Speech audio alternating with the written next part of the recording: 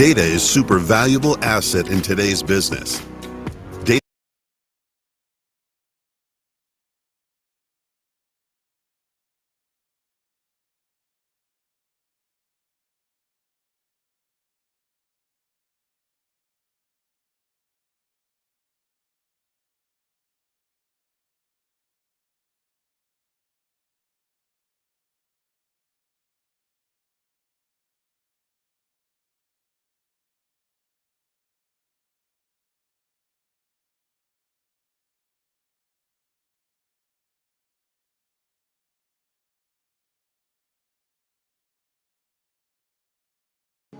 Data is super valuable asset in today's business.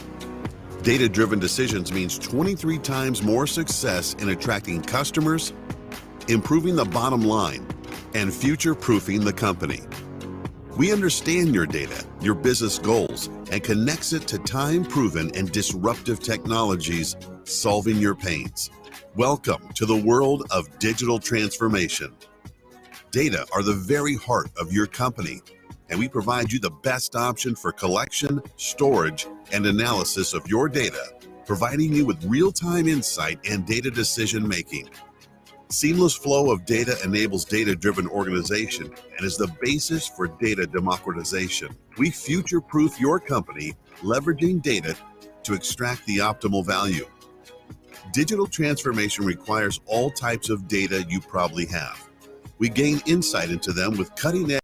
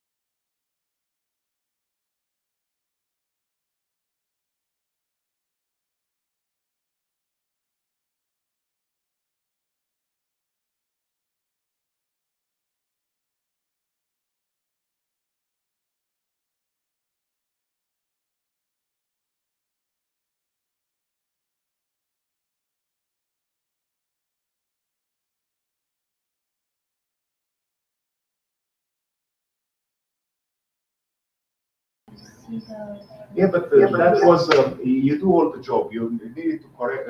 You needed to create the IoT hub. You needed to create a connection string. You need to do the connection explicitly. Here you have a lot of stuff from the box. It's far simpler for somebody who do not understand the details. And also you have these graphicons and this stuff already done by hand. And also here you can get your data to Power BI. And you can display it in a frame here. But first, let us ensure that our look very nice in picture. So this is for you. Thank you. I don't know if you're all right. I get try. So, Stefka, I want to have a voice like Pavarotti, please. So everybody's bright. So we can move on. So getting back to the here, you have a lot of automation. It looks very nice from the start. You can show devices. You have a much more control. You can on this you have 3 parameters that you are sending. On IoT Central, you can model any device. You can send 3 temperatures and 1 depth, whatever. You have a lot of stuff that you can do by software, and it's highly impressive for bosses. And also, you have management. There is a lot of stuff that it's already prepackaged. And this presentation started from my work program was that in IoT Central, I have everything nice, but I wanted Power BI. And I tried to explore how do I get from there to Power BI.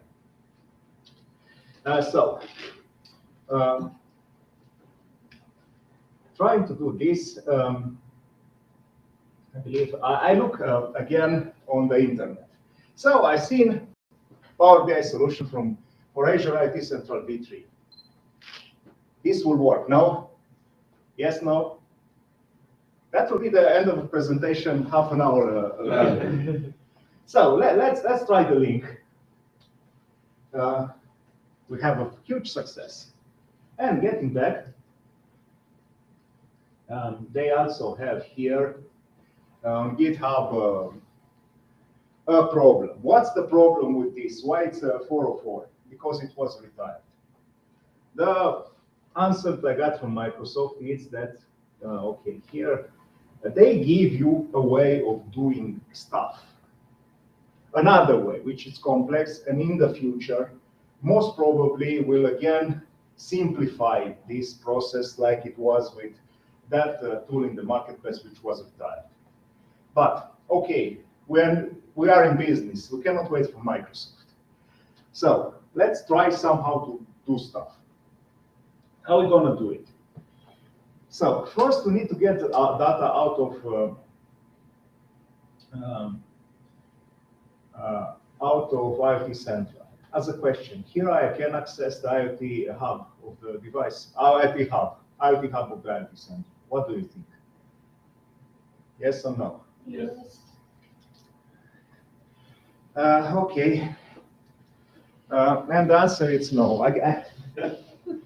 No, because this is managed by Microsoft. But still, Microsoft understood that if you keep the data in, the feedback was overwhelming and negative. You want a way to get that out. So we have data. So what we can do here, and I'm getting the electric shocks from the laptop. This is good. So here you can say what data you want to export. You can add some information to this, and you have destinations. As destination goes, these are the destinations. Pretty interesting destination. A blob storage, okay, is more like a akin database. You have a queue, an event hub, a service bus queue, again. A queue, a service bus topic, and a webhook. This means that you want to get it out. So, what they are Microsoft saying, it's in that document, it say that you should use, let's say, I did use event hub. And from then on, you should do something. What I'm going to show you today, it's using Event Hub, and from Event Hub going to Stream Analytics, and then from Power BI. And we'll see what are the issues and the problems around it. The recommended way will be from Event Hub to a database, and then Stream Analytics Power BI. Why? Because a direct query, it's not optimal for a lot of data. You won't get the best performance. Here you get the fastest results. You get the fastest result, but you lose on performance. When you start any project, I will go the fast way of going directly to Power BI. Okay, so let's do that. I already did them. Here, if you create this destination, you won't get all the stuff around it, the Event Hub and stuff. You need to create an image. So I took the time created before. You're doing by the book. It's nothing out of the ordinary. So let us look a bit if we get more data. Where? Here. Let's try and refresh. Open this one. And we get the 9. We see the 9 here. It's something like 8. We're starting getting some data. It's still slow. Okay, getting back to Dave. So we created an Event Hub. I'm gonna show it here. It's again, you have the namespace, you have the Event Hub created here. You just specify this. What do you need to remember if you are familiar? That's important to talk. In the resource group, ring a bell. Yeah, tell us. Please, I give you chocolate. It's like a folder for the resources in Azure. I would say Corpa, like basket. But yeah. Thank you. Yeah, it's a logical groupation. What's the sense of it? It's that all the resources related to a project you can delete, because sometimes you have something something you do not know what it is, and it's consuming money. So if you group all this into a resource group, you can delete it. Another concept is geography. Here it's nice to have all the stuff in the same geography, because otherwise you pay off transfer. For example, if you have the the IoT Central in one zone and Event Hub in another zone, you are paying from transfer between zones. So usually you should stick to one. In Europe, West Europe, it's a safe bet. And if you are experimental, West US, because there are first the new features. So we created also this event. So we are getting into Stream Analytics. And the Stream Analytics, I have created another Stream Analytics. Not to mix it up too much. So let's see the inputs and the outputs. The inputs to Stream Analytics. This one. Again, other new stream inputs. We have this option. And I will show you, I created Power BI. This is direct query. What's the issue here? Let's create another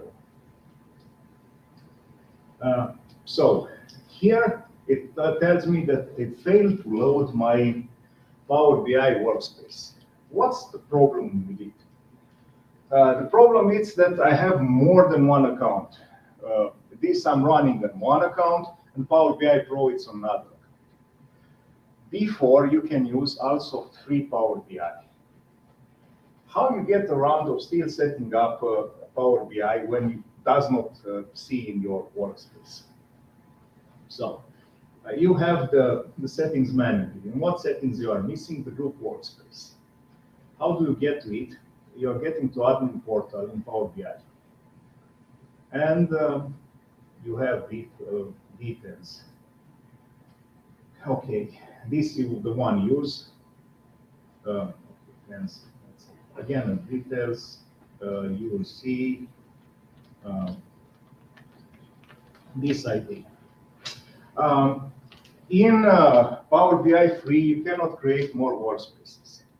And I can tell you that if you are using personal workspace, yes, you get the ID, you put all the credentials, and you try it in Stream Analytics, it won't work. This is the only stuff that does not work for free. You need to have Power BI Pro to work. Before it worked, unfortunately. Also, I have a lot of stuff, it is still working, because you see all the tiles, they are done with Power BI free. These are the first one done with Power BI Pro. And this is the bigger difference between the first time I did this presentation in Bulgaria and now. Because I said, okay, to tell the people, most probably they will do this at work, at least trying, in the spare time.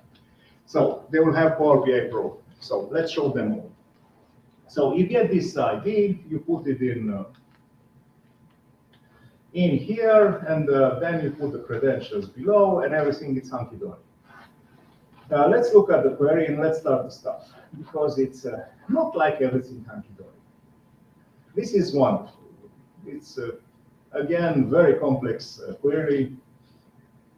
Sorry. Let's start this also. Remember, if you are using the free one, do not let this run. So what do we want to see? When we go to Power BI, we're gonna wait this way start, but we'll see the problem with all data still, not to lose time. So getting here, if we're going by workspace, I have this workspace created. This is the graphic on any integrated data sets. Data sets, that will be this one. And this I want to do a report. And let's look at the data. So we are looking at telemetry. Where is humidity? So let's try to display telemetry.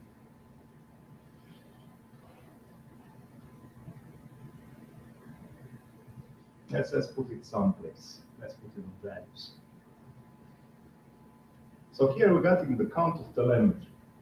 Let's try to see that. Let's show us a table. We cannot get rid of the count of telemetry.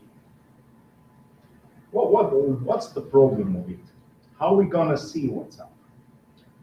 Okay, let's get back. Let's stop this. We started to stop it. Let's get back to the query. Let's see how the data is really looking. We have a method. Let's see. Input preview.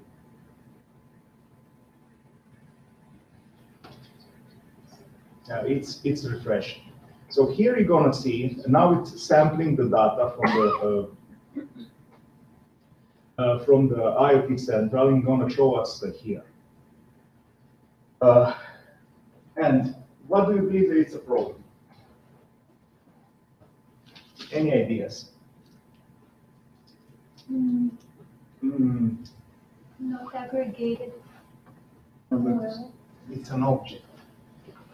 It's an object, you see, you have a JSON object.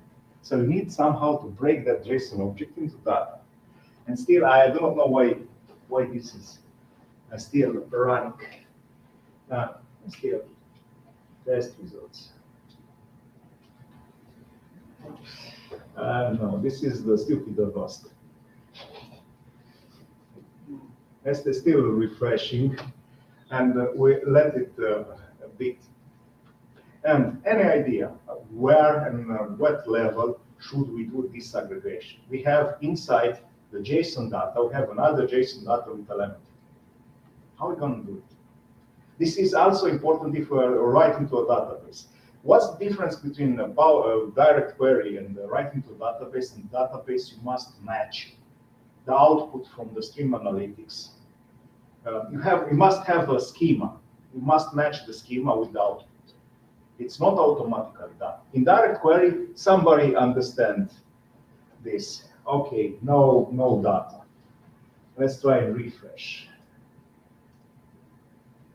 And let us check. I know that the simulated devices are sending data. So we're having 11, 12. something like these are the data set. And this is how the data is looking on this end. And it seems that this, it's a prepackaged. Let us look again. Usually here you should see it. I will blame it on the internet. Here you see how the data is looking. So, we let a bit more and we look around. There is a new toy in this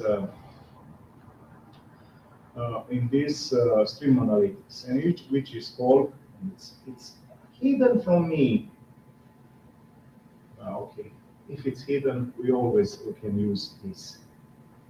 There are functions. So you can create a couple of types of function. There are not all. There is also C# function. We're going to use JavaScript aggregation. Let's see if I click it. I did not take the right one. The other one, UDF. Anyhow, the both JavaScript, they have the same prefix, and we'll get back to that. So here, what you have a function that you specify the number of parameters, and it's doing something inside. Okay, in our case, let us. This we're gonna stop and try to get. Let's see what's happening again with that query. If we have any luck with the data today, with data it's still refreshing. Okay, we'll let it be. Still, the demo goes today. I'm not that happy. So let's get back to the function and let's see what we have done in this function. So try to explain.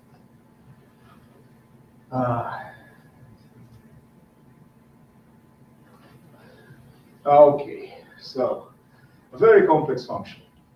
It has two arguments. The first argument is the payload. The payload will be in telemetry, that object. The second one, I said what I want to hunt, because I want to hunt a title, a name.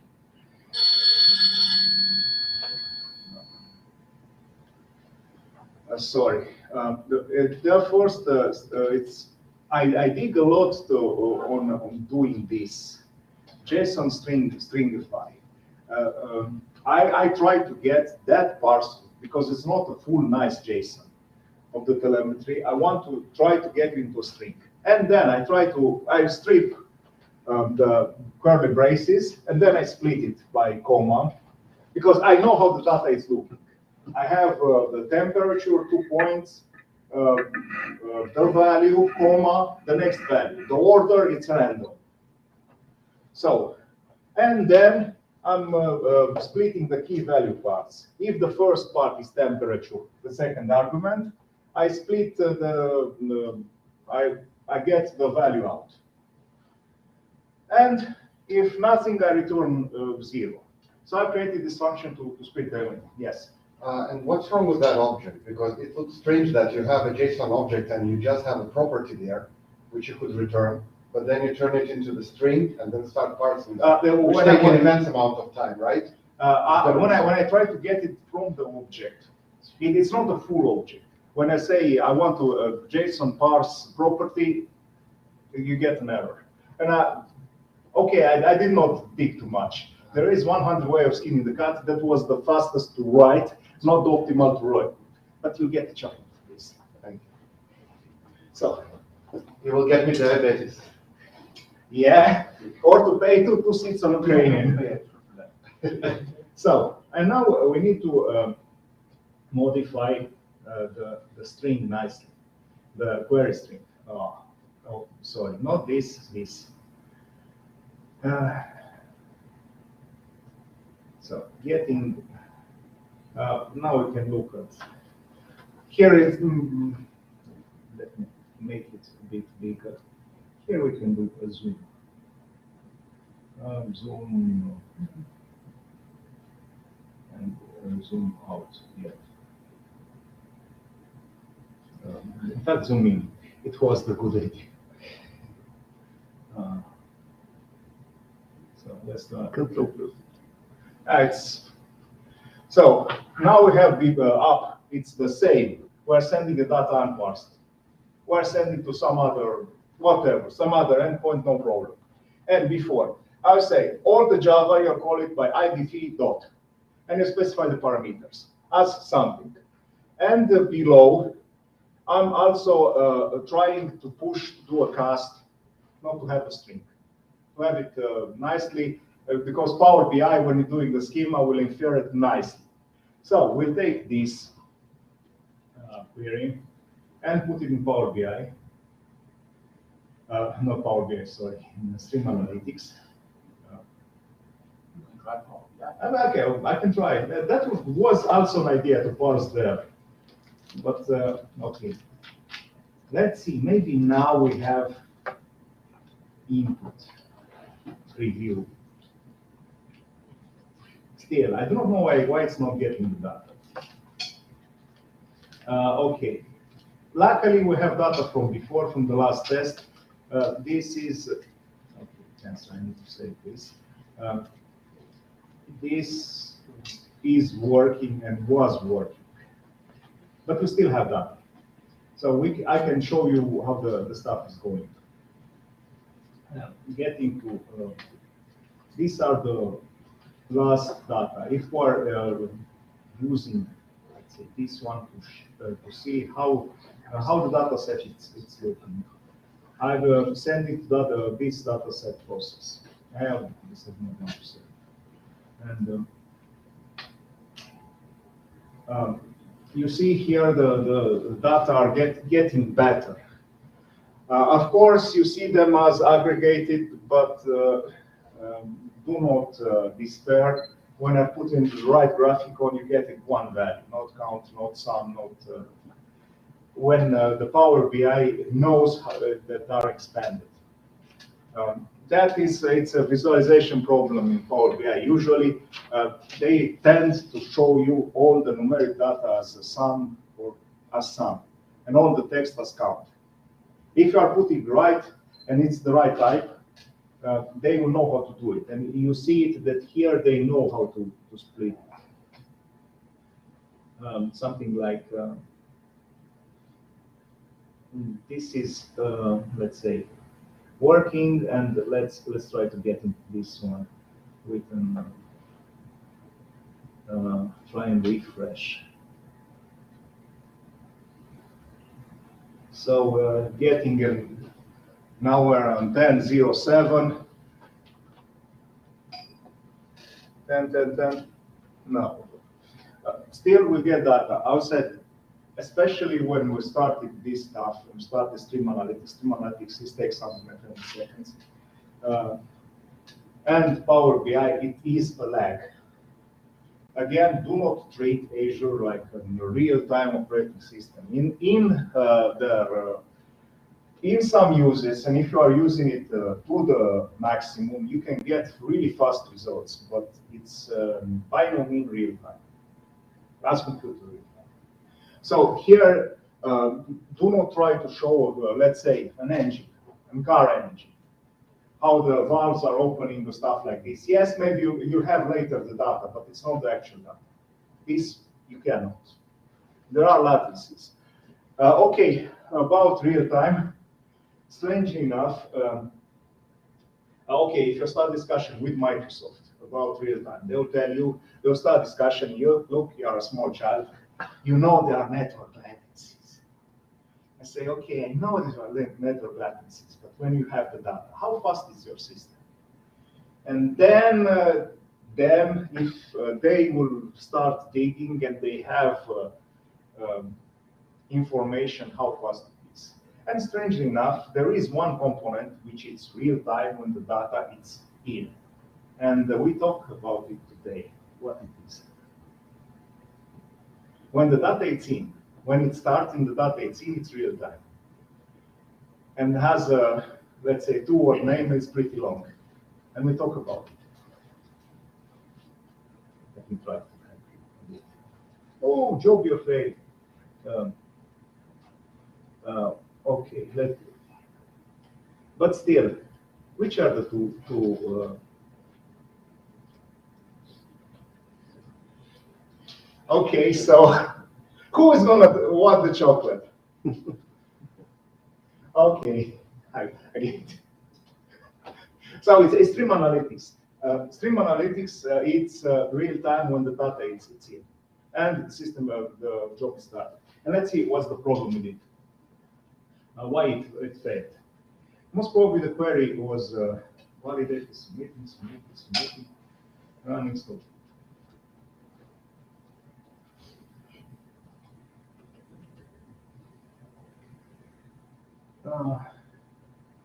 Most probably there is a typo someplace in the query. We can just do a cursory look. Anyhow, the job it's stopped, and maybe we'll have also the test data. That test data helps you a lot because it shows you really how the stuff it's looking.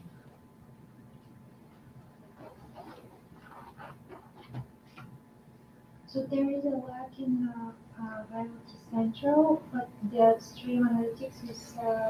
Now there is always I'm not saying about lags. Imagine all the resources in Azure, and they need some time to spun up. So when you start, there is a lag. Also, there is a lag in the network communication. I have always network communication between the stuff. If this is under control, we don't. Okay, I will repeat the question, but after I finish the answer. It was when you have the data, how fast and the service it's running, how fast you respond. The only one I know of that responds on computer real time, stream analytics. So the question was about the lags. That is the lag in the IoT Central, how this propagates. All the components, you must understand that they have a time to spun up. If they are spun up, they will respond pretty fast, and usually they are not real time. And also to take into account latencies into the network, because these are important. I'm not treating them as the lion's share of the stuff. Okay, and as architectural, the solution of avoiding this network lags is using edge. You can run a stream analytics on the edge. What's on the edge? Instead of running in the cloud, you can run it on-prem. You can move, when you create a stream analytics, and this will be interesting to show you. And also it's related to database, stream analytics, jobs. You will have the options, let's create one. Again, all the stuff you can do it by command line. There are 101 ways of doing it. Here you see the region, the location, where it is. I said this is important to have the resources that are communicating in the same region, because you also getting network latencies between data centers, and also you're incurring costs. So you do not want this. And you have the hosting environment. We can have cloud or edge. Now we have created for cloud. If you run it in the edge, theoretically, the stream analytics, it's close to your data, close to your data generators. So this is how you solve these issues. This is the recommendation from Microsoft. Okay, here I won't say the devil is in details. It works. The only problem is that the edge devices that they have in mind, they are pretty powerful. What's an edge deployment a la Microsoft? It's at least 3 containers, 3 Docker special containers, which are, let's say, small by Docker standards. We're talking about 300 megabytes all. But still, if you are talking about a Raspberry Pi running on the edge or deploying over the edge cellular network, no. But if there is a PC, if there is a specialized, a better hardware, Core AM or something, that will work. Again, we have some hardware. And it's an elegant solution of doing this. Another use of the edge, and this I will finish this parenthesis, it's also you can push a machine learning model there. So it can be analyzed there, and also it's faster to run it near the data. But if you are sending back the data for retraining the model, then that will be slow. There are drawbacks. So, looking at the time, this was pretty much what was it. On short, you can do it by the seat of the pants. You having control on everything. IoT hub or even hub, depends. On some solution, you will want the even hub, even though I always recommend the IoT hub because you have the security, you have the flexibility, you have a lot of stuff. If you are doing IoT, that will be the main goal. And that's the price is good. We also have used IoT hub for some stuff that has no relation to IoT because of device links. But that is another concept. Device links is something that it should be interesting to start. It's a way of model real world into let's say cloud, into another environment. Okay, but not getting it. If and yes, you go to Power BI. Stream analytics, it's one way. You can do it in more than one way of getting that to Power BI. If you want to show fast and powerful IoT solution, very fast, use IoT Central. IoT Central, it's the way forward. It makes, let's say, a lot of the stuff that you do, it's solved already. You do not need to know the details. You have very little problems of getting fast a solution almost working on IoT Central. As way of getting data to Power BI, there will be an easier way. I show you one way, it's not the only way. As rule of the thumb, direct query, it's not optimal. Whatever way you are using it, if you are having a large amount of data, you should think about moving to a database. Remember that you need to get the schema for that database by yourself. And you see that Stream Analytics is helping you when it's working and test data. I showed you what the device is sending. So pretty much that was the message for today. My rest of the message is that I cannot drive the chocolates back home. Questions and who wants chocolates and who wants to ask question and who wants to get the chocolate for a question? Okay, you want. The question. Oh, I have to ask a question, sorry. Stream Analytics, what do you prefer? Stream Analytics, Kafka? Stream Analytics. Yeah. Yeah. That was a very difficult question. Yeah, very difficult. Other questions? Or even who wants chocolate? That's an easy one. Oh, No. Getting back how you recapped, so Yeah. sorry.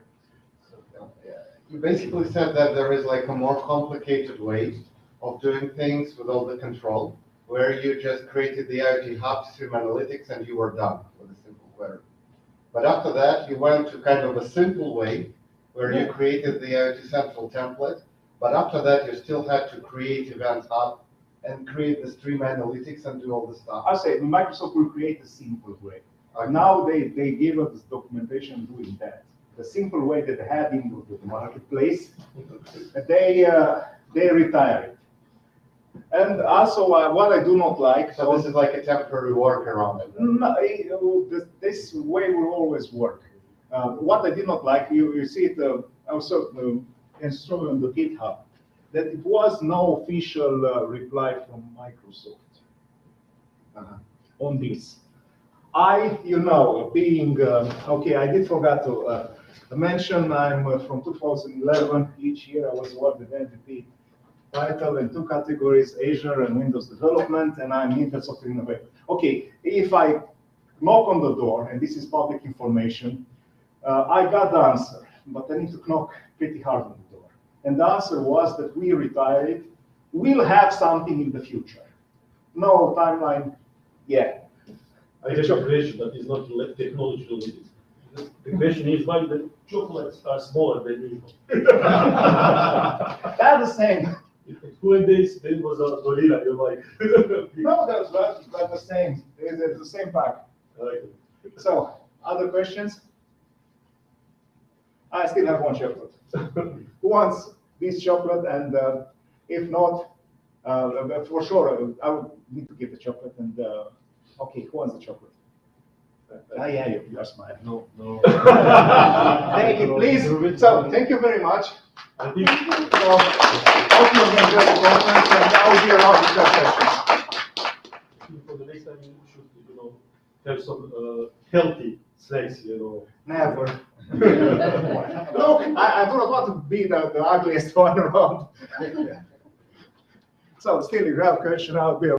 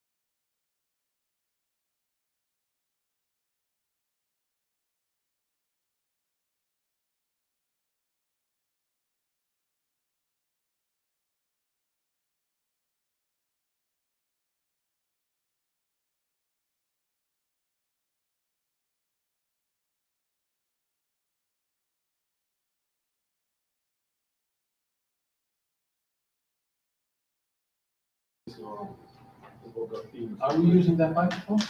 Dobro, okay. Yes, Okay, camera is Da, okay. da. camera is okay, but screen no. Okay, share screen. Entire screen. Just all no, so Ne, ne, share. mislim da This su one čekaj, share. sigurno smo slajdom nekada. So, Onda će biti malo tricky, ja sam stalno mislio da su meni obično radili. Yes. one second. Okay, testing 1, 2, 3. Testing. Yes, Okay.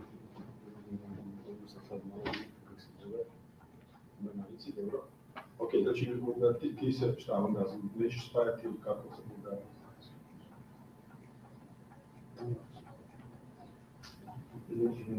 Dobro.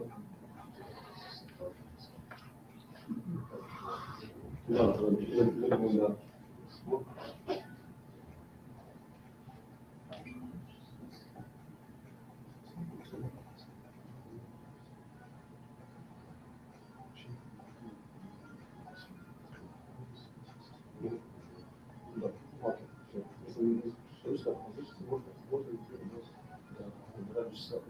Čisto zbog aktivnosti nečemu navedeno se tako. Znači ono, pri kraju da je...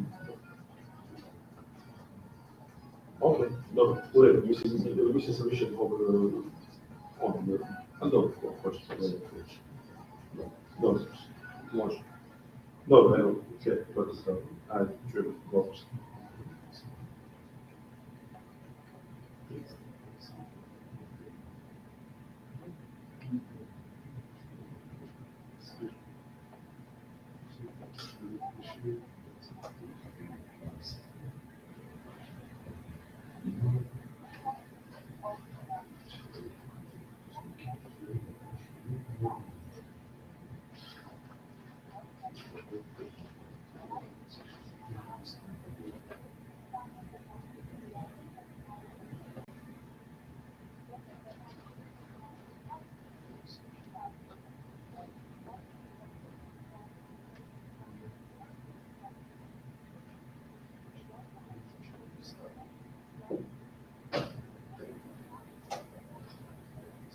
So let's see it. Should we start? okay. So, you will start some kind of screen or... Yeah, you have the links on the... Okay, because I see... okay. Oh, I'm not sure if this is doing wireless or wired. It doesn't really matter. Just Start with screen or with camera? Oh, you can. So is it sharing now? Is it okay now? The screen and You will sharing now. camera? Yeah. Camera, okay. Camera. So the camera's okay. This one's also live, right? This one's also live, right? Okay, so all okay? Okay, we will start with camera. Can I ask if the Wi-Fi, what is the Wi-Fi? For the lab. So, And now. Okay. Yes, So we should begin. now. Okay. You are. Okay. So, should we start? I think most people are still in the break. Hopefully they will join. so let's move to the first one. Are you sure you want to go for the first row in a medieval session? You don't spill so much. So Well, I have some light bulbs here, if that will help. That's not so medieval, right? From sponsor. Really nice. Okay. Suppose we can start. No problem. Okay. Welcome everyone. This is going to be a different session. This is going to be a session about medieval stuff, tables, graphs, jousting. I don't know. Anyway, let's start. So first of all, this is my cat. My cat has been following me around at home since I've done sessions in the last year and a half for obvious reasons, but my cat is not with us today. However, she has very good contributions in all of these sessions that I did remotely and in person sometimes. Some of them, a lot of them actually here in Bulgaria. So in Bulgaria, I'm not sure the exact number, but it's close to 30, maybe. So I did at least 25 some time ago, so maybe close to 30 at this point, in terms of number of sessions, so really happy with that. Okay, and my name is André Manzi. I come from Portugal. This is actually a medieval castle somewhere in Portugal, and if you think that I photoshopped that thing over there, you are wrong. I just removed the background, because that is actually true. I went directly to Denmark, to Legoland, just to take that photo. No, I'm kidding, but I did go there this week. So I took the photo, and somehow it fits into the presentation, right? Okay, so the presentation today is talking about Microsoft Graph. And what we'll see is that the graph does not behave like a table. The graph does not behave like a graph. The graph is something different. It's a beast from medieval times that works in a slightly different way. So first of all, thank you very much for all of the sponsors and all of the help, all of the food as well. That's important, gifts, etc. And we will also mention that there are some upcoming events here in Bulgaria, so feel free to join. And let's start. So first of all, we have Graph, Microsoft 365 Graph. So for anyone who's confused, what is Microsoft 365? Well, it's the same as Office 365 plus a few other things. So Microsoft came up with a different marketing name for all of this. So we have currently the Microsoft 365 range of products and services. And one of them just happens to be called Graph. Now, this is strange because what is it? What is Graph? So when we think about Graph, we think about all of those weird things that connect between A and B, like points in a map, like cities, like the paths between the cities, and we try to use those kinds of graphs so that we can, try to get the closest path between one graph and the other. Now, this is not the same type of graph, although technically you can actually use it as such, but it's not really a graph in that typical sense. It is, however, something that allows you to connect from, data, piece of information one, piece of information two, and they do connect with each other, so there are references.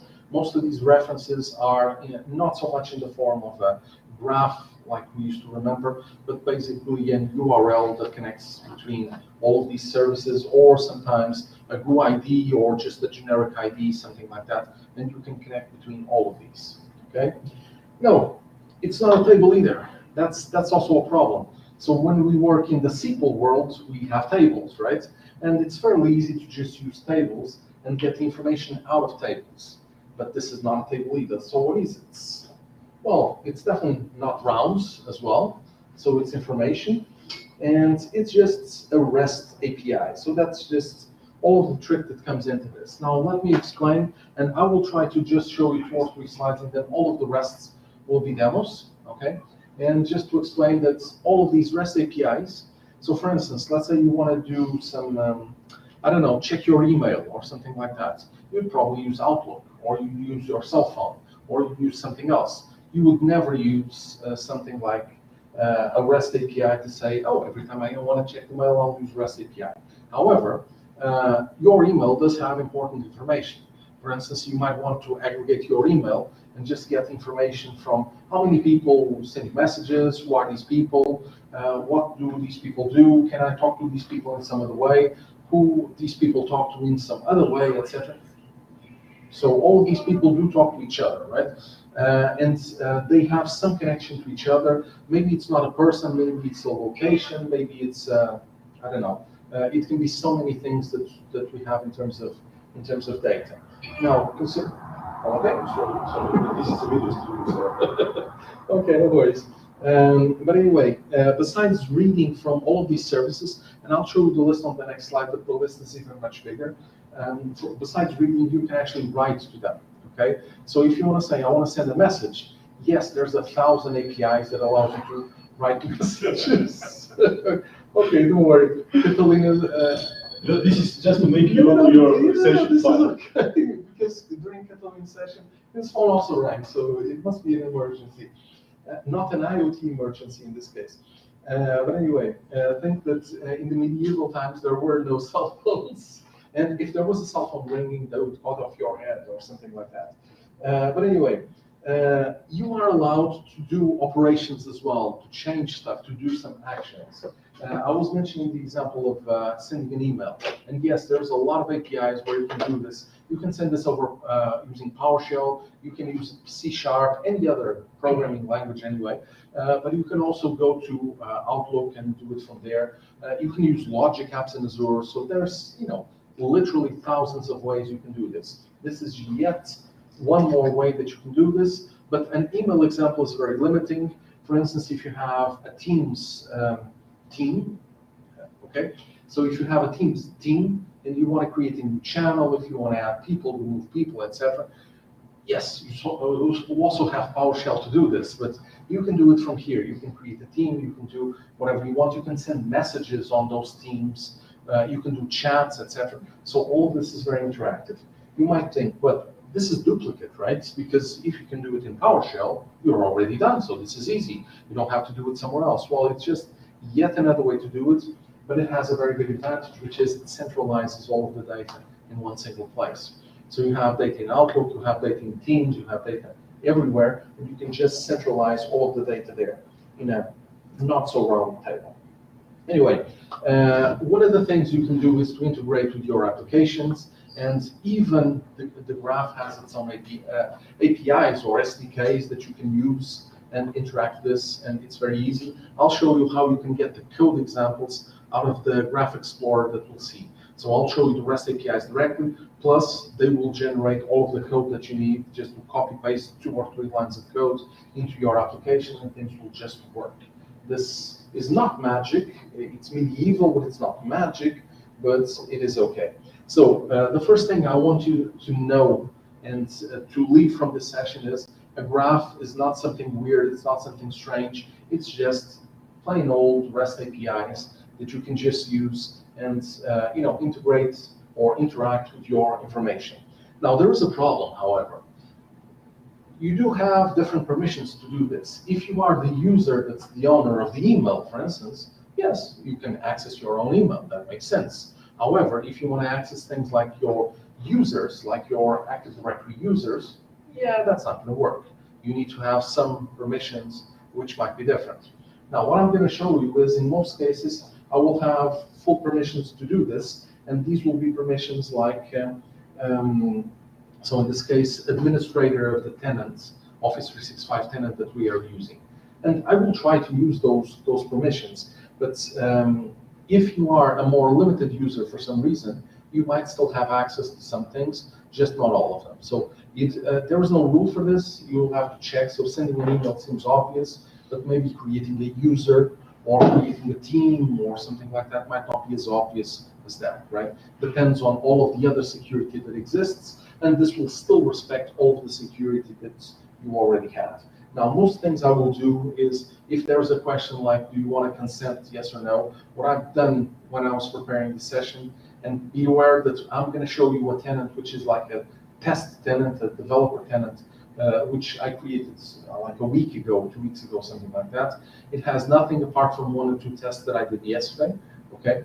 But what I did is, since yesterday, I've actually started saying consent to all of the things that were permitted, so you will not see most of the messages there, but there is one of the options in the message that says checkbox, consent on behalf of the whole organization.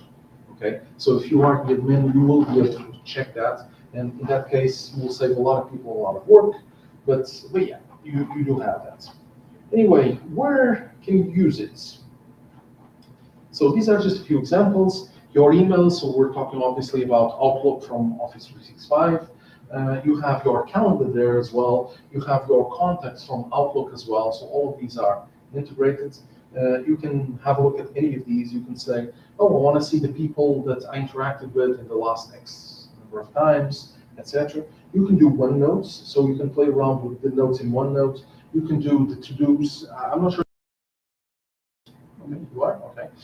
So to-dos are also very easy to integrate, although the to-do itself is actually a very simple, thing, right? It's not that much complicated. Planner as well, things like OneDrive. I'm assuming everyone has something in OneDrive, and you can have things in OneDrive, and these can be in just normal OneDrive for each person, or this can also be, let's say, inside of Teams, because Teams you can also store files inside of each team, right?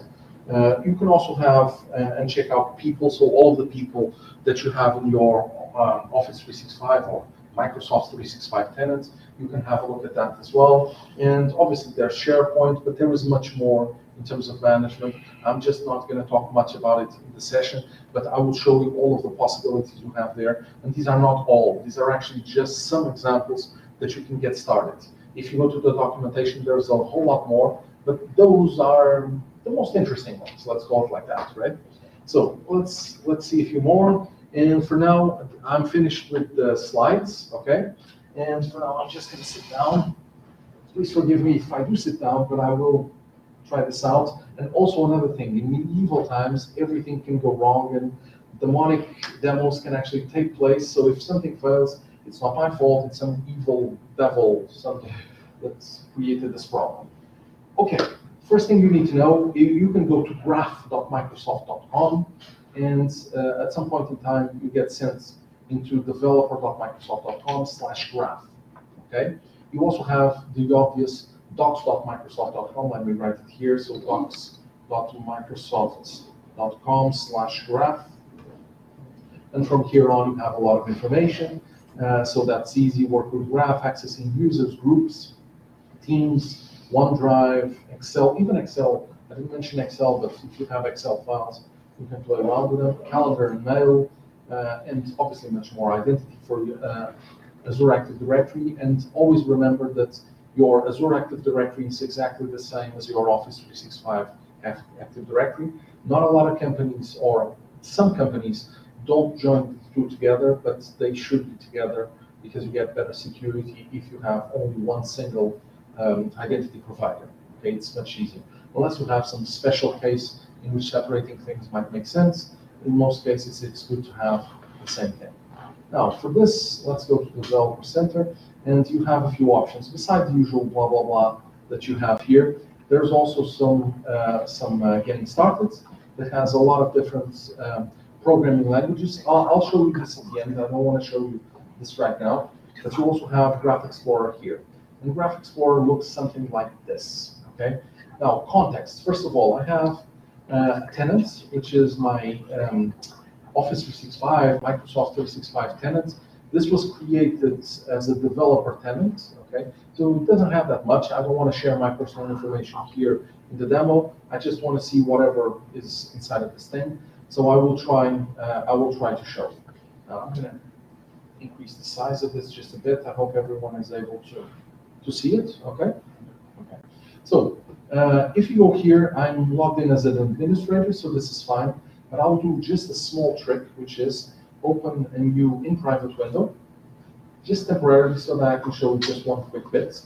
You are currently using a sample account, sign in to access your own data. That one was already signed in, right? So we'll get back to that one in a second.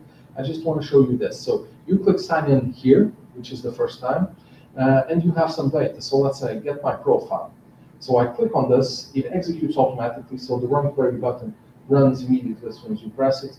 But here in terms of context, what I get is, seconds, what I actually get is, I have a user called Megan, so I can play around with this. Now we'll see that this thing here is the same as the one we have, and somewhere here, get a sandbox with sample data. So if you jump into this, you can actually have the developer program create Office 365 tenant for you. It lasts, is it a year? I'm not sure how long it lasts. A month, a year, I don't know, something like that. You have to do stuff if you To leave it. keep it around. Yeah. Thank you, Andre. This one I know it expires last month, so I think that makes sense. If you know what it is, let me know, because I have no idea. I just create a new one every month or something. But I know that for some reason they can last 1 year. Someone told me that, but I'm not sure about those details. But anyway, create one if you want. You can do testing on one of them. This is easy. I've actually created one in a different way, but I don't want to get into that. I created one in a sneaky way, in a cunning way. I had a cunning plan to do this. But anyway, let's try it out, not with this one, but with one that's already logged in. So things you need to know, this tenant, this mod administrator, which is the name, is already the full administrator of the thing, maximum privileges, and then there's like 10 other users that are there that you can play around with. So I'll just go through some of these and show you what you need to do. Some of these are obvious, you just click on it and say get profile. And with this one, let me just shrink this down because I will need some extra space. And this one, it says mod administrator, so this is fine. This is my name, and then give a name, job title, etc., mobile phone. So I'll have all of the information associated with this user in my Graph Explorer. This is who I am, so this is easy. So what do you need to know here? Well, first of all, there is only one version. Okay, there's only one version here, which is graphmicrosoft.com/v1.0/me. So you call on this service and you get the results out. This can be a GET request, post, etc. So if I want to manually do something there, this is a nice place for me to do business. But when I click on this, it will generate this automatically. You have 1.0 or some beta options. Okay, I'm not going to bring up beta. This can go even terribly wrong more than this. Okay, but every time you click on one query, you see things, right? So let me just try my photo. So this user actually has a photo, and this photo, it just generates the photo for you. So please notice the address which says me/photo and then value. So you get the actual thing coming out, right? If I just said something like without the value, probably get something slightly different, like the address, and then you would click this and you will get the other thing somewhere.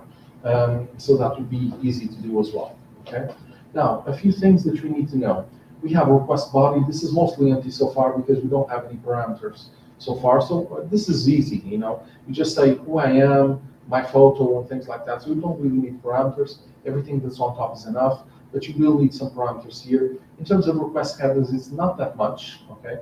Internally, they will provide the headers for, you know, the access tokens and things like that. They will provide this for you. For security reasons, I'm not going to click on that.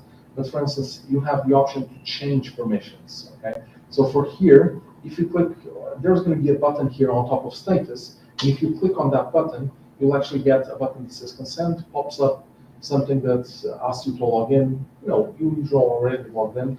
And then it says, would you consent, yes or no? And then that checkbox that says consent on behalf of the whole organization, right? So that's the usual things.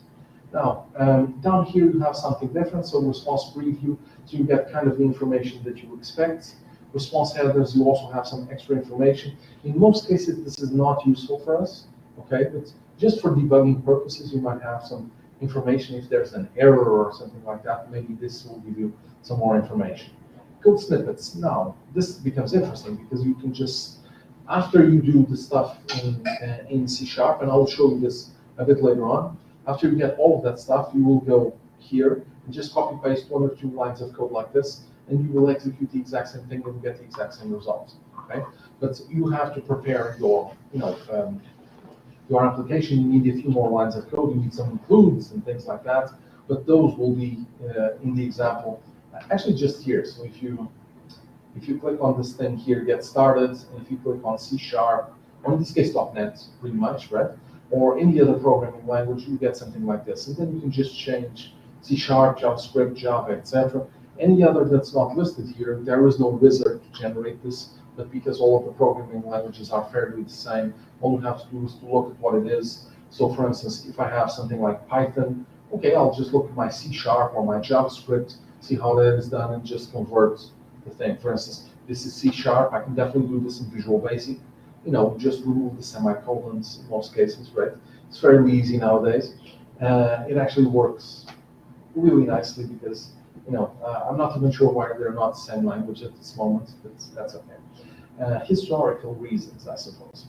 Anyway, my profile beta gives you a bit more information coming up here. So you have more information. When it says beta, that means that this will be the next version, 1.1, 2.0, whatever it is. You might get some more data, but whatever says beta you cannot trust it because it still might change. So don't trust your applications on this. Or if you build your applications based on this, make a note that this might change, verify when this comes out of beta, make sure that there was no change that breaks your application. So, usual stuff. All of you have tried this before. All of you have destroyed something before, which is the most important part. Okay, remember medieval times, destroying stuff is acceptable, okay? Now, let's say get mail, and this user actually has mail because this is the top administrator, so he receives a lot of stupid messages about the actual management of Office 365. So if you go down here somewhere, you'll actually see something like, I don't know, oh, this one just says messages, invade Normandy. Yeah, that seems all right. I wrote this at some point in time, yesterday or something. So I did generate this, say, invade Normandy. Yeah, that's right. Okay, it's actually like, I'm not mistaken, this is a calendar request or something like that. Anyway, all the items in my OneDrive. Okay, so this one says medieval folder right here. This is the actual name of the folder. And it is a folder, but if you go down for a bit, give me a second. If you go down for a bit, this is, I have to move it for a bit. So maybe more, you might have some more files here going on. So other files here. Yeah, somewhere there's going to be more files. You get the idea. If you go down there, there's going to be more files. Too much to show in the session during this. Okay. Items sprinting around me, I'm pretty sure this is going to be mostly empty because this is an empty Office 365 which doesn't have that much work. It's like a few hours of work where I added 2 or 3 things. There's no interaction. So items trending will not work. If I want to get the manager for this guy here, which is the top administrator, you don't get it. So there is no top manager. But if you try this on an actual thing, this will work. By the way, if you want to try this now, like today, with your Active Directory, anything that says get is usually not destructive, so you can try it, okay? And you will not destroy more than whatever your permission is going to be, right? If you are the top administrator of the thing, be careful, okay? So, by the way, it says not found here, so this is expected, okay? That just means that, there is no information here, so you get some information while telling that there is no other manager, so the object manager doesn't exist. But please notice here, so it says me and then it says manager, so you can jump from one to the other in a sequence. Okay, my to-do task lists. Now this one I should have something. So if I say request body, still nothing here. But if I say run query, I should have some answer. So it says okay. Let me just close this one so I can have a bit more space. Okay, and then you say here, so default something. It's a task. Arthur's favorite recipes. And then down here, if I go down, you might have round kingdom business. So it's a task. You need to do stuff, right? Whatever it is. Okay, more things. So this was just getting started. So let's have a look at some of the things which I find interesting. There's more, but at least this one's I find interesting. So let's have a look at things like identity and access. And you can say things like, list Azure AD devices, get high-risk users. For instance, if you have permissions, this will turn out to 0, so I'm not even going to try it. But just to explain it, get high-risk users would be something like when you have the security well-defined, and if this was actually a real-life scenario, someone was trying to use it too much, failed the password too much, etc., they would generate a high-risk user. This is normal for Azure Active Directory, so you would see a list there, and you can automate this process. Like every hour or so, you can pull it and figure out if you have any high-risk users or something like that. All of this is perfectly possible. Let's have a look at things like insights. So my recent files, the files that I've changed fairly recently, and I've changed. Let's see, I changed the file. This one is untitled section, so this is OneNote. Okay, I changed that as well. And if you go down, this becomes bigger. This is one of the last things that I did. MS OneNote. So this gives you a history of the stuff that you did. Okay. So again, OneNote, and at some point in time, I'm going to start to get files. Okay. So somewhere, apologies if I'm not showing this faster, but you have secret roundtable stuff. So you have, information that you access this file somewhere on OneDrive. Okay. There's more places, but this is just an example. Okay, this one will not work. I don't have enough information. Items shared with me. No one has shared anything with me. Otherwise, this would work. Items viewed and modified by me. Well, full list. Secret roundtable stuff. This would be to-do lists. But if you go down this a bit, you would see more stuff. So yeah, you have another file called this, an Excel file. Anyway, but you have more. Okay, let's go into teams. Let's try out some teams. I can create a team, but to actually see the teams, I need to do something. So I'm going to go here, and I'm going to go into teams.microsoft.com. Remember, I'm using the same tenants for all of this, so I can do this whole web. It's really no problem. So let's try it. Hello, everyone. Glad to have you join us. Okay. Seconds. Okay, so I have some teams. I'm on Teams. I tried some Hello World, Medieval World. This is just me because I really don't want to log in as a different user, but you get the idea. So in general, I have this kind of thing. I have some frog recipes channel if people are interested, and this is pretty much empty at this moment. But let's say I add something, add a tab. I'm just going to add some app. Any suggestions? Power BI. What? Power BI. Power BI. Okay, let's add some Power BI stuff. So I'm just going to say Power BI. Okay, this is going to take. Why isn't a save button here? It's taking a bit of time. My apologies. If it's taking a bit of time, but okay. Select the Power BI reports. Oh, I actually have no reports. Sorry, I do have no reports. Oh, but let's say I have an Excel, one of those Excels. So hopefully I have, I don't. Do I? No, I don't. Okay, so I don't know, some to-do or something like that. Some forms, Excel, anything whiteboards. So let's put in a whiteboard. Maybe that will be helpful. I just want to generate some app. You know, a whiteboard. Medieval white or Stone tablet. Hmm? Stone tablet. medieval stone tablet. The reason I'm reason I'm doing this uppercase is that we'll be able to see it in the list, right? So I'm adding all X's so that it will be a bit more visible in the list. So I'm creating the whiteboard, which is okay. So it will take some time, but let's go back. So a few other channels. Let's go here. This one actually. Let's say create team. I can create a team. So this one just says, by the way, you do need permissions. Always have a look at permissions here. I did this for most cases. I tried out all of these demos, gave the permissions, so we wouldn't spend time. But if you want to give all the permissions in one go, you can just say select permissions. By the way, you cannot select all of them. Select like 1/3 and then 1/3 and then 1/3. They don't allow you to select all of them at the same time. Just select from A to G, from G to S, from S to Z, and it will work okay. But you can select all of this, and then you click on this, let's say consent, and it shows up something that looks like this. Consent on behalf of your organization, accept. It was already there, but who cares? If you click on this here, they will tell you the exact permission you need for this specific snippet that you have here. But anyway, let's try out. So request body, display name, something like stone tablets writers. Okay, seems right. Okay. And then something here, just to write something. Nothing is written in stone. That's a bummer. Anyway, run query. So it should just say okay if we're lucky. Okay. Yeah, pretty much accepted. So accepted is good. Accepted is a 200 error, which is good. 200, 202 is good. If you go here, you already have some stone tablet writers, okay, which is nice. But I'll still use the other one because it has more data, if you don't mind, okay? So I'll go my join teams.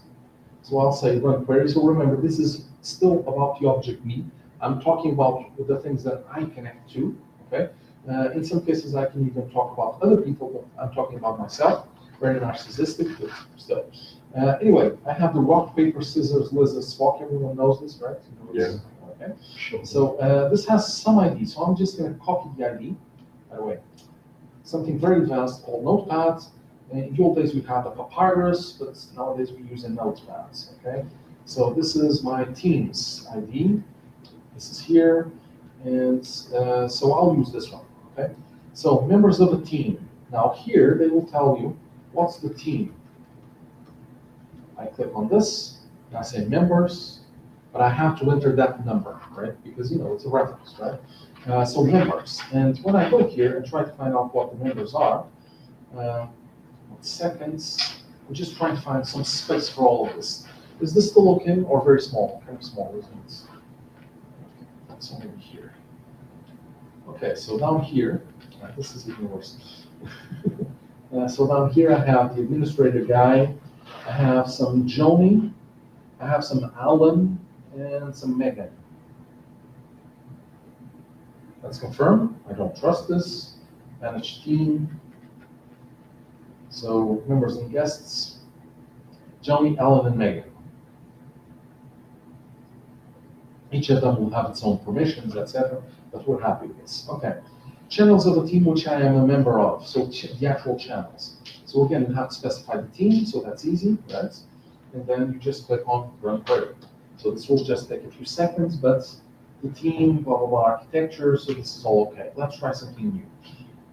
Channel info. So if I have a specific, wait a minute, I do need one channel. So let's take the general channel just because I have data there. Now this is going to be my ID for the channel. I do need that ID to do the next one. Okay. And remember, these are just examples of how to use the graph. I'm using Teams as an example. This could be some other product. Okay. The logic is always the same. Okay. So let me just go to my notepad and I'm saying this is the team, this is the channel. Okay. And I'm going to use this one. And in this case, I'm just going to go and say channel of the team, which I'm in, channel info. So now I have two things. I have my channel info, which is this one, but I also need the team. So the team would be, this one, so slash, and this would be something like this, okay? And then run query. So this one will tell me the channel info. So general, team for those, architecture design, this was the copy paste of the other thing, right? Okay, if we go down a bit, create a channel. Yes, we can create a channel the same way we created the team. Tabs in a channel. Now this is something that I wanted to see.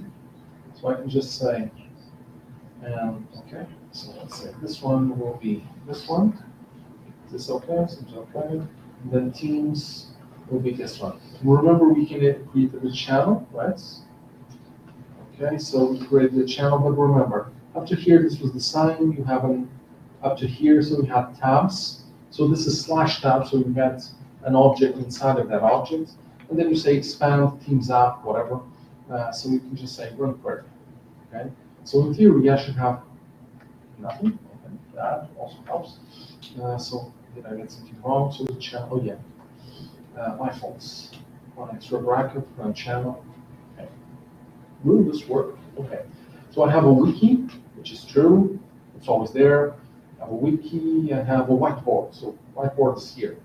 What's the whiteboard's name called? Oh, it's a store, but hopefully there's a name in it.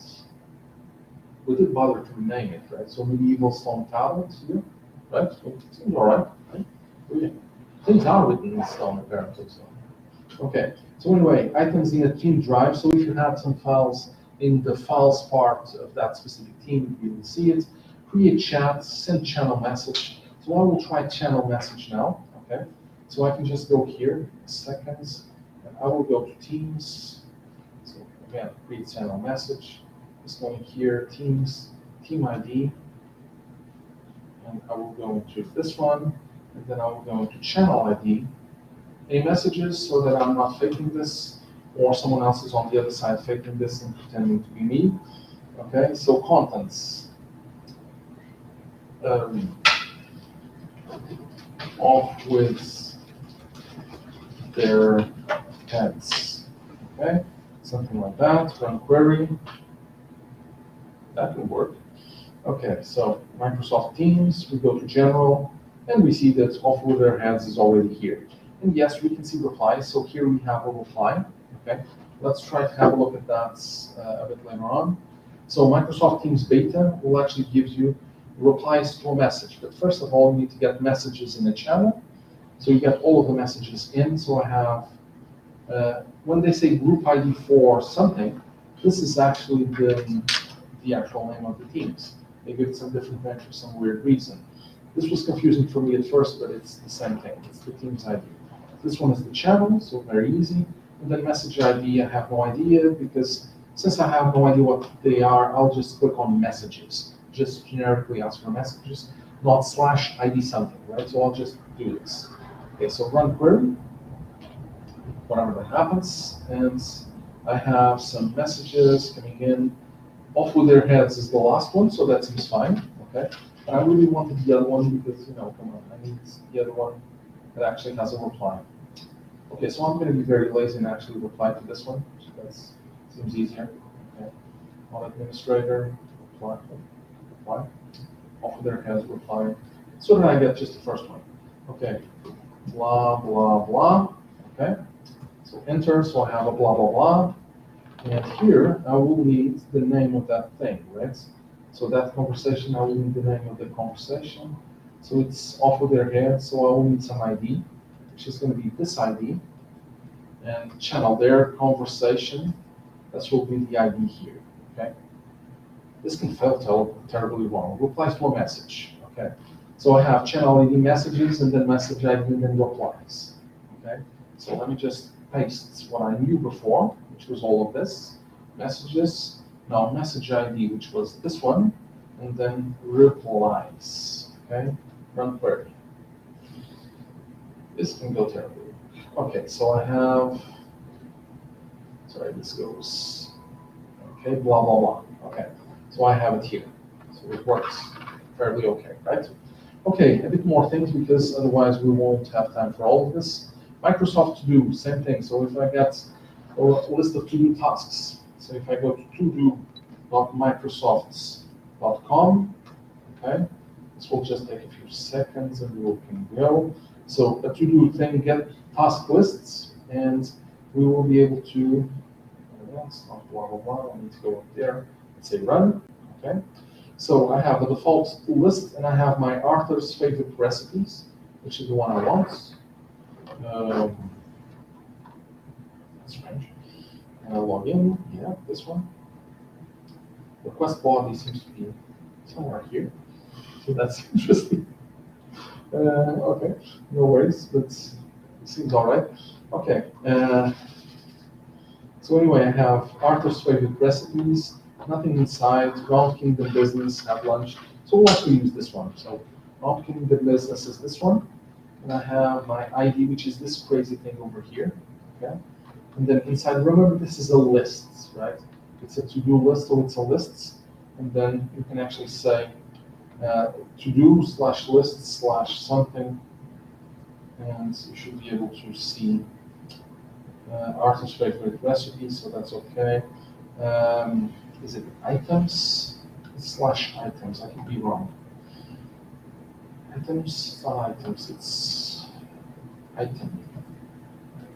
No, it's not items. Well, okay, there's something. If you say /something, you get the idea, right? Check the documentation. There's a link here that says documentation. Check it. It's something like /something else. Okay, more things. OneDrive. You can also say get all items in OneDrive, which is okay. So I have a folder here. If you go to OneDrive.office.com. Okay, OneDrive.office.com. Is this still okay? It's okay. Okay, so buggy. Okay, hopefully it's just me. Okay. Anyway, I hope it's not lack of internet, but you get the idea. So I have some seconds. I have some files here. Somewhere, so these will be the same files. So OneNote content as well. Some files here somewhere. I'm trying to find the name of the file. In the middle of this, there's going to be files here somewhere. All items in my OneDrive. Okay, what am I missing? So I do have a folder here. Maybe there's something else, but it should be down there. Okay, so my recent files, we saw this file shared with me, search my OneDrive. So I'm not going to run this because I don't have that many things, but I can say Merlin. Okay, but you basically say search. You give it some simple parameters, and you have Merlin is a stinker.excel. Okay, so yeah, that would be a file. Create a folder. That's also easy. You just specify the name of the folder, and it gets created. So that's easy as well. Okay. Now let's have a look at some other things. For mail, it's the same. So gets for instance, this is high importance mail. I can just say me/messages and remove the high importance filter, and I would see all of the messages here. So that would be okay. If you want to have some option, you can do it as well. Okay. Inbox rules. If you want to manage rules for inboxes, etc., it's a bit more advanced, but you can definitely do it.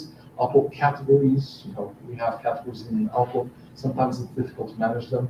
Send an email, so it's easy. I'll just show you what it is, but you get the idea. So subject, eat for lunch.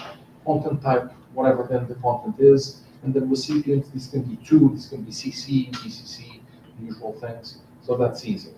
Anyway, besides that, there's some Outlook Outlook beta email things. So it's email I mentioned, that's also okay.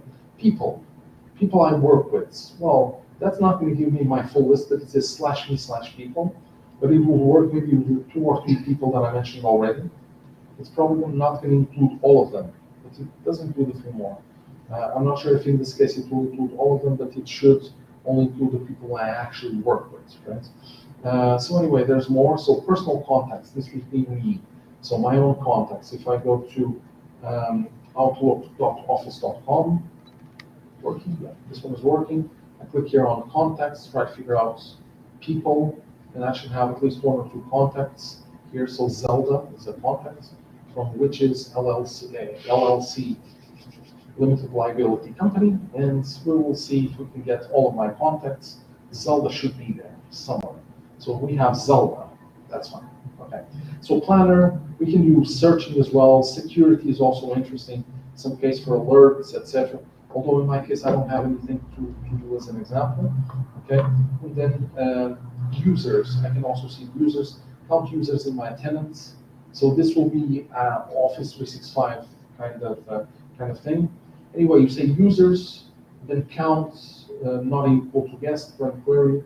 And in my case, I know I have 11, which is okay. But all users in the organization, probably the same 11, assuming.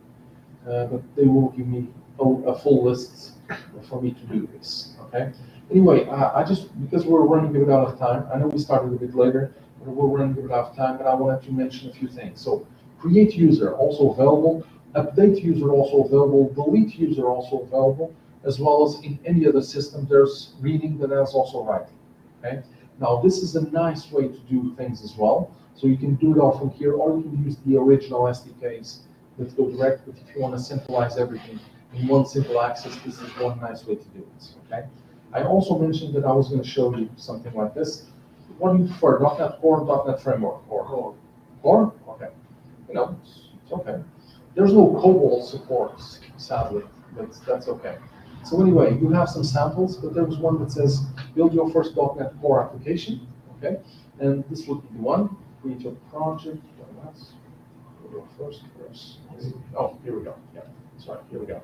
So it's just a few steps, prerequisites that will tell you, oh, you need an Office 365 tenant, blah, blah, blah. That's the easy part. Create a .NET console application, but it could be something else. So all this is very easy, okay? You need to add some things like Azure Identity, Microsoft Graph, and any other you might actually need in some cases, right? But then basically here you have just a nice interface. Nothing here is interesting because it's like just the interface, right? Register the app in the portal. Now this one is important. When you go to portal.azure.com, and this is the best way to do this, at least from my point of view. I'm more of an Azure guy than an Office 365 guy, so I like it from here. So don't worry if this looks a bit different. I have some different colors. I like them. Anyway, so I have, all I have to do is look here to Azure Active Directory. I have like 10 users, so if I click on this, I have those same 10 users.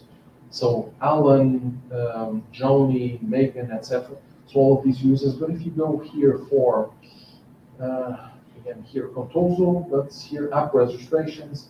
This is where you register your app. You need this to interact with Active Directory, Azure Active Directory in this case, or Office 365 Active Directory, practically the same thing. But anyway, we are here. So you register the app, you get the information for the app ID, etc. This is all here. You add the authentication to the thing. So just you can say it here, or actually writing code. It's entirely up to you. Okay, and then the actual thing you really do is get a calendar view. So you say graph clients.me requests, select and then display name and mailbox settings, something, and basically you get the results for a calendar view to get the information. Now this seems strange, but let's because we don't have this example as it is. But let me go. Where is this? Let me go to where was it? Graph Explorer. So let me go to just one quick example, like my to-do lists. Seems okay. So you request it, you get some results back, okay? But then when you say code snippets, you actually have an example that says graph client me to-do dot lists dot request get async. Okay. Now get async will always exist, so that's okay. All of the stop part from the beginning here will always exist. The only thing that really changes is the middle part. And in the case of doing something like teams, we tried teams, members of the team. This is not fine. Okay, off with your head. But anyway, this one, just to show you very quickly, if I tried the team, this one, I say run query, so you do get results. So they will tell you groups, something like this, members. Okay, so obviously you need to use that as a variable. It makes much more sense, right? But the actual example, you can use it like this. Obviously, before you need to run this, but you do this at the beginning of the application. I don't know, something like that. And remember, if you don't like C#, if you can do it in Visual Basic. It looks pretty much the same, except the semicolons at this moment. You can do it in PHP, Python, whatever you want. As I mentioned, no COBOL, no assembly. Really sad. Those are the ones we really want in medieval times, but not available. Okay, having said that, one last thing, which is very quick, but I'll just mention this very, very quickly, which is all of this information is also available in other places. So, Andre, do you know where? Power BI, of course. I got a bit ahead of myself. Oh, update, cancel. Oh, I'm actually doing the wrong one. I actually asked for Power BI. I just saw the Power BI texts. I didn't really read the last line, right? Okay, but when you go to Power BI, let me just get rid of this one. So when you go to Power BI, there was actually a connector. It's taking a bit of time, but hopefully this will be okay. There's actually a connector that allows you to connect some things in your system. So if you want to use your application, that makes perfect sense. This is why we're here. This is Microsoft Graph, etc. If you want to access the information using Power BI just for visualization purposes, you have a few options here. So let me just get rid of this one. And let's say, oh, sorry, get data, and then more.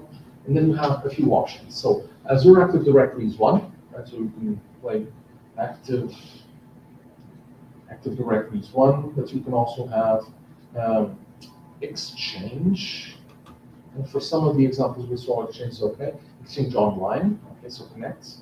And because I have no idea what the password is going to be for that user, I will use a different one. So Trump adds. Don't send me spam on this one. I already have enough spam on this thing. Because people actually spam people called Trump. I'm not kidding. You can actually go here and say calendar, mail, people, etc. This will be mostly empty, but if you say, if you try to see a Power Query with this, and I'm not going to explain that much about Power BI because all of these sessions before, after, and the next one will actually be about Power BI as well. But in terms of the email, for instance, I have disposable masks. Would you like to feel safe, etc. I have no idea why I have these so many things. I didn't advertise the Trump ads address.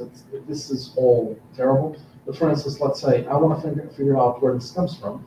So I have my name and address. I can expand this. So I say OK.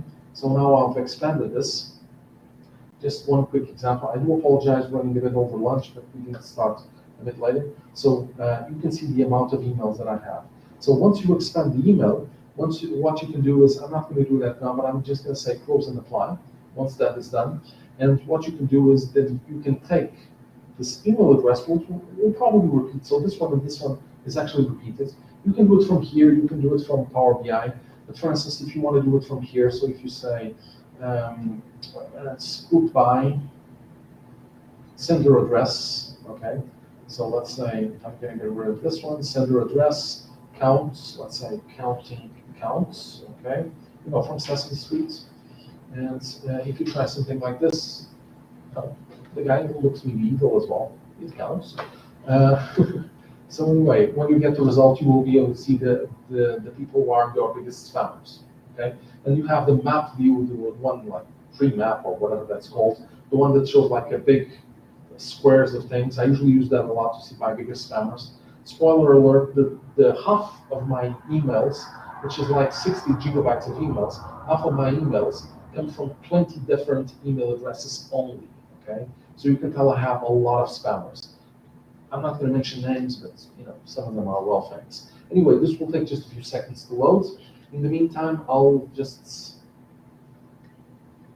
mention a few of these. So graph.microsoft.com, docs.microsoft.com/graph. So these are obvious. All of the documentation is always very obvious in these places. Graph Explorer, developer.microsoft.com/graph, and then just click on Graph Explorer. So that will be easy. Okay. You also have the getting started options for multiple languages. Okay. So getting back to this, I'm still there. Okay. Still bad. Okay. So in the meantime, let's see if anyone has a question while the thing is loading. Question, please answer. You gave an example of sending emails through Outlook. Is it possible also to attach files, and especially if the files are residing on OneDrive or on SharePoint? That is actually a good question. Always good. So if you are attaching them from somewhere, that seems much easier, right? Because you can write it in HTML, just put a link there, and it works very quickly. If you are actually attaching the thing, probably a bit more difficult. Maybe it is possible, I haven't tried, but a bit more difficult. But the biggest issue here is always when you have a file that you want to add, is how do you reference it? If it's just for instance, all of the files that you saw in the list, you actually had HTTP addresses to actually access them. So I can just click on that file and actually see them. For instance, let me just try to see if that is already available. Well, this one is still loading, but let me just try a slightly different demo, which I didn't do, which is OneNotes. So I have OneNotes. If I say my notebooks, I just have one. But if I say my sections, I will be able to see a few sections, I'm assuming. Response preview, untitled section, something like that. Do I have any others? More.org, etc., etc. So let's assume that this is what I want. So ID something like this. Why don't we have one? Or do I have more? I'm not sure. But what I want to try is OneNotes.office.com. What I want to show is an actual image there. Okay. So I'll show you how that moves referencing the graph. To do it the other way around might be equivalent, I'm assuming. Okay. Come on, don't do this to me. Okay, so I have no idea what the username and password are. Sorry. I really don't. But that's okay. Let me just show you this in the graph. So my pages. Hopefully this works out okay. And I have some pages. Goal attack locations, which is I'm attacking goal apparently, right? So if I want to see the actual page, maybe I can go here. Copy. Say pages / this one. Okay. And then query. Then I should have a goal attack plan, which is goal attack location. And then down here, I'll actually see kingdom invasion plans, which was actually text. Apologies for not showing you this. But then you have graph.something. So one of these should be the one that I want. So display name, one of these, which is OneNote web URL, probably this one, I'm assuming. Let's try it. I'm not sure, but probably this one. So let's go into a different window. And I have maybe this works. Oh no, this is Okay, this is the one I wanted to show you. So this is actually the one. But I wanted to show you a link. One of these links, whatever that is going to be the image, right? So content URL, that's not the one. One of these, I'm not sure which one it is, maybe this one. Well, actually, which second is parent section? It's this parent section, so probably not. It's something like this. Remove the quotes. Should I, is there a quote? Okay. Okay. No, it tried the last time I used it, but, for some reason it's not working. But you get the idea. One of these links will be from that page. I promise you, I did try it yesterday. When we go for a break or lunch, I will try this again and show you, but just take my word for this that this is true, okay? Let's go to Power BI to see if we have some. Okay, this one is spam, but you have like, this one has 20, the other ones have more, etc. So there's more and more spammers. Some of the ones are things that kept sending to me, and I just send them to spam. So I have a lot of these, like 31 spammers, and the other one, etc. So these are actually practical. There's one big one, a smaller one down here, etc. Okay. Anyway, any more questions? You said that we can get list of files on OneDrive, etc. Yeah. Is it working only on file level? Can we go deeper and do something with the contents of this file, like example, extracting the text from a Word document or something? So for the Excel, there's actually options for Excel here. Okay. So in the case of Excel, probably you'll be able to play around with some of these things. For others, like I don't know, Word, etc., maybe not yet. But you are able to get the address for the whole file and then download it and then do whatever. No, I mean that to use this Microsoft Graph, for example, to manipulate the files.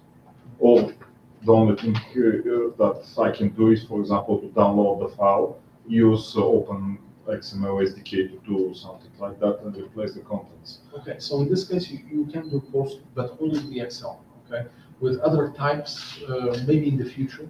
Yes. Okay, but with Excel, at least from the examples that you have here, calculate loan payment, etc. Some of these will allow you to change something. Okay, so that seems reasonable. How far ahead can you change it? I'm not sure, to be honest with you. But yeah, this is a very good question because this is one of the things you might want to do in the graph. Let's say take an Excel file with a list of users and create it or something like that. So it would be a good idea to use it. Yeah. Okay. More questions. I don't have chocolates like I told you before. Sorry. I have a light bulb from one of the sponsors.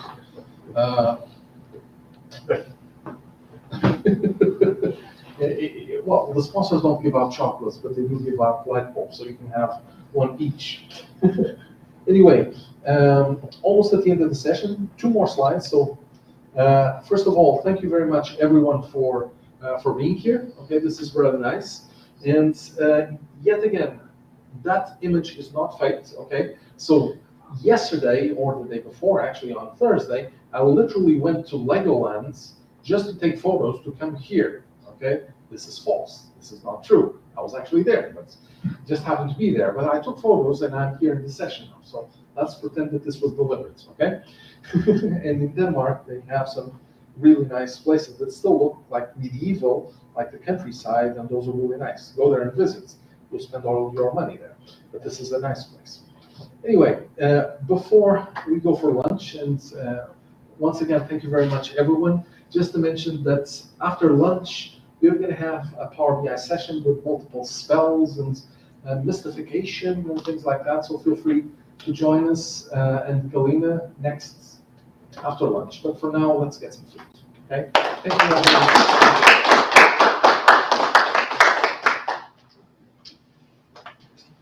Okay, lunchtime.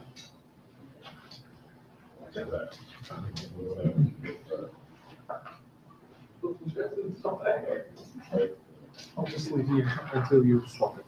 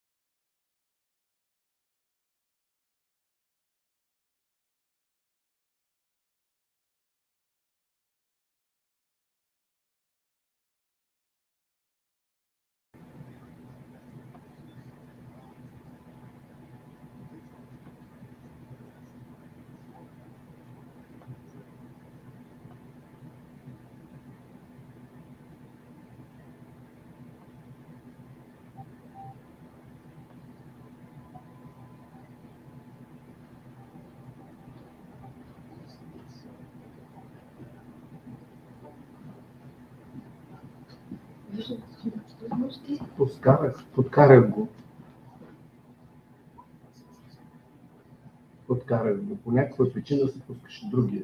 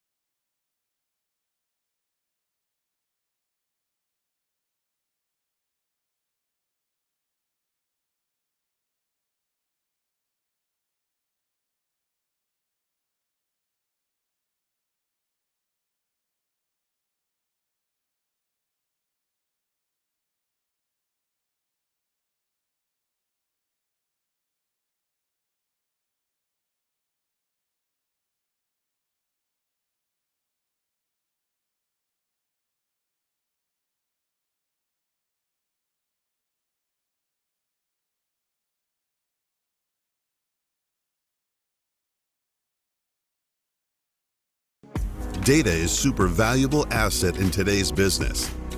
Data-driven decisions means 23 times more success in attracting customers, improving the bottom line, and future-proofing the company.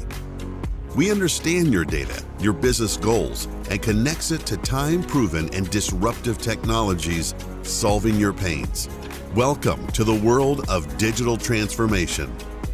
Data are the very heart of your company, and we provide you the best option for collection, storage, and analysis of your data, providing you with real-time insight and data decision-making. Seamless flow of data enables data-driven organization and is the basis for data democratization. We future-proof your company, leveraging data to extract the optimal value. Digital transformation requires all types of data you probably have. We gain insight into them with cutting-edge artificial intelligence and machine learning technologies. Artificial intelligence and machine learning bring data game on a new level, increasing exponentially the level of accuracy and prediction. Result? End of low-value repetitive tasks. We provide you with end-to-end solution stemming from your business goals and leveraging data to understand and sell to your customer by delivering campaigns, marketing strategy, and UX UI. One-stop partner, global presence, data and AI-driven, marrying the best of business, technologies, and creative. Digital transformation with Adestra is your path towards data-driven future.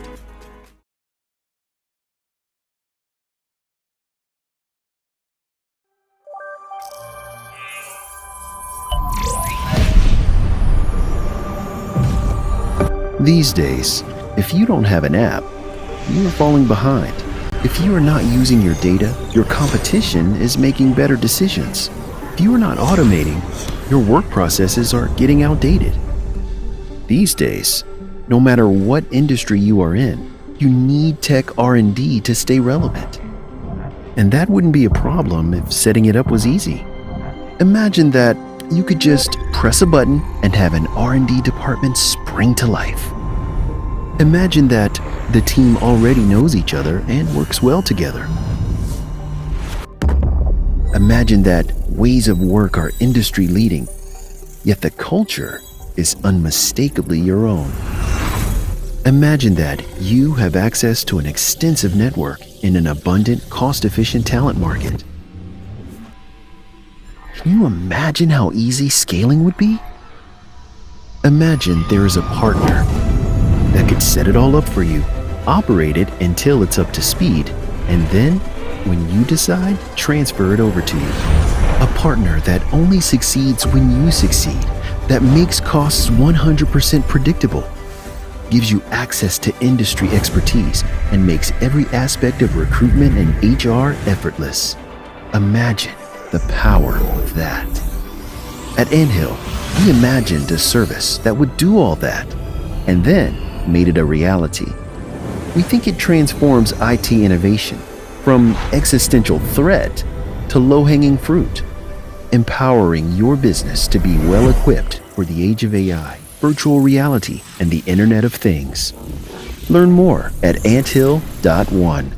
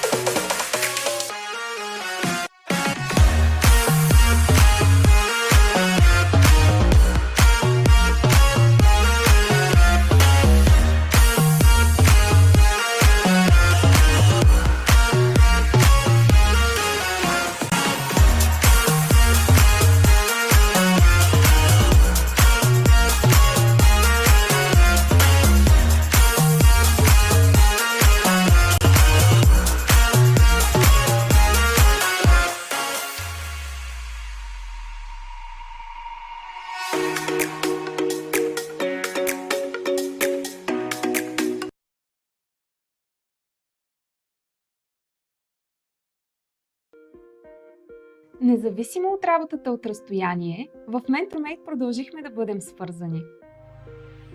Работим от офиса, от вкъщи, от всяка точка на света. Това вече е ежедневие. За да отговорим на нуждите на всеки, създадохме 3 модела на работа, от които всеки в компанията може да избира и след края на пандемията.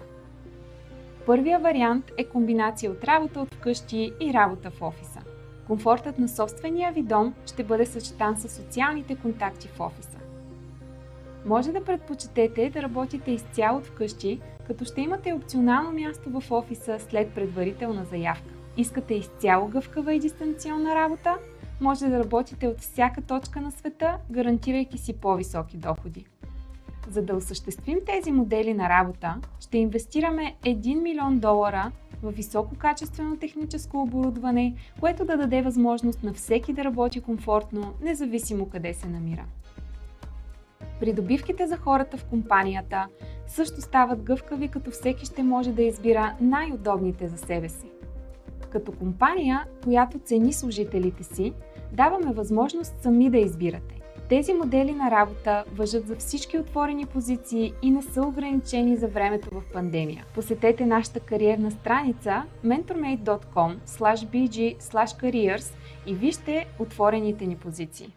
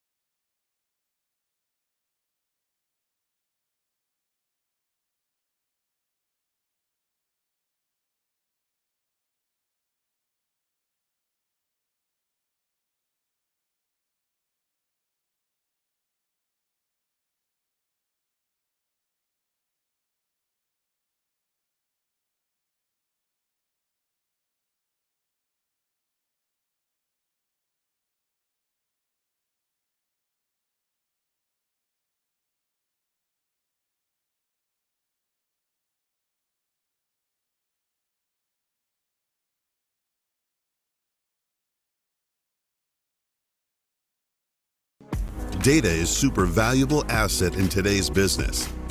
Data-driven decisions means 23 times more success in attracting customers, improving the bottom line, and future-proofing the company. We understand your data, your business goals, and connects it to time-proven and disruptive technologies, solving your pains. Welcome to the world of digital transformation. Data are the very heart of your company, and we provide you the best option for collection, storage, and analysis of your data, providing you with real-time insight and data decision-making.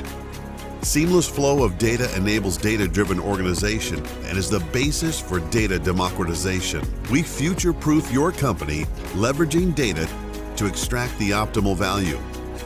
Digital transformation requires all types of data you probably have. We gain insight into them with cutting-edge artificial intelligence and machine learning technologies. Artificial intelligence and machine learning bring data game on a new level, increasing exponentially the level of accuracy and prediction. Result? End of low-value, repetitive tasks. We provide you with end-to-end solution stemming from your business goals and leveraging data to understand and sell to your customer by delivering campaigns, marketing strategy, and UX/UI. One-stop partner, global presence, data and AI-driven, marrying the best of business, technologies, and creative. Digital transformation with Adestra is your path towards data-driven future.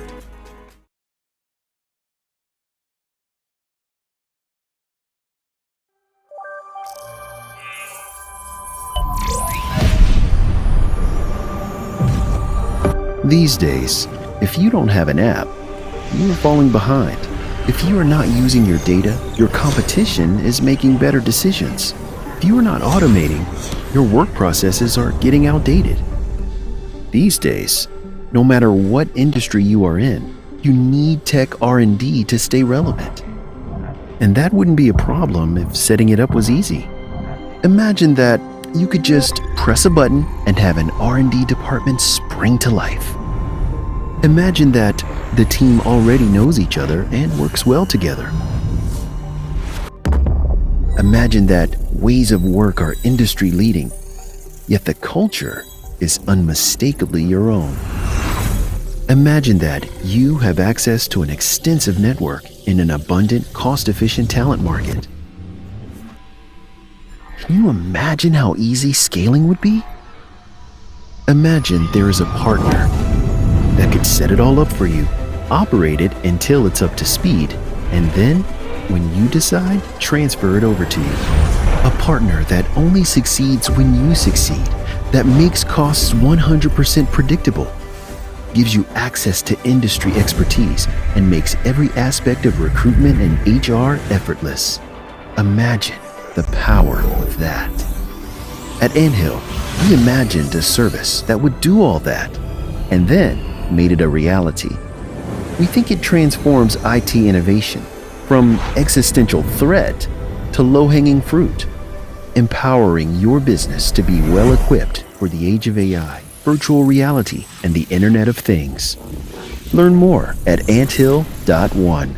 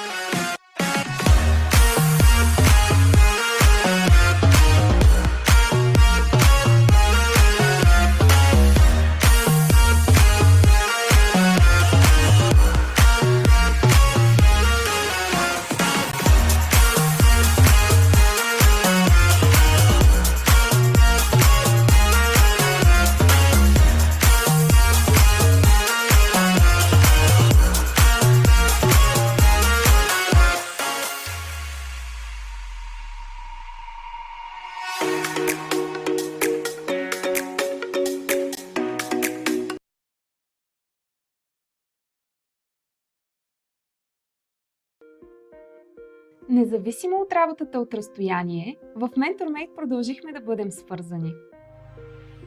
Работим от офиса, от вкъщи, от всяка точка на света. Това вече е ежедневие. За да отговорим на нуждите на всеки, създадохме 3 модела на работа, от които всеки в компанията може да избира и след края на пандемията. Първият вариант е комбинация от работа от вкъщи и работа в офиса. Комфортът на собствения ви дом ще бъде съчетан с социалните контакти в офиса. Може да предпочетете да работите изцяло от вкъщи, като ще имате опционално място в офиса след предварителна заявка. Искате изцяло гъвкава и дистанционна работа? Може да работите от всяка точка на света, гарантирайки си по-високи доходи. За да осъществим тези модели на работа, ще инвестираме $1 милион в висококачествено техническо оборудване, което да даде възможност на всеки да работи комфортно, независимо къде се намира. Придобивките за хората в компанията също стават гъвкави, като всеки ще може да избира най-удобните за себе си.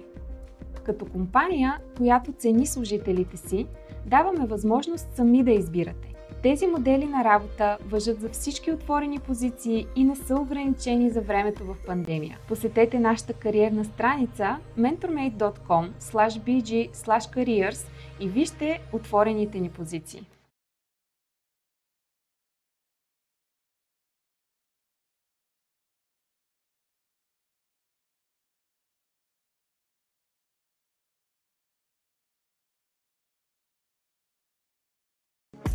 Data is super valuable asset in today's business. Data-driven decisions means 23 times more success in attracting customers, improving the bottom line, and future-proofing the company. We understand your data, your business goals, and connects it to time-proven and disruptive technologies, solving your pains. Welcome to the world of digital transformation. Data are the very heart of your company, and we provide you the best option for collection, storage, and analysis of your data, providing you with real-time insight and data decision-making. Seamless flow of data enables data-driven organization and is the basis for data democratization. We future-proof your company, leveraging data to extract the optimal value. Digital transformation requires all types of data you probably have. We gain insight into them with cutting-edge artificial intelligence and machine learning technologies. Artificial intelligence and machine learning bring data game on a new level, increasing exponentially the level of accuracy and prediction. Result? End of low-value, repetitive tasks. We provide you with end-to-end solution, stemming from your business goals and leveraging data to understand and sell to your customer by delivering campaigns, marketing strategy, and UX UI. One-stop partner, global presence, data and AI driven, marrying the best of business, technologies, and creative. Digital transformation with Adestra is your path towards data-driven future.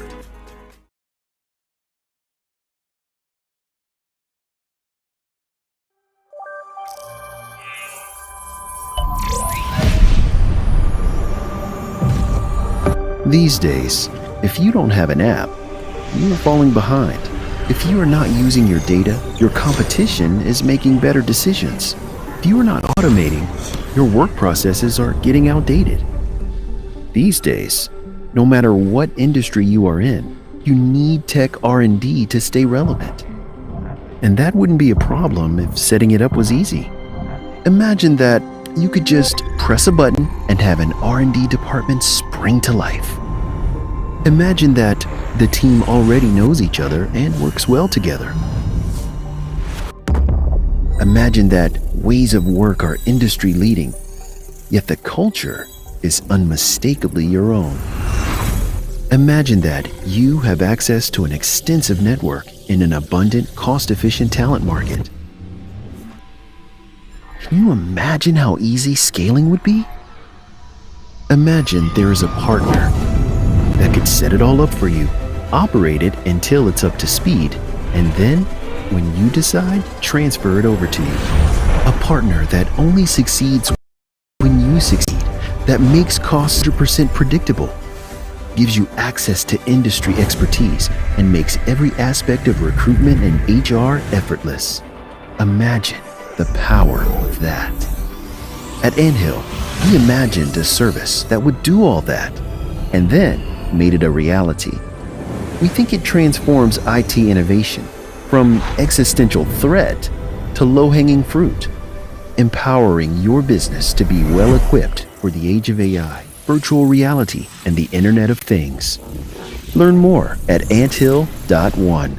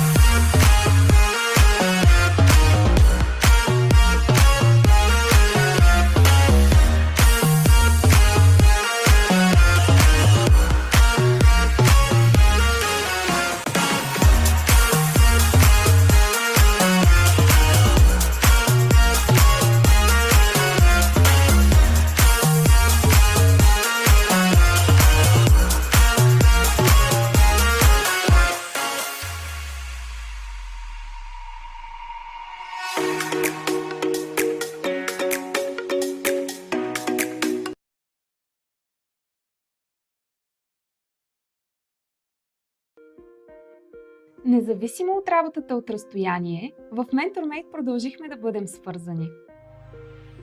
Работим от офиса, от вкъщи, от всяка точка на света.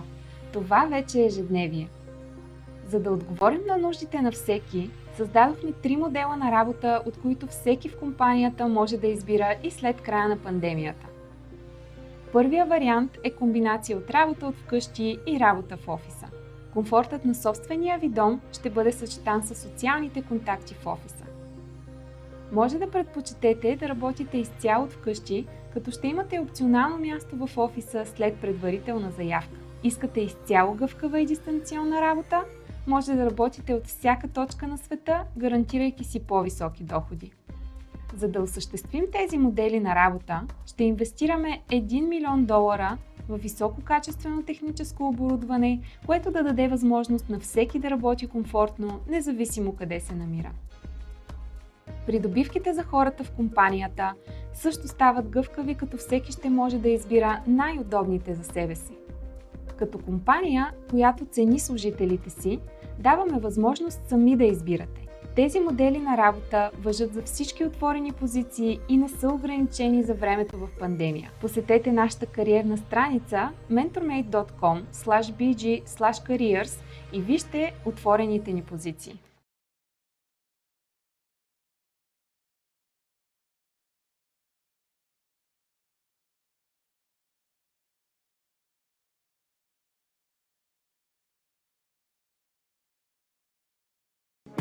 Data is super valuable asset in today's business.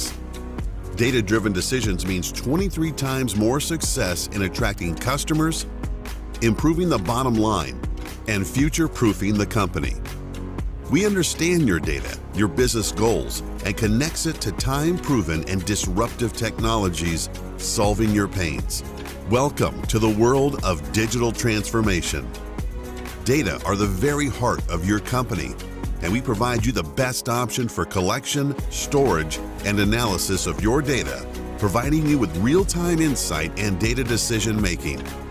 Seamless flow of data enables data-driven organization and is the basis for data democratization. We future-proof your company, leveraging data to extract the optimal value.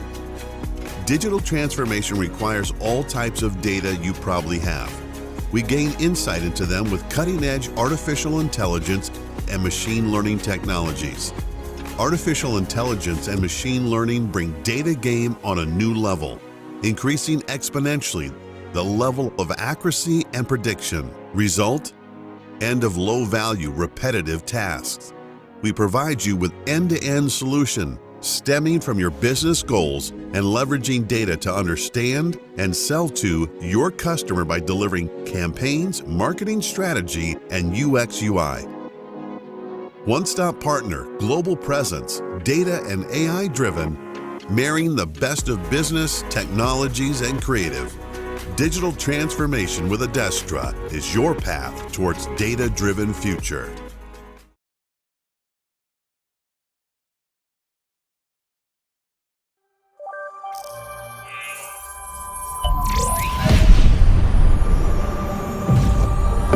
These days, if you don't have an app, you're falling behind. If you are not using your data, your competition is making better decisions. If you are not automating, your work processes are getting outdated. These days, no matter what industry you are in, you need tech R&D to stay relevant. And that wouldn't be a problem if setting it up was easy. Imagine that you could just press a button and have an R&D department spring to life. Imagine that the team already knows each other and works well together. Imagine that ways of work are industry leading, yet the culture is unmistakably your own. Imagine that you have access to an extensive network in an abundant, cost-efficient talent market. Can you imagine how easy scaling would be? Imagine there is a partner that could set it all up for you, operate it until it's up to speed, and then, when you decide, transfer it over to you. A partner that only succeeds when you succeed, that makes costs 100% predictable, gives you access to industry expertise, and makes every aspect of recruitment and HR effortless. Imagine the power of that. At Anthill, we imagined a service that would do all that, and then made it a reality. We think it transforms IT innovation from existential threat to low-hanging fruit, empowering your business to be well-equipped for the age of AI, virtual reality, and the Internet of Things. Learn more at anthill.one.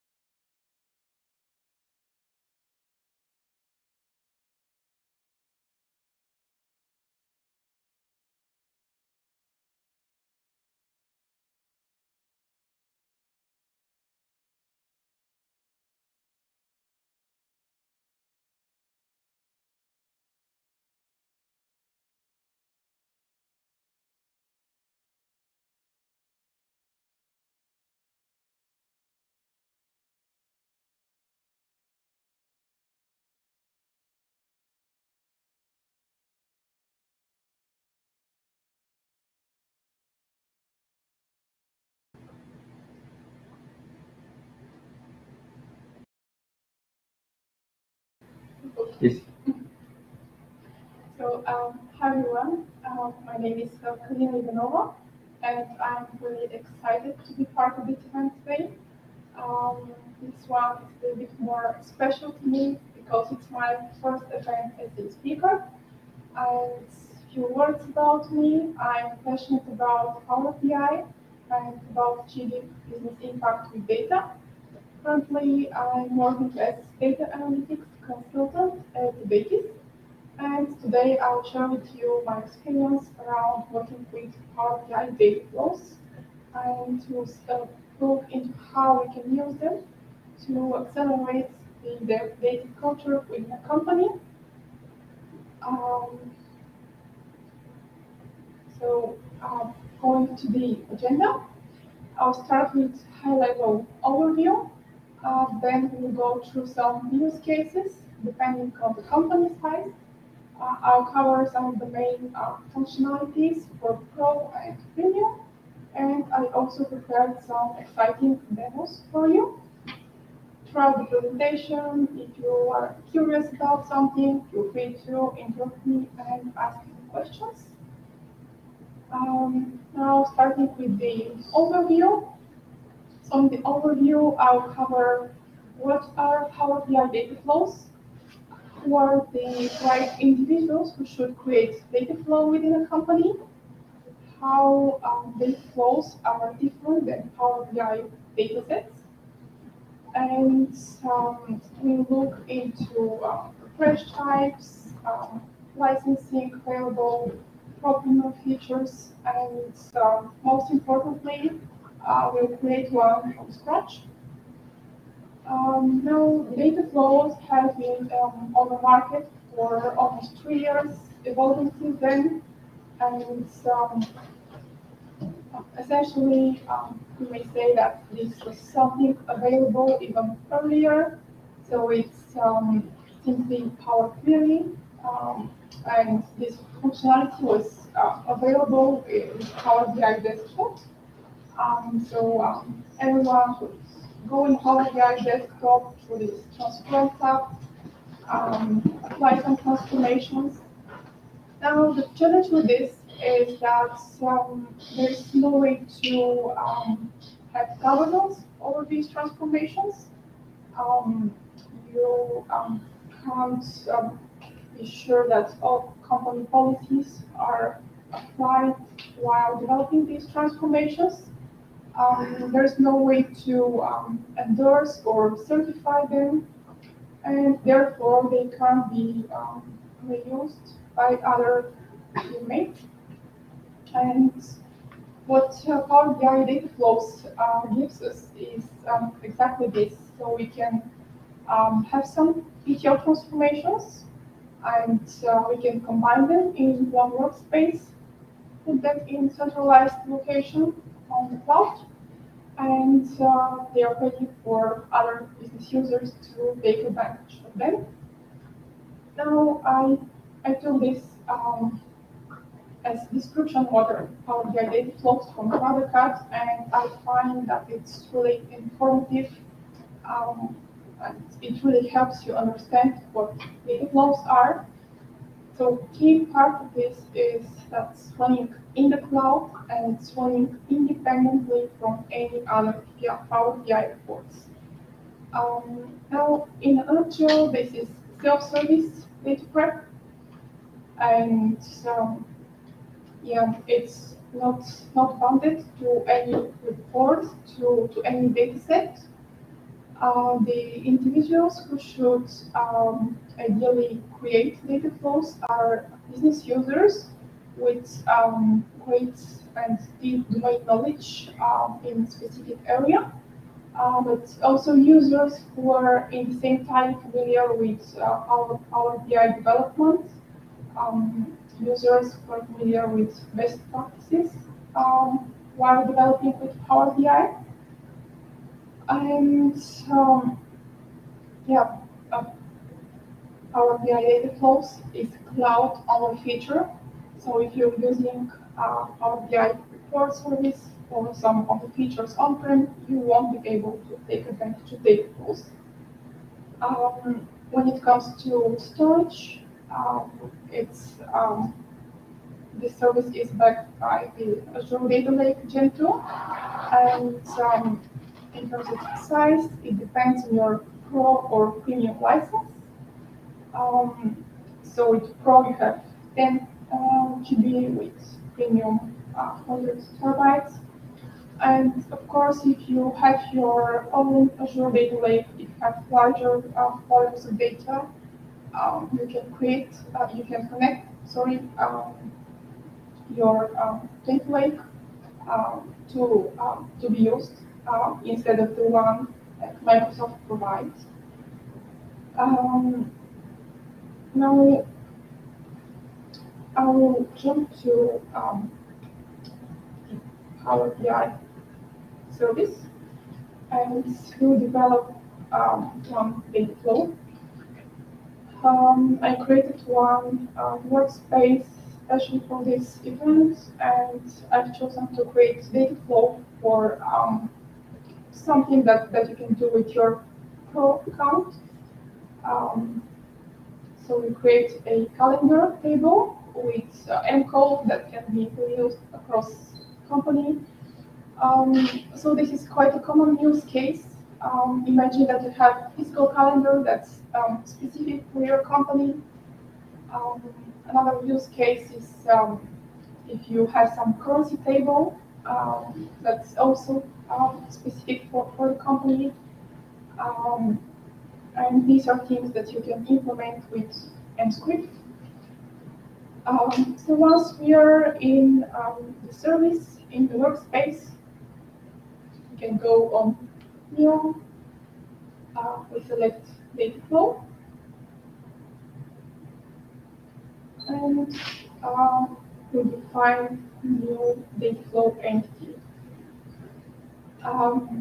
So entity is nothing else but simply table.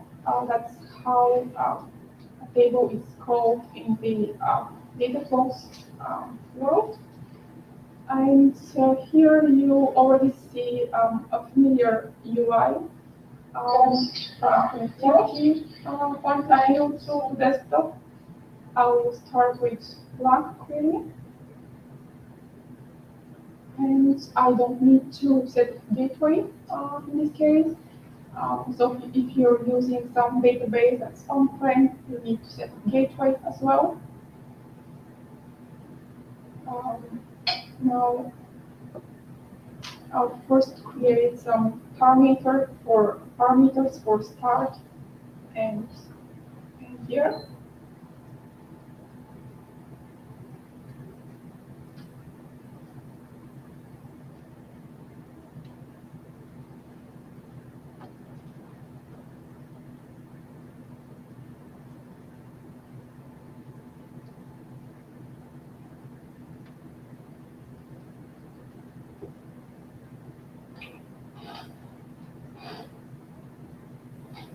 And I'll duplicate this for and here.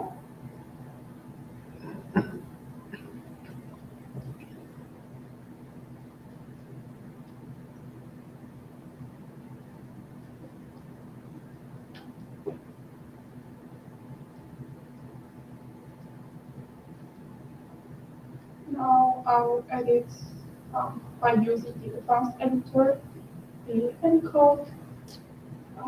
So nothing special here. Sample columnar table. And okay. Now we can either do some transformations here, or I can hit save and close. For now, I'll go with the field that I already have and click save and close. So let's give it a proper name. Folder. Once I hit save, this creates the data flow entity, and it creates the schema underneath. But what's important to remember is that you need to refresh this data flow, and when you refresh it, it pulls data and stores it into the data lake.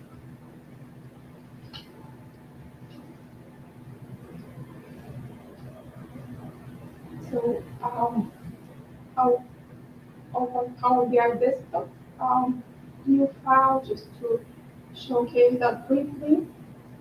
And I'll use Power BI data flows as a source.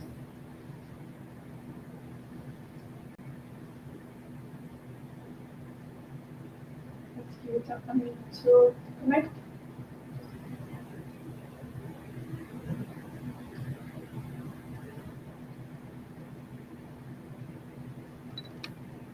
And here you'll see all of the data flows that I have available to use. And here is my twin calendar table that we created. And yeah, you'll see that this table is empty. That's because I did not refresh. So I'll go back to service now and hit refresh.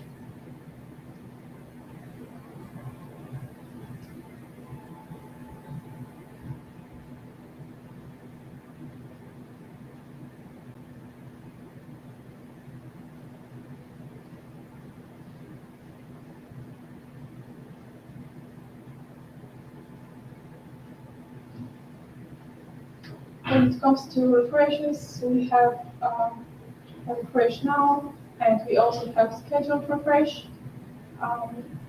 And with premium, we also have incremental refresh. Something that's quite important and positive about data flows is that it can really improve refresh time. So when you use data flow, you're able to isolate the most time-consuming operations like aggregations, filters, data ingestion, and when you put that in separate entity, different than a PDIX file where we have visuals and DAX code, this speeds up performance. Now this the flow is refreshed, and if I go back to desktop, you'll see it here. So you can load it as any other table and start using it for creating visuals.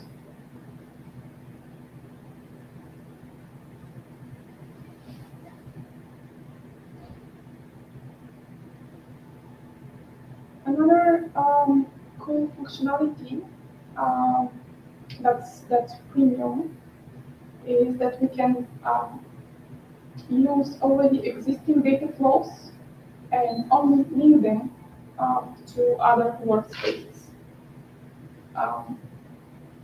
So this is something called linked entities, and I'll go in another workspace that I created. And here, when creating new data flow, I can choose linked tables from other data flows. What this does is really it creates a link. So it does not duplicate data.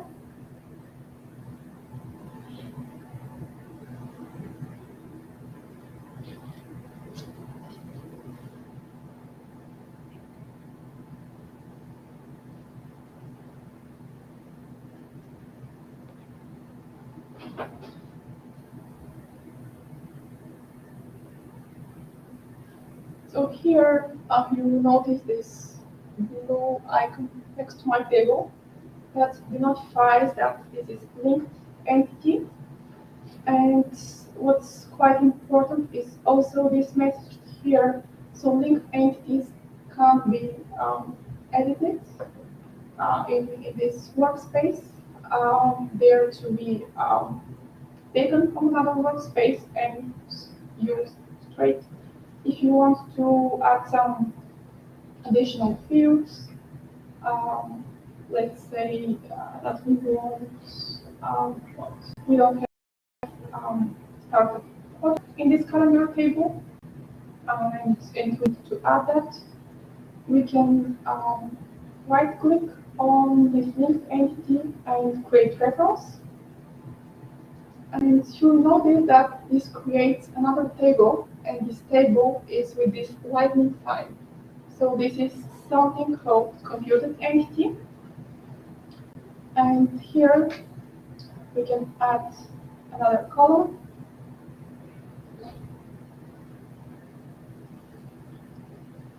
Let's say start.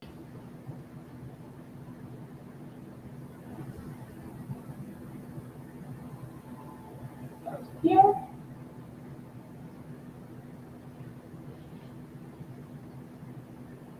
And I'll save it.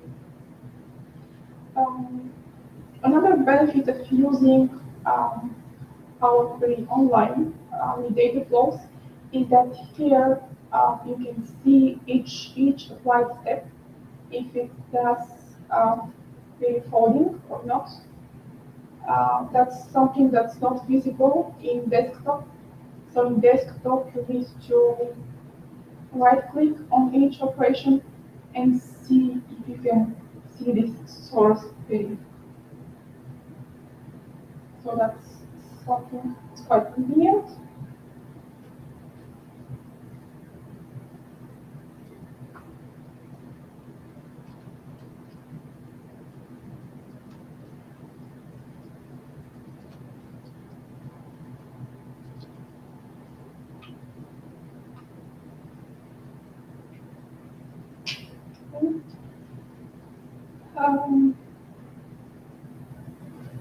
When it comes to limitations of Pro versus Premium, something worth mentioning is that with Pro, you have some limits on refresh time.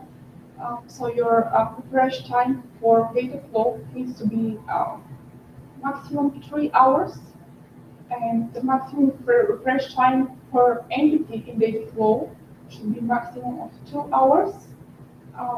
So if you have two giant transaction tables, and each one takes 2 hours to be refreshed. Then these entities needs to be in different data flows. Or something you can think of is improving the refresh by rearranging applied steps or applying some abbreviations and filters. Something else, so we can't use data flows within my workspace. It needs to be a company workspace. Also, you don't have these limitations with Premium. Let's say if you're using Premium per user. Something else that you can use if you find that Premium is quite expensive for you, but you need something functionalities, is to use Power BI embedded Azure resource. So it's still expensive, but you can turn it on and off depending on your needs. It's £8 per hour right now.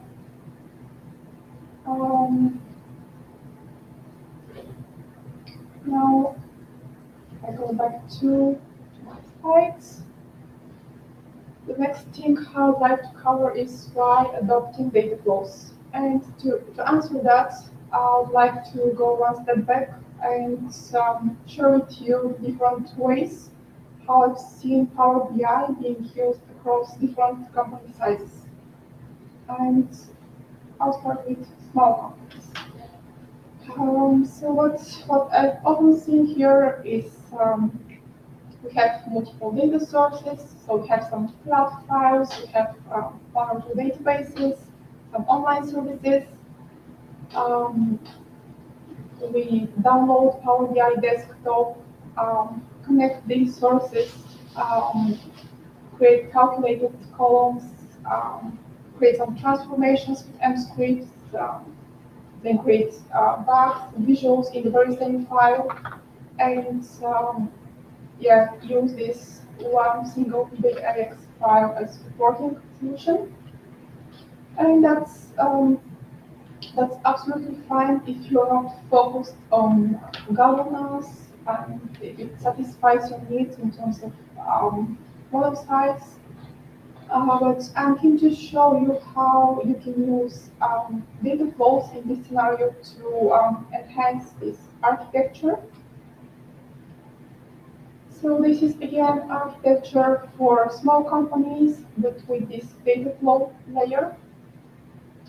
So what we have here again are our data sources, and we have our PBIX file, our data set. But the difference here is that the data flow isolates the data source from the data set. And this can help in many ways. One of them, for example, is imagine that you have 50 different reports, and they're all connected to some ERP or some transactional system. And if you're refreshing these reports, they all hit the data source, and you may suffer performance issues on the ERP itself or on the transaction system. And this is something that you don't want to happen. So you can use data flows for this. If you create data flow and add all the tables that you need in data flow, you can connect all of your reports to this data flow. So in this case, you hit the source only once. Then you have data. You have this staging layer in Azure Data Lake, and all of your reports are pointing to this data flow, so you don't suffer these performance issues. Another scenario is more from security perspective. If you have one database with hundreds of tables in it, and let's say some of them are HR related, others are sales related, and you don't want to give access to random business users to this whole database. What you can do instead is create different data marts and put all tables relevant to HR in one data flow, tables relevant to sales in another data flow, and give access to specific users to specific data flows. Of course, you can do that in the database with setting up security there, but this is just an alternative way how you can set up security quite easily with low-code solution.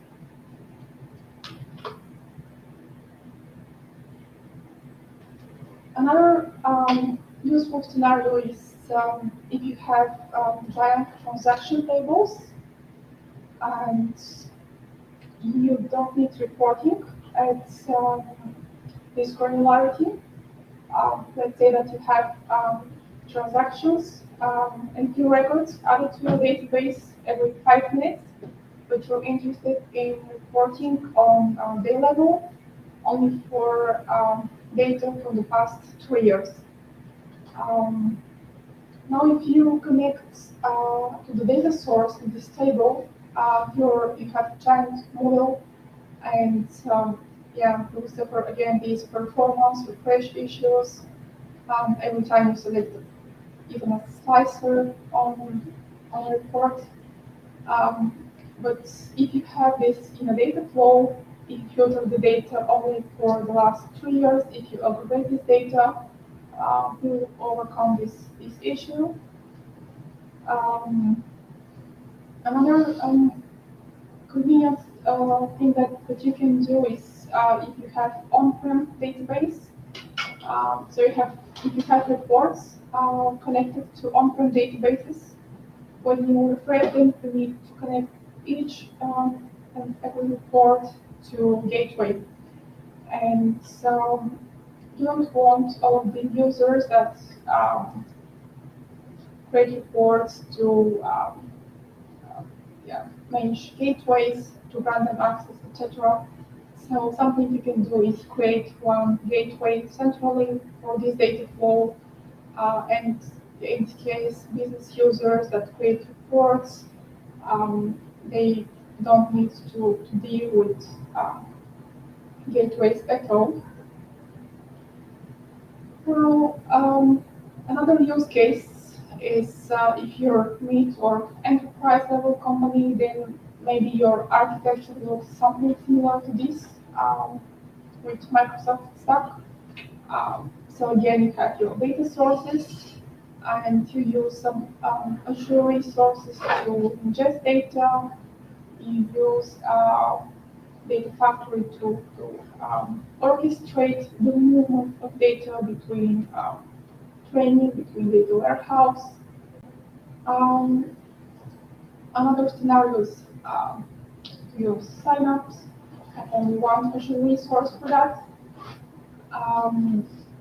In both cases, then you have some semantic layer, depending on your preferences. This can be Power BI dataset with Power BI Premium or analytics services, and have your reports on top.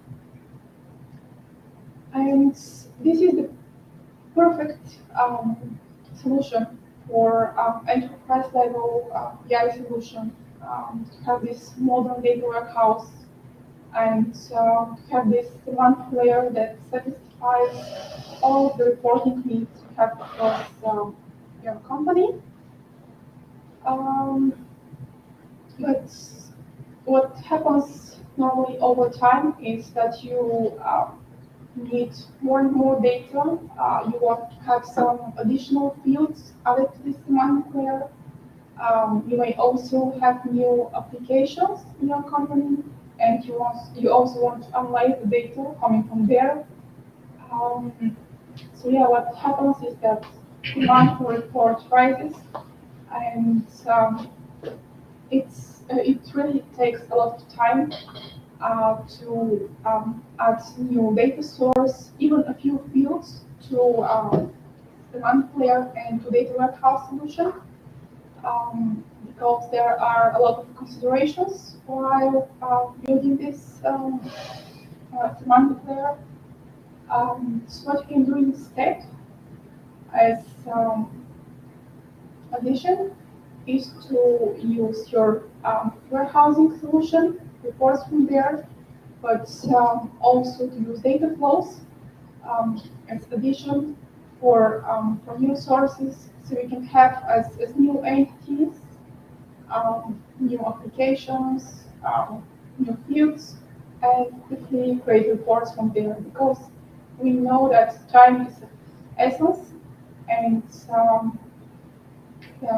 sometimes if you need weeks or months to have something in a warehouse, maybe some opportunities already passed. We need quick solutions, and yeah, this is a way how you can provide that. Ideally, all data flows should be in centralized workspace that's managed by IT, and only people who are knowledgeable with all their best practices should create them. And data flows can be endorsed, they can be certified in a similar fashion as we can endorse and certify datasets. So yeah, that's my suggestion for mid and enterprise companies. And I prepared some additional demos for you. So these demos are on some premium functionalities. I created one for AI insights and for machine learning. I will start with the AI insights one. I'll create new data flow and show you how you can easily use this to build low-code solutions and take advantage of the trained models of Microsoft. So you create a new entity. The data set that I prepared is from hotels. So we have hotel reviews in different languages.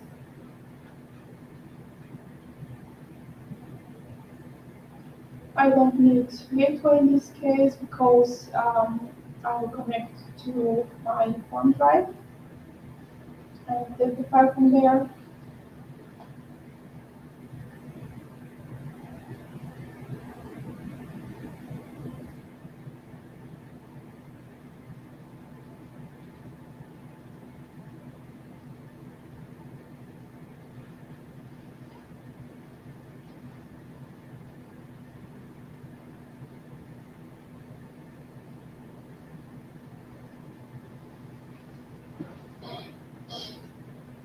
Now this is something that you need to check. It's around firewall. So if you don't check this, you may experience some error messages when calling these AI functions.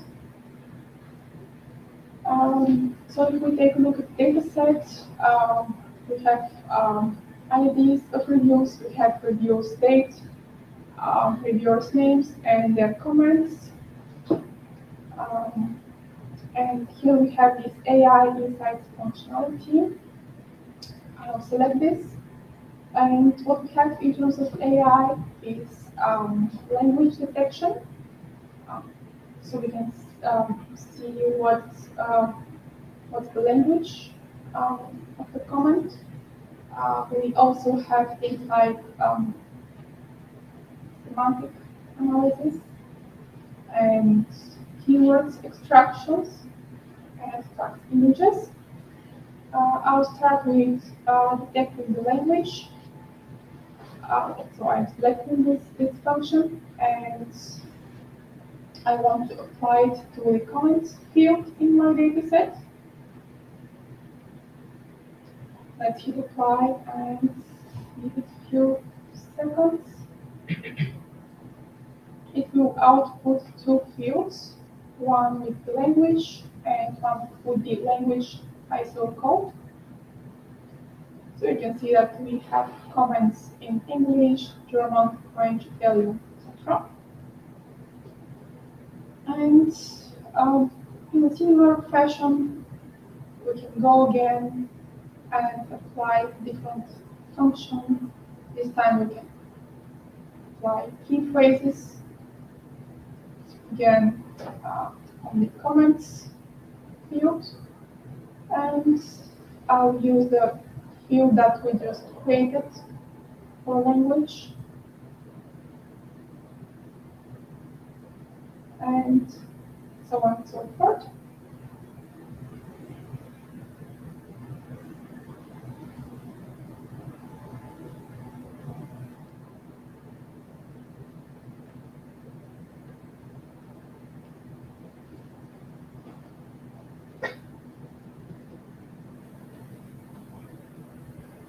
Okay. So I need another field for that. Was it the correct field? You had two. One of them was the Yeah, full I extension. translated the full language, and I needed the ISO code. I think we selected one from top. Maybe we can Yeah. increase the window so you can see the exact number.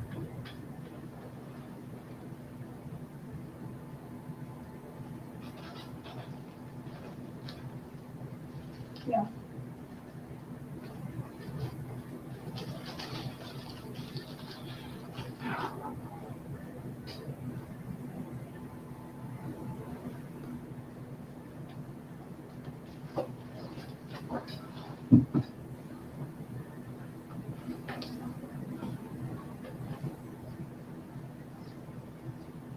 So yeah, it's fine now. I have my key phrases extracted from the comments. And I can save that.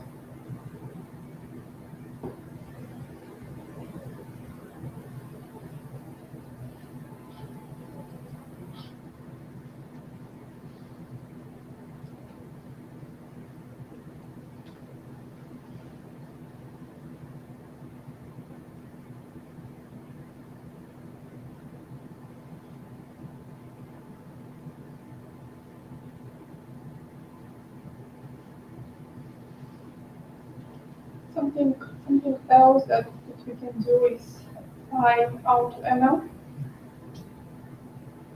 So I'll show you something that I've already created for AutoML. In this case, I have two tables.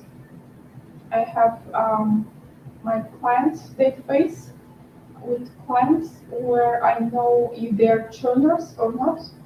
And I want to create a machine learning model that's able to predict if some of my newly acquired clients are, if they can churn or not. What's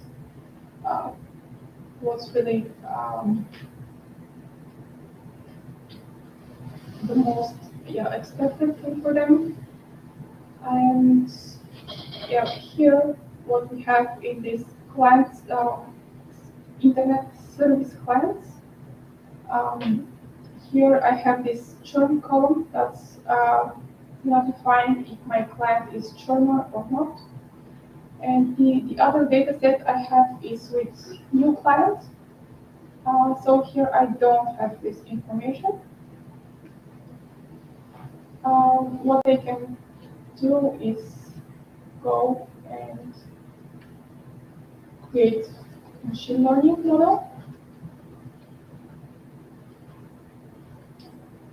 And I want to create this machine learning model based on the table where I know the outcome.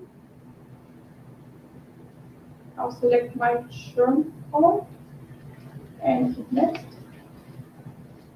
On the next page, I'm presented with opportunities. So different machine learning models that are relevant to the data set that I uploaded.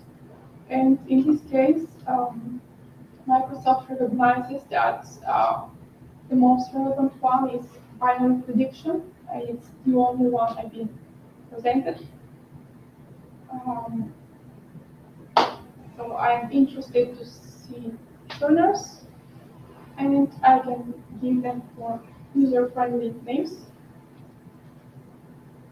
like tuners, and let's say loyal clients, and hit next. On the next step, I need to select the columns, the predictors that I consider important for this model and for deciding if client is tuner or not. I'll stick with the fields that are posed by Microsoft based on the correlation. And on the next window, I can select the name of my model. Let's say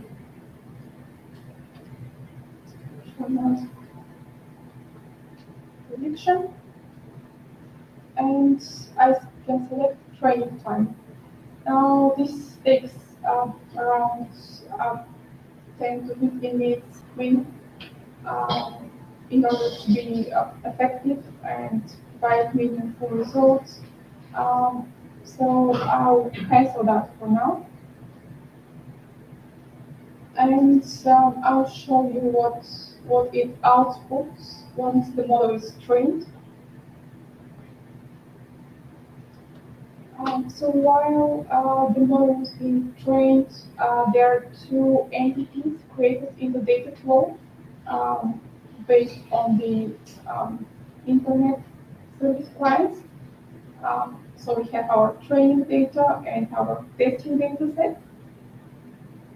And we also have these calculated tables that contain the result of our classification. Something interesting that we have is also one report that's being created for us.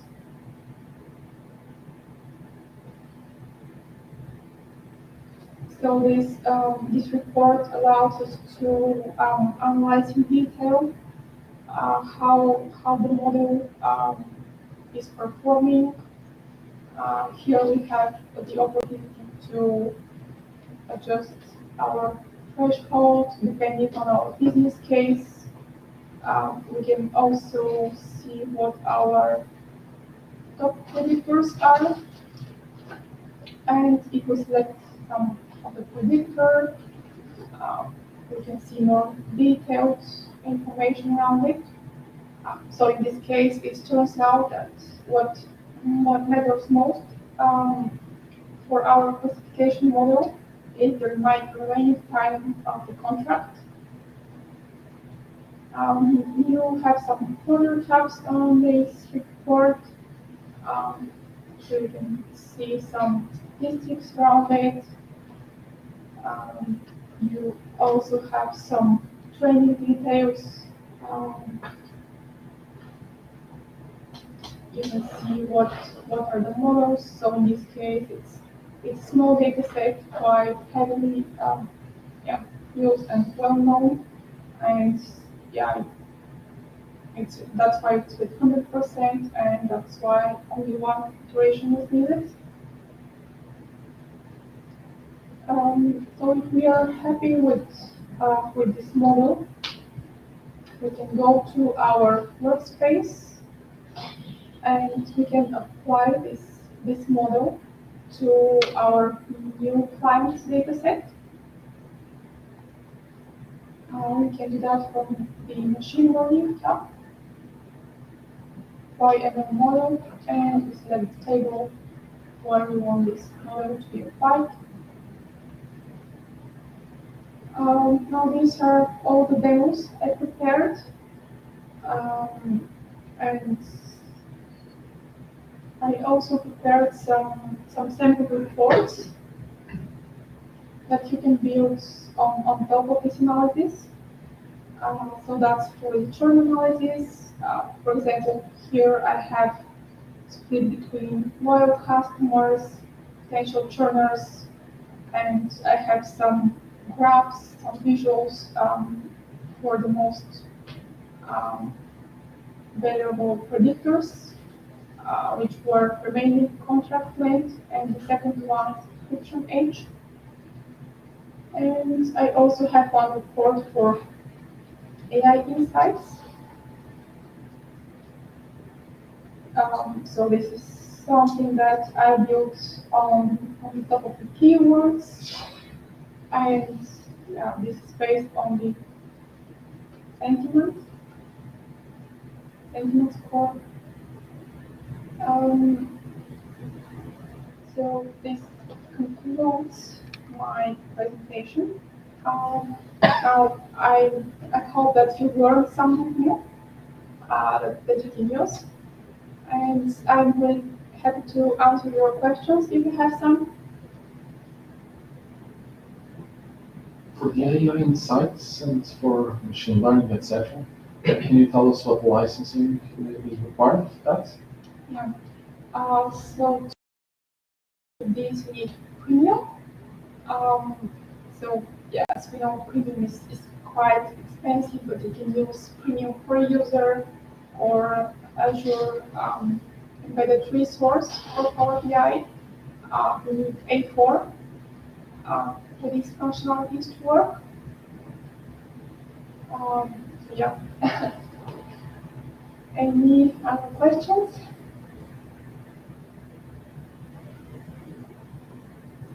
No chocolate this No? time. Okay. Yeah, at our first company presentations, we mentioned that we are giving away hammocks, and yeah, it's hammock time on my presentation. So, who will describe what are data flows with one sentence, with a few words? What did you learn from this presentation? Transforming your data to a suitable format.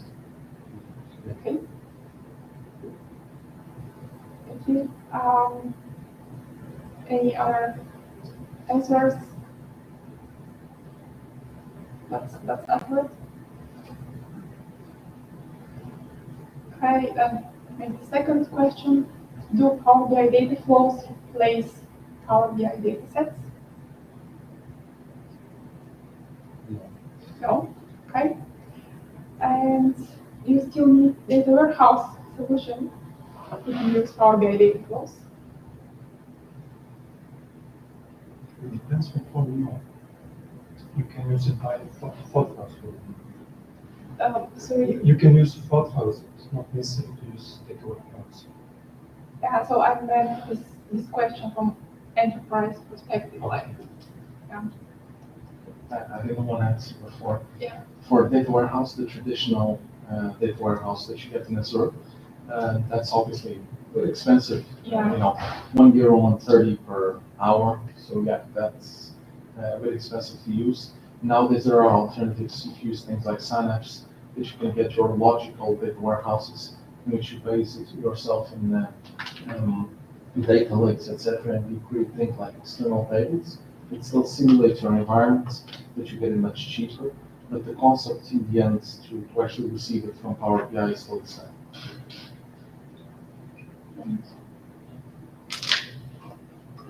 Yeah, I guess how it goes to you. Thank you. And if you like what you've seen and you have any questions to us, if you find my talk exciting and you want to join us, here I again our opportunities right now. So yeah, we're happy to speak to you, and thanks for your attention.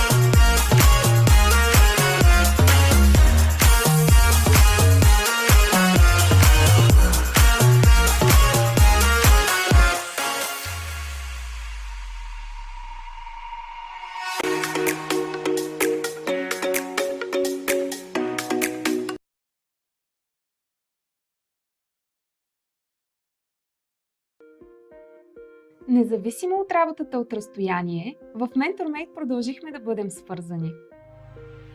Работим от офиса, от вкъщи, от всяка точка на света.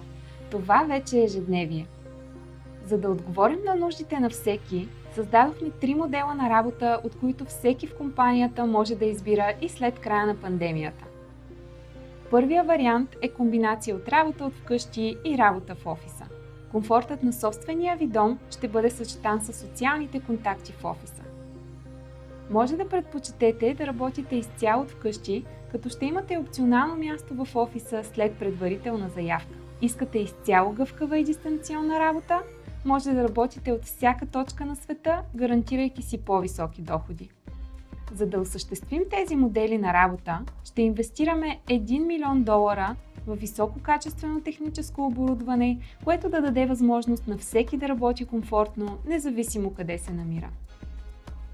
Придобивките за хората в компанията също стават гъвкави, като всеки ще може да избира най-удобните за себе си.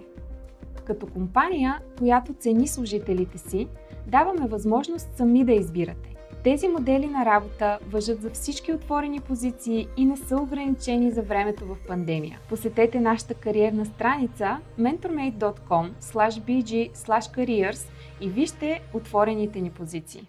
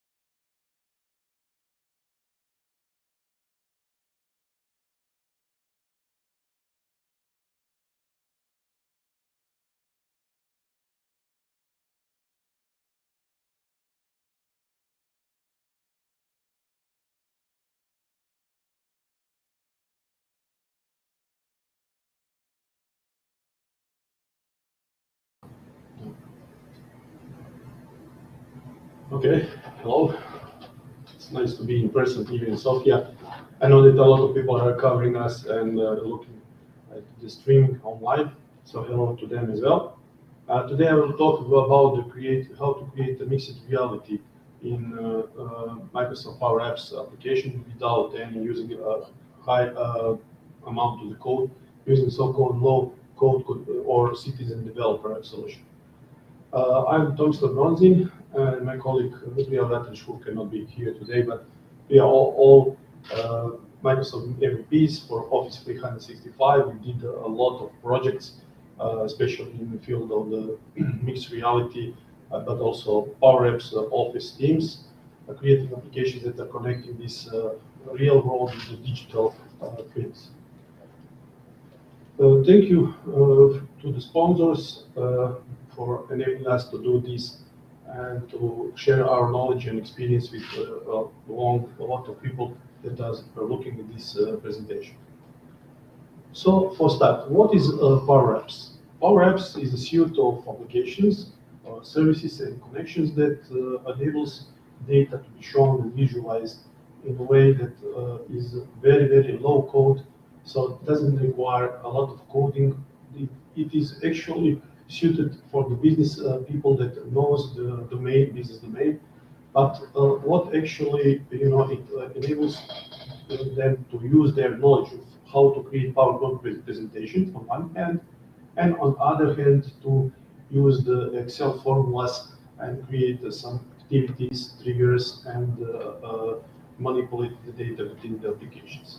And also, the Power Apps is able to connect with different data sources, starting from SharePoint, Excel Online, but also to connect to the real, I would say, a little bit stronger data sources like SQL Server, Oracle databases using the gateway. It can also connect to the on-premise database. So it's very, very easy to do so. And what is most important, it is part of Microsoft Office 365 suite, which means that all these things are very secure. It is highly available, so you don't need to think about the infrastructure. Microsoft is thinking about this infrastructure for you in the backend.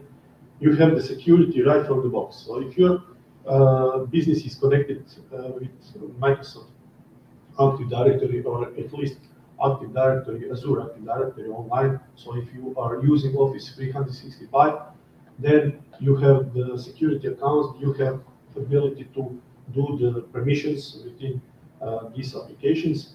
And what is also very important, all access to the data is separate from the security that is enabling users to use the application. So if user is able to use the application, it also needs to have permission to access the data.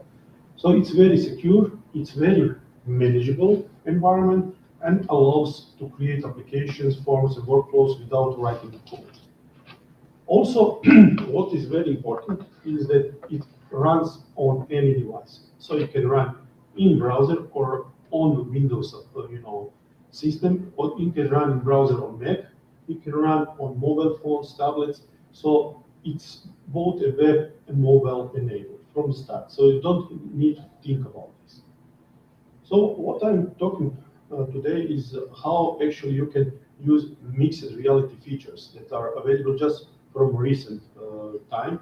It's from April 5th, 2020. So it actually enables you to use a component, which is like a logo, building block, drag it and drop it on the canvas, on a place where you actually build the application, and that's it. This is what is enough to view objects in 3D, to view it in mixed reality. So I can use a mobile phone, so I will show it later, to point it to this floor, position 3D virtual object, and be able to enlarge it, be able to go all over it. So also it enables us to do the measures in mixed reality. So if you have some space that you need to measure to put the furniture or some machinery, whatever, you can do this by using this component.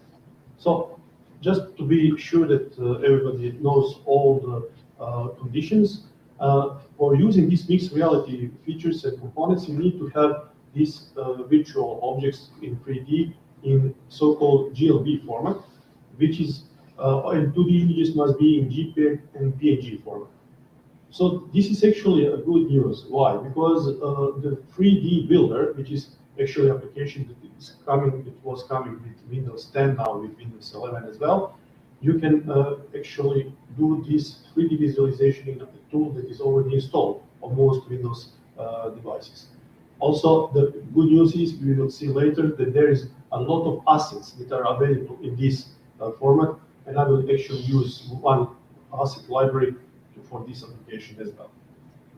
So how actually this is done? You actually use this component like you are doing this from the, like on the PowerPoint. You just press and say insert component, place it there, configure it to the properties, and actually you have all the capabilities of viewing objects in 3D, mixed reality objects, and so on. So what is actually needed to be run on the mobile devices? You need to have ARKit for the iOS, for the Apple devices, but for Android you need to install so-called AirCore services. Unfortunately, not all Android devices support this augmented reality, which is obvious because of the limitation of their computing power, graphic processor, and so on. But the good news for Apple users is that all Apple devices are supporting AirKit. So AirCore services need to be installed on Android, AirKit on iOS. So what is actually the simple scenario for today that I wanted to present? It is one application for so-called interior decoration application, which will make user able to choose among different lists, different products, furniture that can be placed in the space, like here in this room. And first, we will make user capable to search through the list, depending on the category of the list, of the products. And then later on, when the user choose one of these products to visualize in the space, we'll show the 3D model of this product. After this, we will make user able to start MR, mixed reality mode, and go through this room, and automatically this component will actually find the horizontal surfaces like floors or this tabletop, and you can place, for example, this chair on the floor, or some tall vase, like put a flower vase on the desk and so on, and look how it looks in the space. You can stretch it or make it smaller, or you can even go around these 3D objects in the space with the mobile phone and see how it looks like from different angles.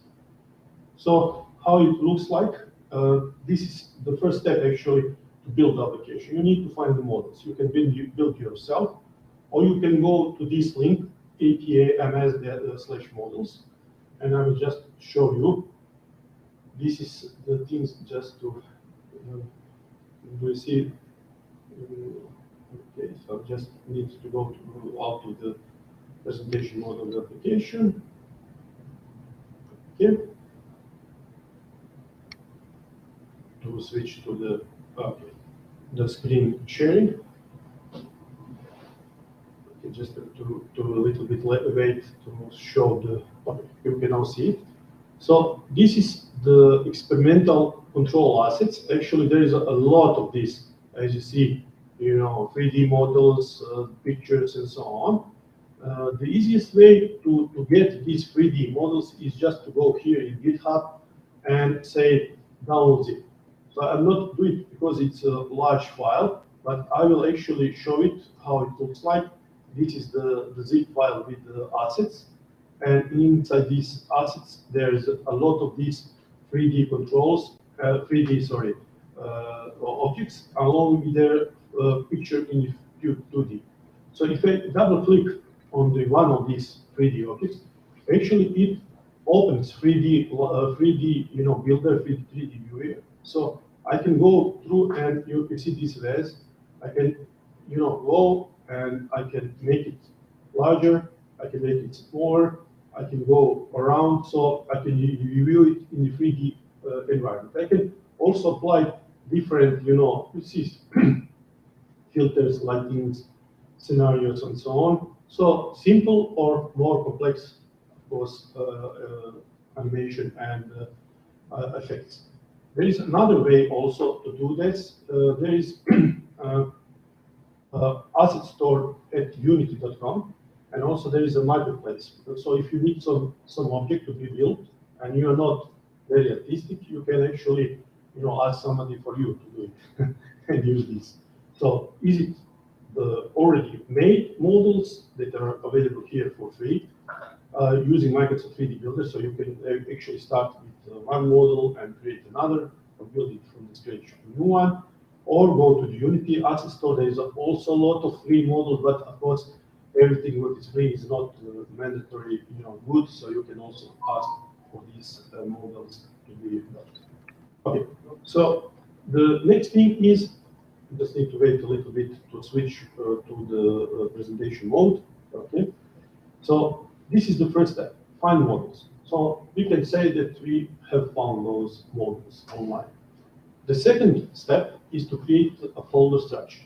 So what we actually will do, we will actually use the OneDrive personal or OneDrive for business, doesn't matter, to store files. So to store model files, picture files, and all 3D model files, and to store the Excel file, which will actually be the data source for our application to read from. And this is the project folder structure, and this is how the Excel spreadsheet should look like. You can see here up on the like the names of the columns. The first is name, the second is the 3D model, and there is in the square brackets it says image, and also you can see the same mark on the picture. It actually is like in the relationship database we have actually said this is not a text field, it's a blob. So you should go to this location URL. Here you can use the internet addresses, or you can use local addresses on the storage, local storage like we have here. The point means root folder and then / the subfolder and so on and so on. So we have located where it should be the 3D models. We have also have location where it should be the program should read pictures, and we have names, the prices, and description, of course, standard low rates and description as well, and categories. The categories will be used to search and filter all these products. I have limited this number of the products to this one. Of course, it could be something else. It can be a number of these products, but then you need to also ensure that the proper user experience, that users can actually find the right products between these all products. So after we did all that, we find what we will actually show, we configure the database, we enable user to find the products and to choose the product. We actually need to establish the way how the application will connect to this data. And this is done by using so-called connectors. So we start creating a Power Apps application. We are able to create from the templates, which means like a canvas or model, templates, or start from the scratch. We will start from the scratch, but Microsoft can help you actually to a little bit boost this development if you choose one of these templates that I already mentioned. So what are the connectors? Connectors enable us to connect our application with data source.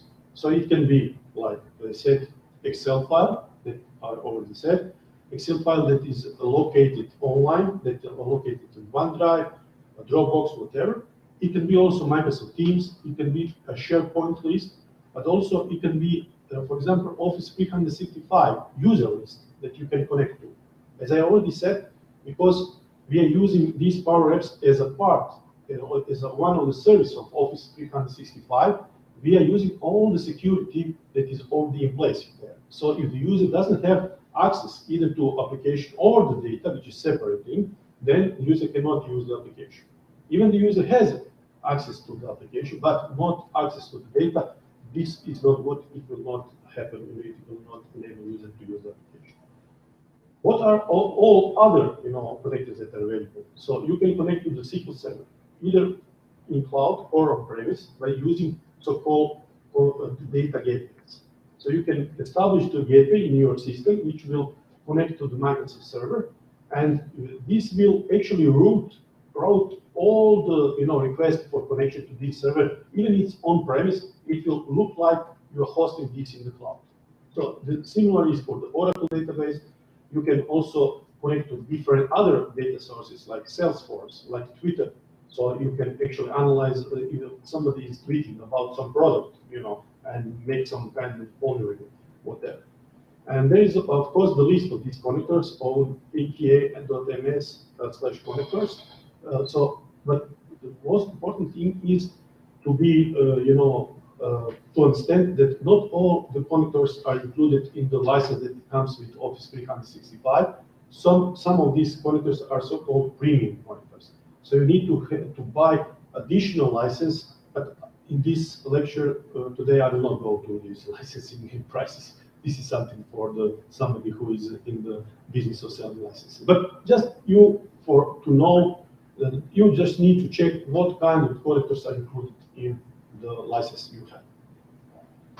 So what is the next step? After we establish everything that I already mentioned, we are actually creating an environment. Environment starts with creating the first screen. It's a canvas. It's a piece of paper on which we will start to write.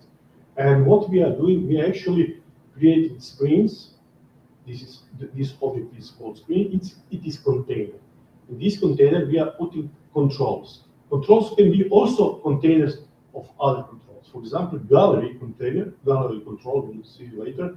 The only purpose of this control is to contain different items inside it. So it's container, but all controls can be controlled. So we will actually use drag and drop capability, put the gallery, control on this canvas, and create by this drop-down list by category. So first the category drop-down list, and then gallery below that will actually contain items that will have picture of the item, the title or the description, the name of the item, and the price of the item. And also we will have the button, we will have actually this whole, part item to be pressable as a button. So when you are using on the mobile phone, you don't need to try to find where is the button, just press it and that's it. The second thing is when we have this list, we want to show the details about each item. So what we actually are doing, we are providing sufficient space to present this item in 3D. And also we will add, this button here, on the left down part of below the chair, which looks like something like this atomium, in the Great Brussels, this sculpture. That actually we will open the mixed reality screen. It will actually open the camera view, So just one thing that you should know, and it's very important, for using all the device capabilities, you need to ask user permission. So the Power Apps on the mobile phone will ask you first time it's run that if the application can access the camera, and you should say yes, because otherwise you will not be able to use mixed reality in the mobile on the mobile device. We will also provide navigation to previous screen, and that's it. What actually is related to this part of creating application. I will now just go to the screen where we are about to just show what I have talked about. So as you see here, just a second to move this a little bit. Okay, here. So when I go to Power Apps, and I have already done this demo, but I will show it before we actually go through all the details. So as you remember, I said that we need to have drop down with the list of the categories. We need to have this gallery with all the items in the picture and this one here, title or name, and we need to be able to filter this. And you can see a little lag, between I'm clicking on this on the screen and this that is populated. This is because it actually is live data. So what actually this application is doing, it's actually is reading what is placed here. This is the 3D model. And it also reads the Excel file that I already mentioned. And just be careful, you cannot run at the same time application and go to the Excel file. This is like, you can think about this exclusive lock, either from the user side or from the application side. This is why I made a copy of this map on the OneDrive. You can see up here that this is my business OneDrive. There is, of course, the folder, and there is files within this OneDrive. So as I said, these are the name of the items, the path to see where is the 3D definition, price, description, category, picture, and this column is something, and this one is something that you should not touch. This is something which is used by the Power Apps for housekeeping. So just don't touch it. It will be automatically added by the application. So we will not show this in this demo, but this means also that Power Apps can also update or insert the data in the data source, not just to show it and present it like in PowerPoint. So this is the app. So we have 3D models here. We have pictures or model photos here in this this here. This is what we are actually showing in the Power Apps application. So I'll just go back to the application. You can see that the application is actually running within the browser. So it actually means that it can run on any devices that is capable, to showing the websites. So I have filtered these products. I will use, for example, this tall plant. I double click it on it, and what now application actually goes back to the OneDrive. It reads the definition of this 3D, object. As you can see, I can manipulate it. So I did so-called digital twin of this object in the, non-reality.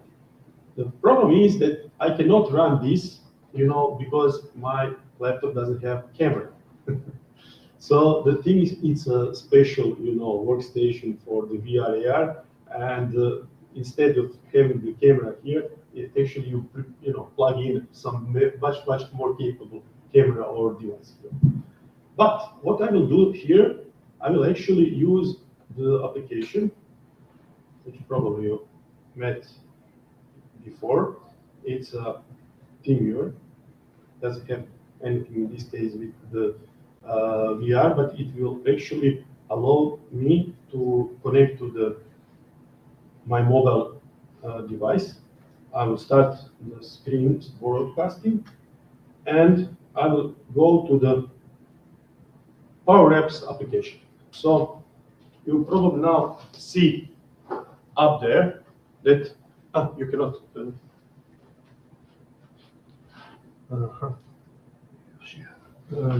Okay. I was just wondering that the people online needs to be able to see what I'm actually sharing. I'll try to find another window that is actually showing what I am sharing here. Yes, okay. So now, I'll just repeat what I have done. I have connected with TeamViewer to the mobile phone, and now I'm actually, you can see in the middle of the screen my mobile phone. I'll start Power Apps, application. So for using Power App application on the devices, you need to have a shell, which is called Power Apps, application that you can free download from the application store. But then when you log in, you are actually logging in like in Power BI that we saw before in your environment. The environments that you can access with your login and password. And when you do that, you actually see all the applications that are published, and it's available for you to see. So again, it's security. So that also means that it's actually meant to be used internally in enterprise. But new licenses that are available from the recent period enables us to publish these Power Apps applications, like for Power BI as well, for the external users. Of course, we will pay some extra money, and so on and so on. But this will actually enable us to create applications that are able to be used by other users as well. So what I will actually do, I'm now clicking on the demo that I have prepared before, and I'm opening the same application that you saw in the browser there. So this is the same case on all devices, tablets, mobile phones, and Android and iOS, doesn't matter. So as you see, I can do the filtering, I could do all the stuff that I already have done, and I can do the planned thing that I was doing the same thing before. So again, I have the application on the mobile phone connecting to the cloud where my data in form of the Excel is stored, and also these 3D definitions are stored as well. So everything we saw already there. So what I will actually do now, I will start MR, mixed reality mode. As I said, this is the only thing you should do then is actually to, I'll just try and then put this here in front of Snezhana. So how you cannot see the plant here? So the thing is that I can go all over, You see, I'm going all over this 3D, virtual. Of course, it's much faster here because now there is two streaming, team viewer streaming, and there is a streaming online. So probably, the things are a little bit slow and not so fast. So what I can do, I can make this object larger, like this, if I want larger object. I can, go a little bit back here and see how it looks like. You see?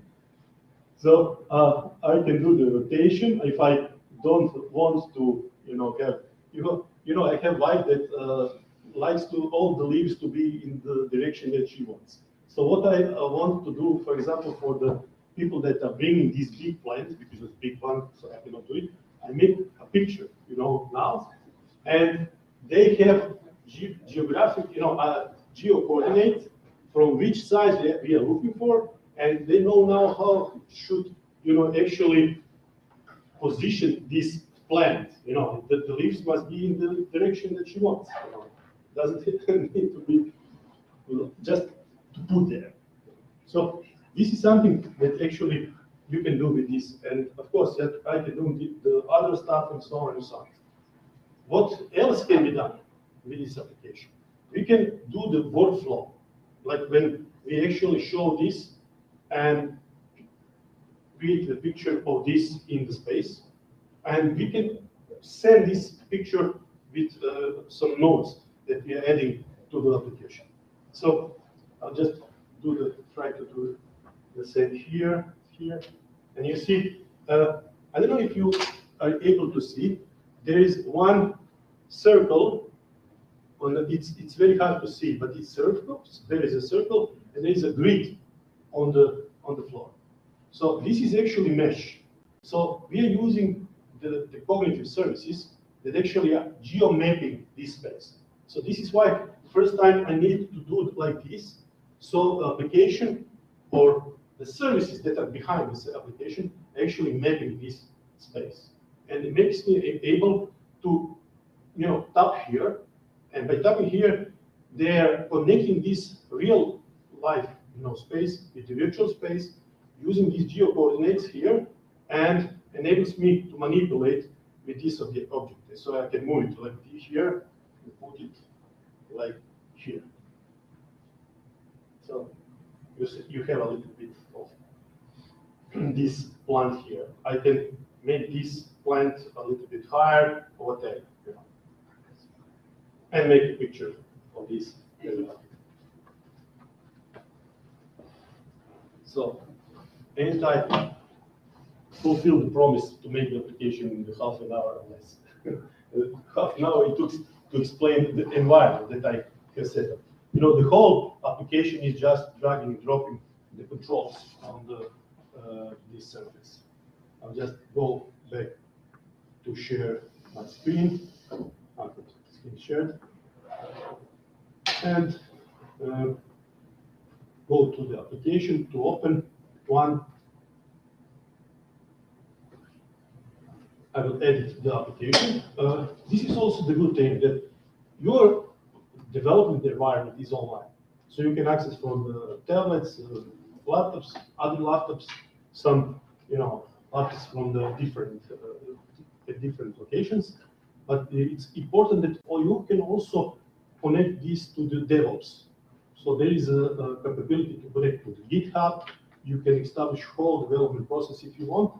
But at the end of the day, this is not intended for the developers. It's intended for the citizen developers, for the business analysts that understand the field in which they want to, you know, do some application, and also to show how it's done. So just one question before I start to you know, show you how it's actually done here. Can you raise the hands if you have tried? Share. Share. Okay. Sorry, I need to reshare it again. Entire screen.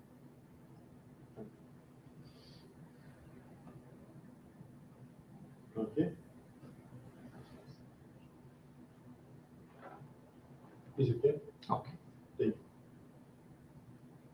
So, as I said before, we have the environment, and I will just try to use the full screen here.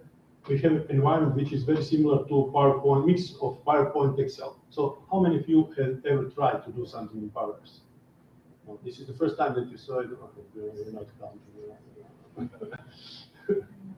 So for you, I'm just, you know, explaining what actually, how actually this is used and how you can create the application.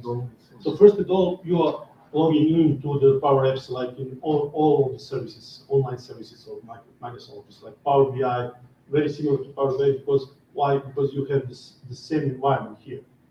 So you choose the environment. You see that I have different environments, and in this environment you create your application. How you can create the application? You actually go to the first screen, and I will just try to find it here. Go to powerapps.com, and you sign in. You can sign in for free. If you don't want to use your company account, you can use your personal account as well. There is a free, you know, license to. You can freely build, but for distribution, the users that are using your application need to have license. So I connected to the system. You can see here I have different, you know, options. Some of the options that are in the middle of the screen is, you know, to get you started fast. So you can start by, you know, choosing online data source, and based on this data source, the Power Apps will be actually quickly build the first form that you want, like from the Excel file, from the table in the SQL Server or whatever. Also, you can choose one of these templates, like Canvas apps. Canvas means the paper or the plate or like background on which you actually draw when you put the controls in this drawing. And there is also the learning, you know, learning tutorials, how you can start with Power Apps and so on. And here are your applications. So the application you can actually go to. And what I can do, I can say, click here, make a Canvas application from the blank. You can target tablet or phone. And this is one thing that was actually promised 20 years ago. Usually they told me not to say that everybody can see that how old then I am. But do you know who promised this? You know, this was promised by Bill Gates when they presented Microsoft.NET, that you will be able to develop applications for web, for mobile applications. And that time, remember, there was no Android and iOS devices, only Windows, not phones, but Windows mobiles. So you just draw it, and everything will be magically happening in the backend, and they will actually prepare the front end for you. But of course, it doesn't happen. The same thing is the Power Apps. You need to choose the format. So is it font, step upward, or it's tablet? So it's a little bit. So doesn't matter what you actually choose, but you can choose it only in advance here.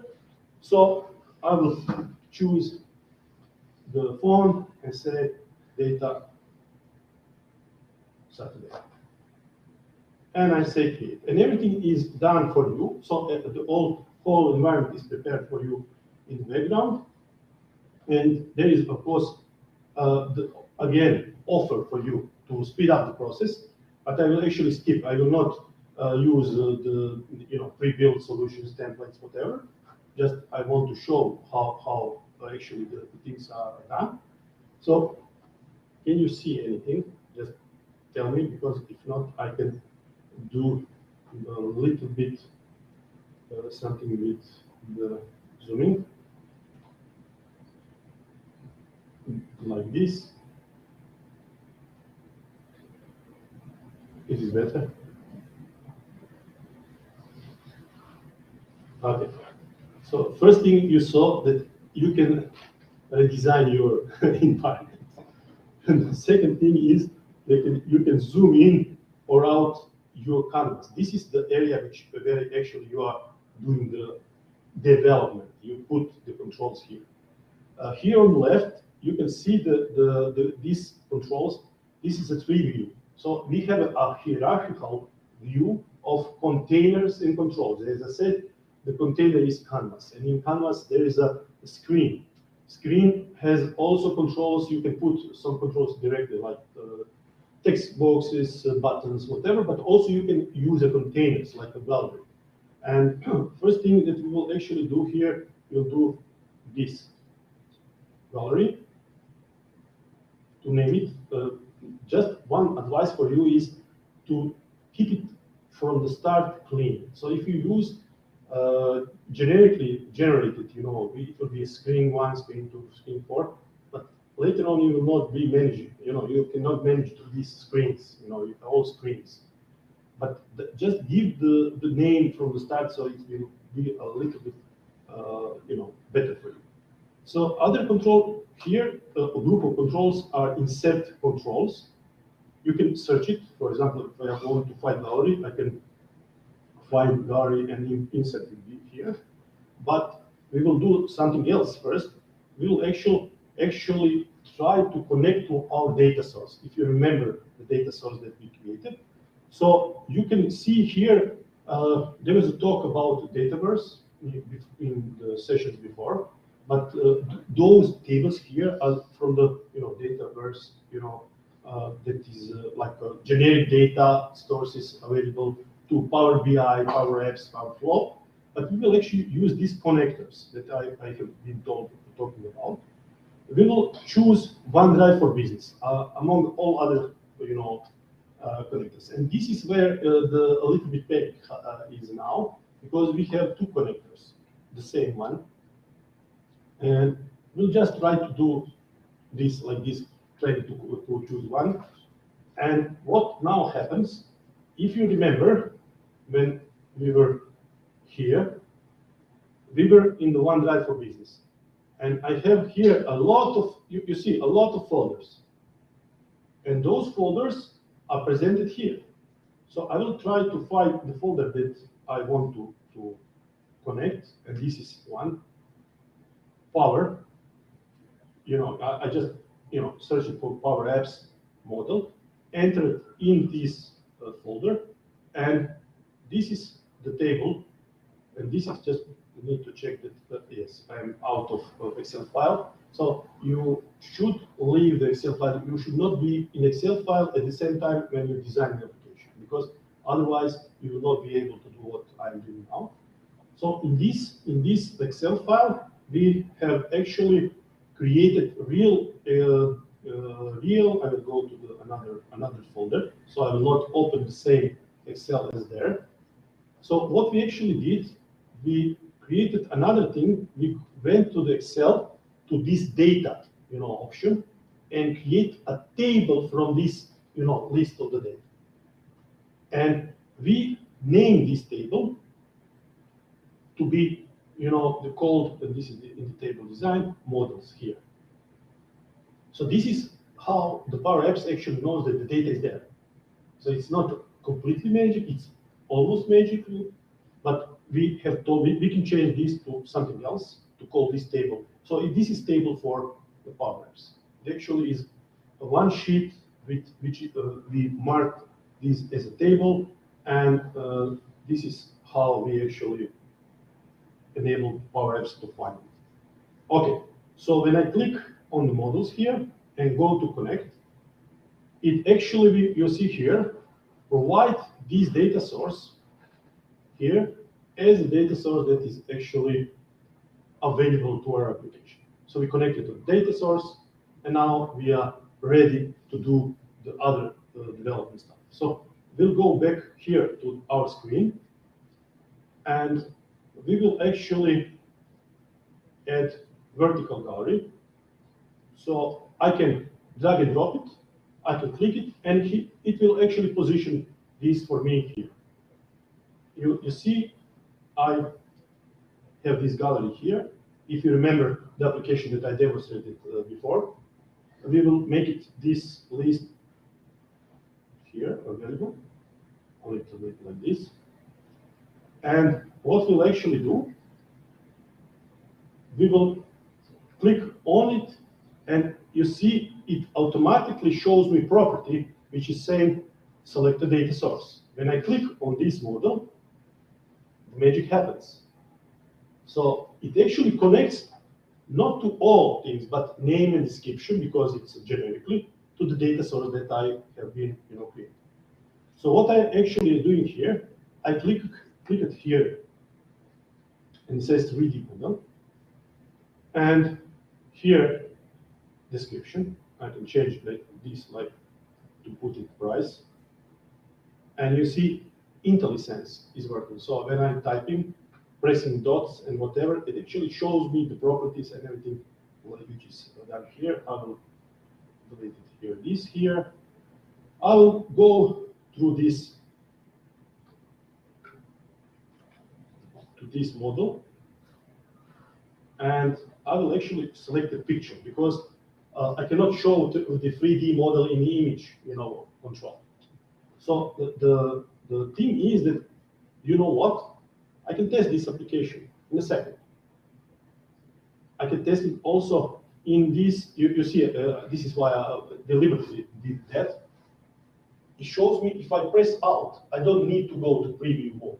I can test the application right in the environment where I actually did. So if I press Alt, I can do this, in the control, you see the control is moving and everything is now. Okay. So I can do the things like putting the icon. I can put the drop down here, like this, and so on and so on. So because we have, how much time? 50 minutes, okay. I'll just a little bit skip to the application here just to show what I have done. So I have put here something like this, put the list, embedded or hard-coded, like real programmers will be saying. So I choose the items to be not a drop-down sample, because like they put this drop-down sample is a table. It's a virtual table that actually enables you to test the control. But I will replace it with this string, like in formulas in Excel. You start the array of strings by creating this square bracket, then put these quotation marks, start writing all products, whatever, and you actually fill in the items of the dropdown. So if I want to test it, I actually then press Alt, and you see that there is a list of these items in dropdown. Of course, if I try to select it, nothing happens. Why? Because I need to go here, and here are the actions. There is triggers that are triggering depending on what is actually done into the system. So if I select on select, I can go here. I will just do. You see that when I'm scrolling here, I actually am connecting with the things that are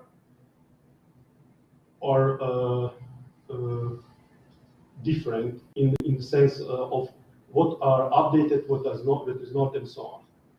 So what we actually need to do is to be able to filter this on the application. But just to show you how it's easy to create this product gallery part, I will create a new screen. And now it's very important for you to position yourself at the right position in the tree.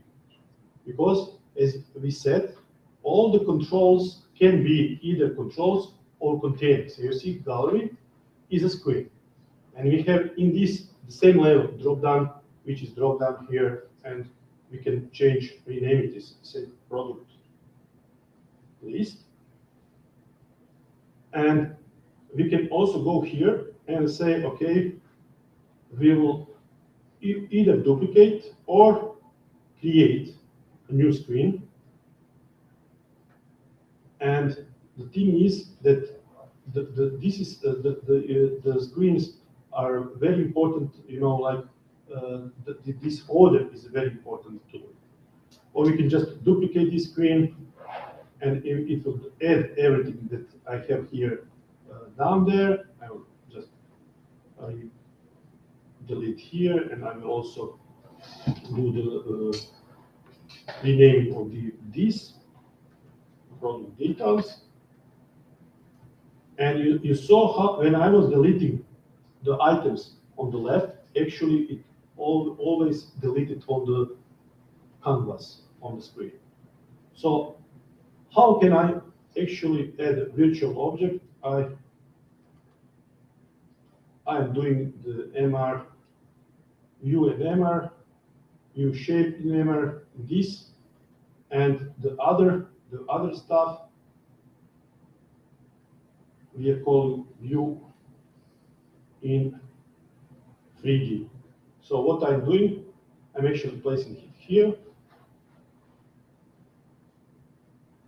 and it creates the placeholder for the application itself.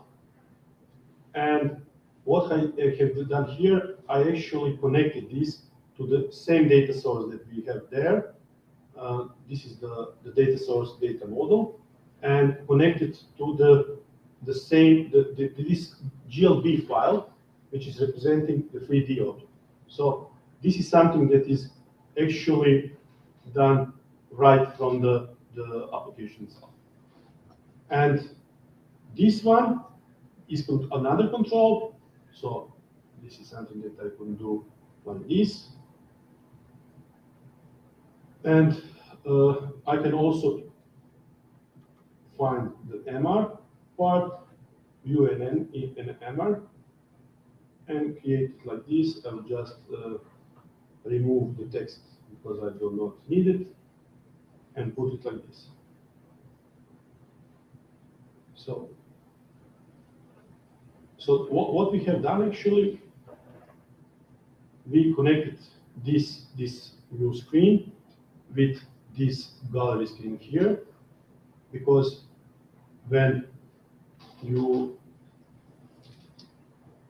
click on the first item here, and then the items here, data source is, as we said, models. We can a little bit play out with different, how it's looking like, a little bit different things. We can remove this stuff here, and we can see that we actually have this application working without any. You can see I just click on the item on the screen before.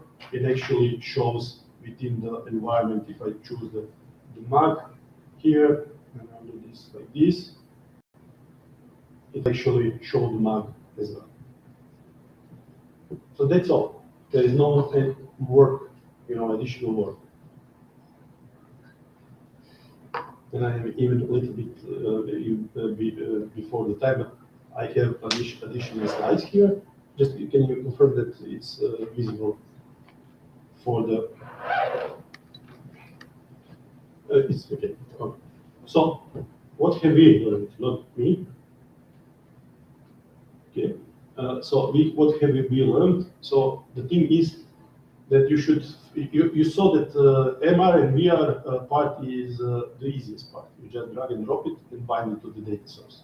Everything else, which prepares your application to be user-friendly, like putting this gallery list to make it drop down, to connect to the data source, is the more challenging than VR and MR itself. When I showed that to my colleagues that are, professionally developing VR and MR applications, that were like, for this application, like the prototype, they should take like 2 to 3 weeks, to develop such a thing. So this is like in 30 minutes for the prototype, but for the most applications that can be used in the enterprise environment, it's a great feature. It's a great thing that it's able to do like this. The other thing is that you should be, very, very careful when you're creating this Excel sheet or whatever data source you're using for, because these special markings and special column that Power Apps needs to update the properties within the data source. So this the user needs to have a permission, not just to run the application, but also to access the data source. So in this case, because it's on my OneDrive, that by default it's only visible to me, I need to share also the folder. So I need to share this folder to be, accessible to all the users that will actually access the application, because it is, okay. It's actually the thing that should be taken into consideration. And the thing is that you can easily, make a mistake in these formulas, especially if you have wrong time zone. What I'm saying, everything is working flawlessly in English, US, whatever. But if you change to Croatian, probably Bulgarian, we have different, markings for the decimal places, whatever. The things can be very tricky, So you need to take care of this. So this is very, very important. Sometimes we are using always US settings for the server side, and then it automatically gets translated correctly to the front end. But if we are using the Croatian settings for the server side, then if its user side is for Croatian, for example, is okay, but different is not. This is something that they should update, but this is how it is done. Okay. So what's next? To this application, we can add a measure, because the measuring of the objects is also included within this, component. So what I can do, actually put the virtual object, but I can also measure the height of this code here, and provide this measure like, on the blueprint, with the arrows and everything and the numbers here. So this can be also done within this application. And of course, you can also change the color of the floor, but just touching it and change the design or the color, whatever. So there is a lot of more functionality than this. This is just basic functionality, but still it's wow for 30 minutes to to develop application. And as I said, we can also add a workflow that like all the photos that we are taking and that are added to some folder, either is OneDrive or published on some other places.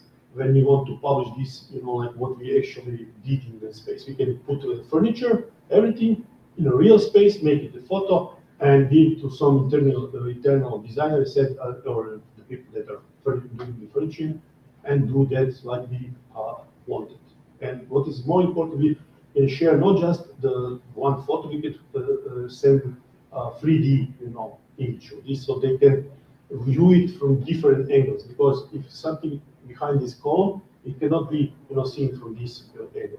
Of course, you can go to another picture, but this is what we can do for the future. Licensing, as I said, you just need to check what of these connectors that I was talking about and other controls that you are using are either they are included in the standard edition or premium edition. They should be licensed by the end.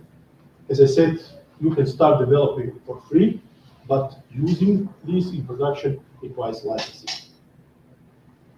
Okay, resources, Power Apps. We have Microsoft Learn, Docs, the standard resources. 3D models, I said, GitHub, this APA.ms models, Microsoft 3D Builder build it yourself, Unity Asset Store, Power Automate for this automation if you want to add something and do something. This is a little bit embarrassing. I forgot to plug it in, but anyhow, at the end of the presentation, so it doesn't matter. Okay. So the thing is that you can start developing as of today. You don't have to have special environment. You don't have to install anything on the this system, so everything is available to you. Do you have any questions or comments? A couple of questions. On the mixed reality stuff you showed here, it's quite cool.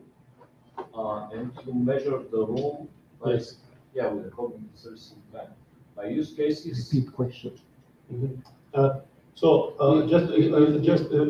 to hear the question, I will repeat. No problem.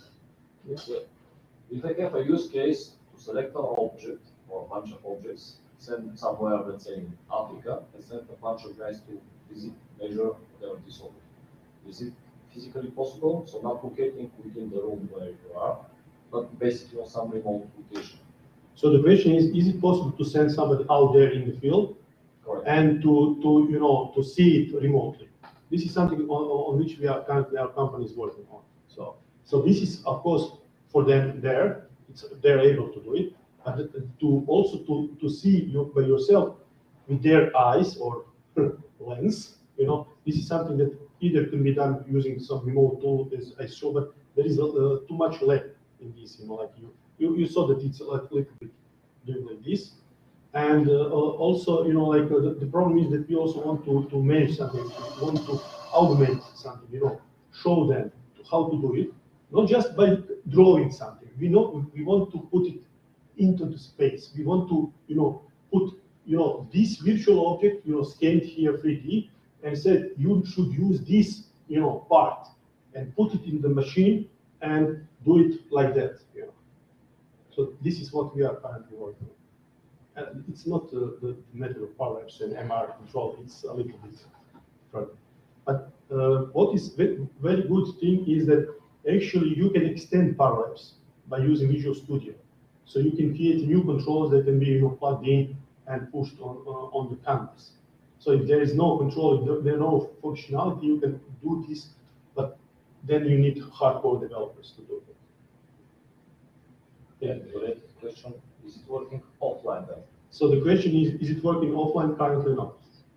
Because now you saw that it's connected, but the Power Apps can be running offline, but just you need to store the data, all the data all offline. Yeah. This is the only limitation.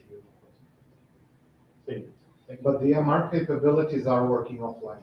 Yes. They don't need the connection to cognitive services. Yes, no, they're working offline. Okay, another question. This is great because there was a lot of questions, and I'm happy I don't have chocolates like Oprah. But I'm happy to have the questions. Thank you. Thank you very much.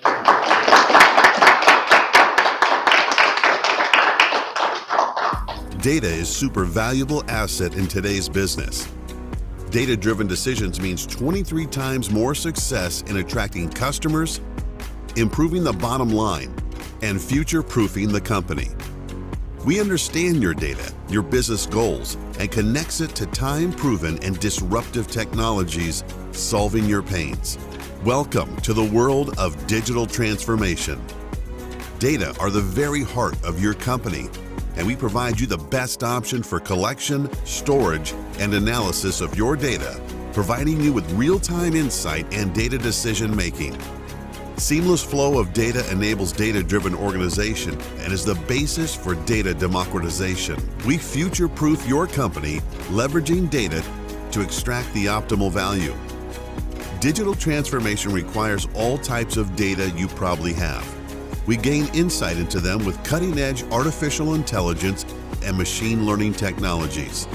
Artificial intelligence and machine learning bring data game on a new level, increasing exponentially the level of accuracy and prediction. Result? End of low-value, repetitive tasks. We provide you with end-to-end solution stemming from your business goals and leveraging data to understand and sell to your customer by delivering campaigns, marketing strategy, and UX UI. One-stop partner, global presence, data and AI-driven, marrying the best of business, technologies, and creative. Digital transformation with Adestra is your path towards data-driven future.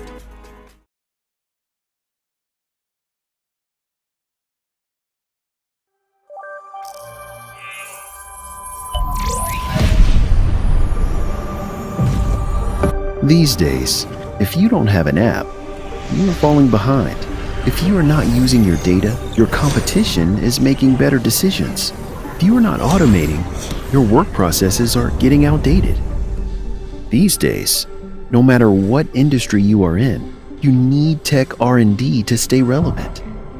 And that wouldn't be a problem if setting it up was easy. Imagine that you could just press a button and have an R&D department spring to life. Imagine that the team already knows each other and works well together. Imagine that ways of work are industry leading, yet the culture is unmistakably your own. Imagine that you have access to an extensive network in an abundant, cost-efficient talent market. Can you imagine how easy scaling would be? Imagine there is a partner that could set it all up for you, operate it until it's up to speed, and then, when you decide, transfer it over to you. A partner that only succeeds when you succeed, that makes costs 100% predictable, gives you access to industry expertise, and makes every aspect of recruitment and HR effortless. Imagine the power of that. At Anthill, we imagined a service that would do all that, and then made it a reality. We think it transforms IT innovation from existential threat to low-hanging fruit, empowering your business to be well-equipped for the age of AI, virtual reality, and the Internet of Things. Learn more at anthill.one.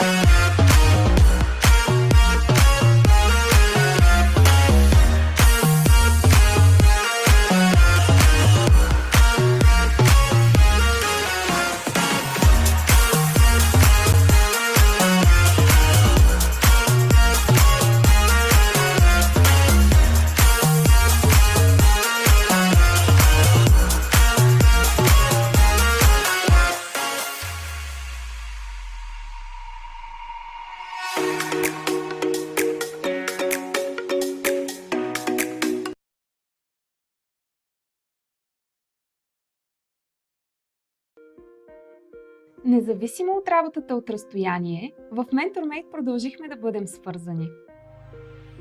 Работим от офиса, от вкъщи, от всяка точка на света. Това вече е ежедневие.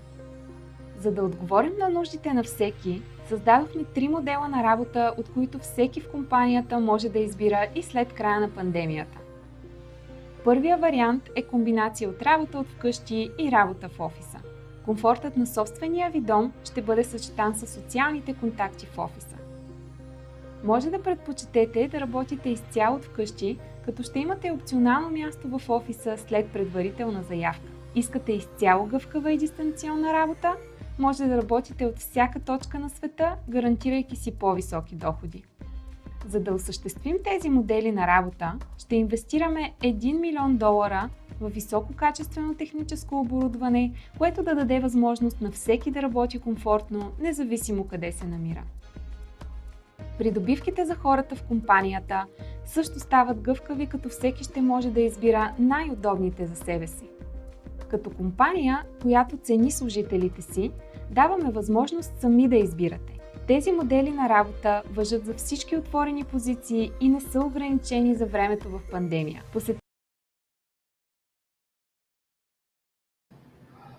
Така. Готови сме.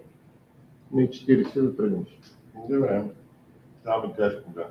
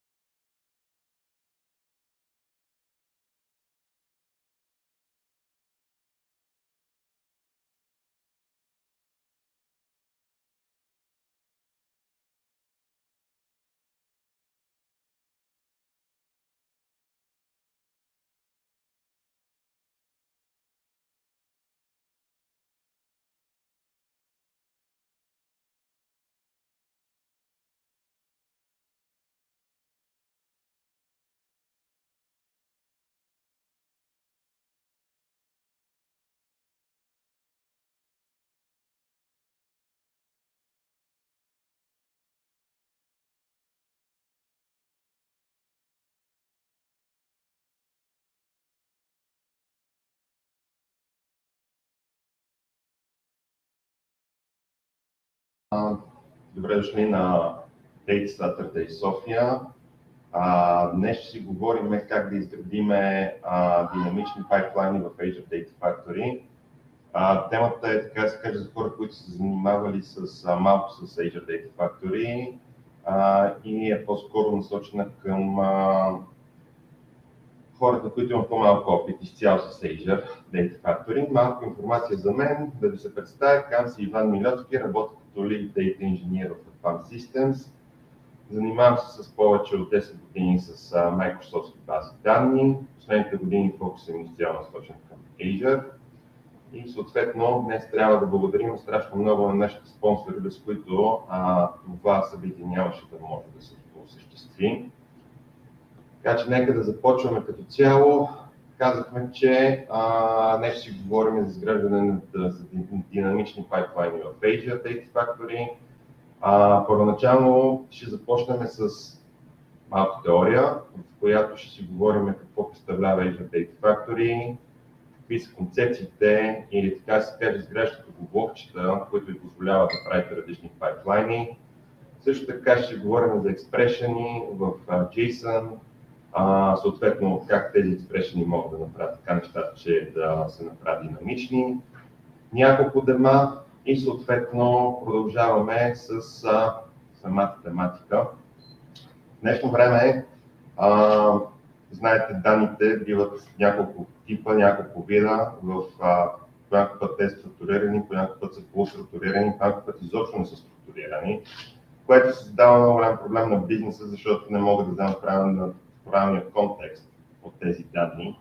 В това число те трябва да направят по някакъв начин, трябва да има услуга, която да може да взима правилния контекст, и Microsoft създава Azure Data Factory, като това е клауд-базирана услуга, която позволява да правите различни видове трансформации с данните, да ги местите от едно място на друго и съответно да създавате различни data-driven workflow. Какво е интересното при Azure Data Factory? Интересното е това, че Azure Data Factory има много различни видове Enterprise конектори, т.е. позволява и да се свържете към различни видове източници на данни от различно ниво. Някои в момента са в превiew версия, други вече са в stable, така че това не е абсолютно никакъв проблем да по един или по друг начин да се свържете към вашите източници на данни. Плюс е, че можете да се свържете към вашите on-premise сървъри или различни други видови източници на данни, които се намират във вашата вътрешна инфраструктура. Голям плюс е това, че тук не се пише код, вашите девелопери могат съвсем спокойно да просто drag and drop и да конфигурират различни видове айтеми, които Azure Data Factory предоставя. Също така могат да се възползват от Continuous Integration и Continuous Development Support в Azure Data Factory, защото ADF като цяло поддържа интеграции с GitHub и с Azure DevOps, което пък от друга страна позволява местенето на различните workflow и пайплайни да бъдат местени от един environment в друг, без абсолютно никакъв проблем.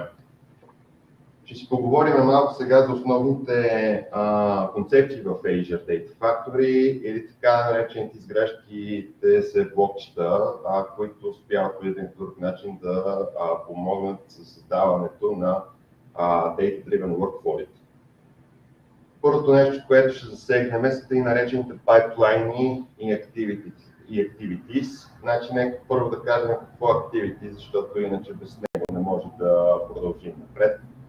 Activity, това са набор от дадени действия, които трябва да бъдат изпълнени върху вашите данни. Дали те ще бъдат преместени, дали те ще бъдат трансформирани, дали ще бъдат сплитнати. Това е вид дейност, която определено трябва да бъде изпълнена върху вашите данни. Пайплайна е нещо, което общо взето служи като рапър на активитета или да кажем, че ги капсулова в една така се каже логическа група. Примерно, имате активитет, което взима данните от SQL сервер и пуска в даден blob storage. Имате друг активитет, което чете тези данни от този blob storage и съответно да кажем ги трансформира в някакъв друг вид и накрая ги пълни в SQL сервер. Това нещо, всичките тези действия се обособяват в един пайплайн. Активитетата също така трябва да споменем, че биват няколко. 3 групи са като цяло. За контрол, имате за трансформация, имате и за местене на данни. Така, на картинката виждате, че има и нещо, което е свързано с дейтасета, но сега ще обясним какво е дейтасет и съответно linked server. От предния слайд разбрахме, че всъщност activity е действие, което трябва да се свърши върху данни. Разбрахме, че пайплайна ги групира логически тези активити. Обаче, за да знае едно активити, какво ще обработва, трябва да има някакъв източник на информация. Тук се явява дейтасет. Дейтасета можете да го разбирате като наименовано view, което ви казва какъв вид данни ще взимате. Дали ще са от таблица, дали ще са от CSV файл, дали ще бъдат примерно от парке или абсолютно никакво значение няма. Той просто ви казва какъв е типа на данни. Обаче с дейтасета, за да знае какъв е типа на данните, преди това той трябва да направи някаква връзка към този източник на данни. И тук в момента идва помощта на Linked Services, които като цяло сочат къде се намира източника на данни. Съдържат информация за това къде е сървъра, дали файловия сървър, SQL сървъра, съответно съдържа дадена информация, примерно за юзернейм и пароли и така нататък. И до тук картинката какво се обособява. Вие знаете, че трябва да направите примерно местене на данни от SQL сервер в Blob Storage. Activity казва на dataset. Пишеш къде са ми данните и какви данни аз трябва да хвана, за да мога да ги прехвърля. Съответно, dataset казва, чак само да се обърна към linked сервера, да видя сега къде е този източник на данни, къде е SQL сервера, да се конектна към него, да взема съответно таблицата, която ти е нужна за прехвърлянето и да ти я подам. След което Activity, когато получи тази информация, ще си обработи данните. И output на дейтасета реално представлява input на Activity, или така се каже комуникацията между различните видове блокчета в Azure Data Factory се случва чрез JSON. Те са изцяло в JSON формат. Съответно, пайплайна, разбира се, продължава да обгражда абсолютно всички тези блокчета и тези действия, така че да се обособят като самостоятелна единица. Имаме си ние вече по-голям поглед върху картинката, как ние ще взимаме данните от SQL сервер, ще ги местим в Blob Storage.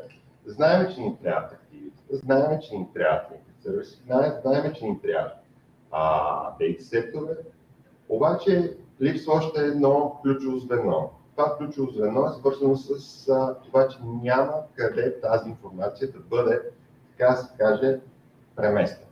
Тоест, не знаем къде и кой реално ще направи това местене на тия данни. Затова на помощ идва Integration Runtime. Integration Runtime всъщност представлява една инфраструктура, изчислителна инфраструктура, която се използва от Azure Data Factory, главно от нейните пайплайни. Има три вида Integration Runtime. Azure-ски, Self-Hosted и Azure SaaS. Каква е разликата между тези три? Първо, когато изберете Integration Runtime да ви бъде в Azure, това означава, че всъщност Azure за ваши дигни виртуални машини, в които ще направи цялото местене на данните от SQL сервера, в Blob Storage и това ще е за ваша сметка, нали сметка нещо. След като ще имате Self-Hosted. Self-Hosted означава, че целият workflow ще бъде върху SQL сервер, т.е. върху вашата машина. И по никакъв начин няма да засегне Cloud Computing. Azure SaaS е нещо, което е свързано с това, че когато имате примерно голям набор от integration сервиси и тези integration сервиси трябва да бъдат lift and shiftнати по някакъв начин, т.е. на место, вие трябва да вдигнете SQL database или manage instance, когато имате integration сервис каталог, в която съответно да ги деплойнете тези въпросните integration сервиси и съответно да изберете, че Integration Runtime ще бъде Azure SaaS и отново ще се изпълни абсолютно всичко на Azure Cloud Computing. Data Flow. Data Flow-овете са нещо, което ако сте имали опит с Integration сервисите, то те страшно много се доближават от тях. Всъщност, Data Flow-овете представляват графичното трансформиране на данни. И там можете да вкарате различни видове логики, дали ще правите ETL или ELT, в зависимост от това каква е вашата цел, може да ползвате Data Flow-ове. Значи, много интересно е това, че примерно при Data Flow-овете отново нещата са drag and drop с конфигурация от страна на разработчика и Data Flow-овете цяло ползват Databricks и Apache Spark. Тук какъв е най-големият плюс? Най-големият плюс е, че разработчика по никакъв начин не се грижи да транслира Azure Data Flow на разбираем език за Databricks и Apache Spark. За това нещо се грижи изцяло Azure Data Factory. Има различни видове Data Flow-ове, като активности, т.е. активитите, които са в Data Flow, можете да мършвате, можете да сплитвате, можете да проверяте дали съществува даден файл или дадена източник на информация, можете да гледате съответно за дадени данни дали съществуват или не. И абсолютно за цялото това нещо се грижи Azure Data Factory, това нещо да бъде транслирано на разбираем за Databricks и Apache Spark език. Пример, ако имаме 20 ника на данни и трябва да ги джойнем, то тези три активитета реално ще бъдат преведени на език, разбираем за Apache Spark Database, които ще го направят тази трансформация за вас и вие няма да разберете, че това ще се случва. Нали, няма да бъде видимо за вас, за да можете да видите какъв е кода зад Database и Apache Spark. Така, първото демо е свързано с малко имам проблем с връзката. Така, първото демо днес е свързано с това, че ще ви покажа как по нова елементарен начин можете да карате първите си данни или първия си файл в клауда чрез Azure Data Factory. Каква е идеята? Нека да започнем от там. Първото нещо, което е, че имам един блок контейнер, който в себе си има папка, която има един файл. Този файл е от тип CSV. Отделно имам SQL сервер, който е дигнат отново Azure SQL, който е дигнат, и в него имам две таблици, две сторони процедури. Нека първо да започнем с първата таблица. Първата таблица е Sales. Тази таблица отговаря реално на продажбите, които са направени, и всъщност това представлява продажбите, които идват от CSV файл. Така. Днес целта на демото е да направим следното нещо. Ще изпразним тази таблица, която е от записа, ще изпразним, ще прочетем файла от Blob Storage и съответно ще го напълним. За това нещо Microsoft са погрижили, особено когато правите първи стъпки в Azure Data Factory, може да използвате тъй нареченият Wizard. Wizard се намира в Ingest секцията, когато отворите вашия Azure Data Factory. Когато кликате на Ingest, имате две опции. Едната е да направите copy task, което ние в момента ще направим, или да направите метод Data Driven Copy Task, който в момента е в preview. В дадения случай ние ще изберем Copy Task и съответно ще кликнем Next. Сега, Wizard ви подканя сега да определите какъв източник на информация имате и съответно да направите връзка към него. Източника на информация в дадения случай ние имаме Azure Data Lake Storage Gen 2 и съответно нямаме осъществена връзка към този Data Lake Storage. Това трябва да направим тази въпросната връзка. Кликаме на New Connection и избираме име, което да се казва, кажем, Source. Съответно, избирам се subscription, избирам се аккаунта към storage аккаунта, който трябва да се аутентификира пред въпросната Azure Data Lake 2. И съответно правя Test Connection, да видя дали всичко е наред. По принцип, най-добрият вариант и без най-добра практика и е препоръчително да се ползва Azure Key Vault, когато правите някакви такива конфигурации, за да можете да си сторвате киловете и паролите и юзернеймите в въпросния Key Vault, съответно се обръщат към него. Но тъй като в момента сме в Beginner Mode, нека да се придържаме към, така да се каже, елементарните неща. След като видя, че връзката вече е създадена, ще направя Create. Съответно, в дадената ситуация, след като направя връзка към източника ми на данни, Azure ще ме покани да ми каже, добре, аз сега в момента видях, че имаш един контейнер, обаче трябва да ми кажеш какво трябва да направя с този контейнер. Дали трябва да го браузвам, дали трябва да вземам определен файл, дали не трябва, кажи ми просто какви действия трябва да бъдат направени. Когато изберете файл в фолдър, отивате на браuz и излиза тъй наречения Blade, в който ще ви даде достъп до контейнера, до който сте направили връзка. В нашия случай аз виждам една папка, която се казва Source и съответно ще си избера Internet Sales файл. След като го избера, Останалите опции са свързани с това, че можете да, примерно, да изберете бинарно копиране, да правите активно обхождане на, ако имате повече от една папка или пък имате това, така се каже, дърво от папки. Съответно, можете да филтрирате по последна модификация на файл, когато става модифициран и много други неща. Останалата част от нещата ги оставям by default, съответно кликам на Next. До тук добре. Сега, идва момента, в който трябва да кажа, значи за всеки случай имаме CSV файл, съответно какво аджба се случва с този CSV файл. В дадената ситуация автоматично се е разбрало, че данните в този CSV файл са разделени с кома, имат си роден лимита, съответно имаме by default опцията, в която е казано, че първият ред е header и съответно, ако това нещо не е засечено, вие можете тук автоматично да го, т.е. можете ръчно да го конфигурирате и съответно да видите как се направи конфигурацията, когато кликнете на Preview Data бутона, който се намира до текст формат. В нашия случай виждаме, че абсолютно всичко изглежда наред. Имаме първия ред е съответно името на колоната, данните и изглежда, че нещата ще се получат прекрасно. Давам Next.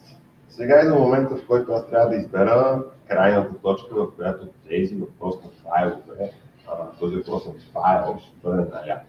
Така, в началото на упражнението казахме, че това ще бъде база данни или в SQL сервер. Следователно трябва да избера какъв е типа на крайната точка. В нашия случай това е Azure SQL Database. Така, тук в дадения случай със сигурност нямам връзка към него, следователно трябва да я създам. Кликам на New Connection и съответно избирам именно връзката. И ще въкръста SQL DB. Така, ето тук, говорейки за Key Vault, виждате, че има опция, в която може да изберете да използвате Key Vault, но ние ще се придържаме отново към Wizard-а, той ще използваме Connection String и съответно ще трябва да конфигурирам. Избирам си Subscription-а, съответно избирам си Server Name-а.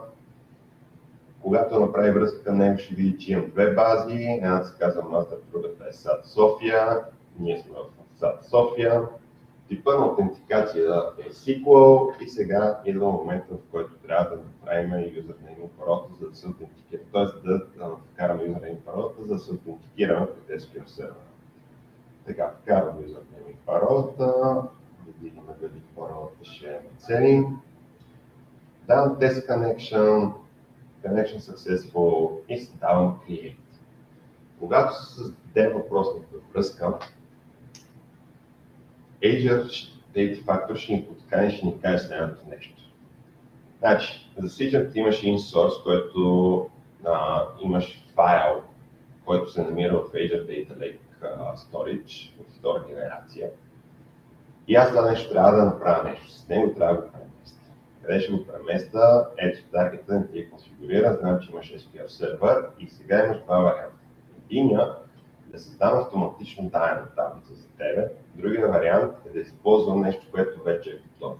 В нашия случай ще използвам нещо, което вече е готово, затова ще кликнем на Use Existing Table.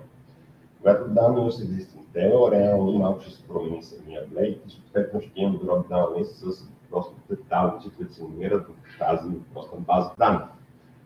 В нашия случай ние ще изберем Service. След което ще дадем Next, защото знаем, че вече сме готови. Идваме на Column Mapping. Не се притеснявайте на Column Mapping като цяло.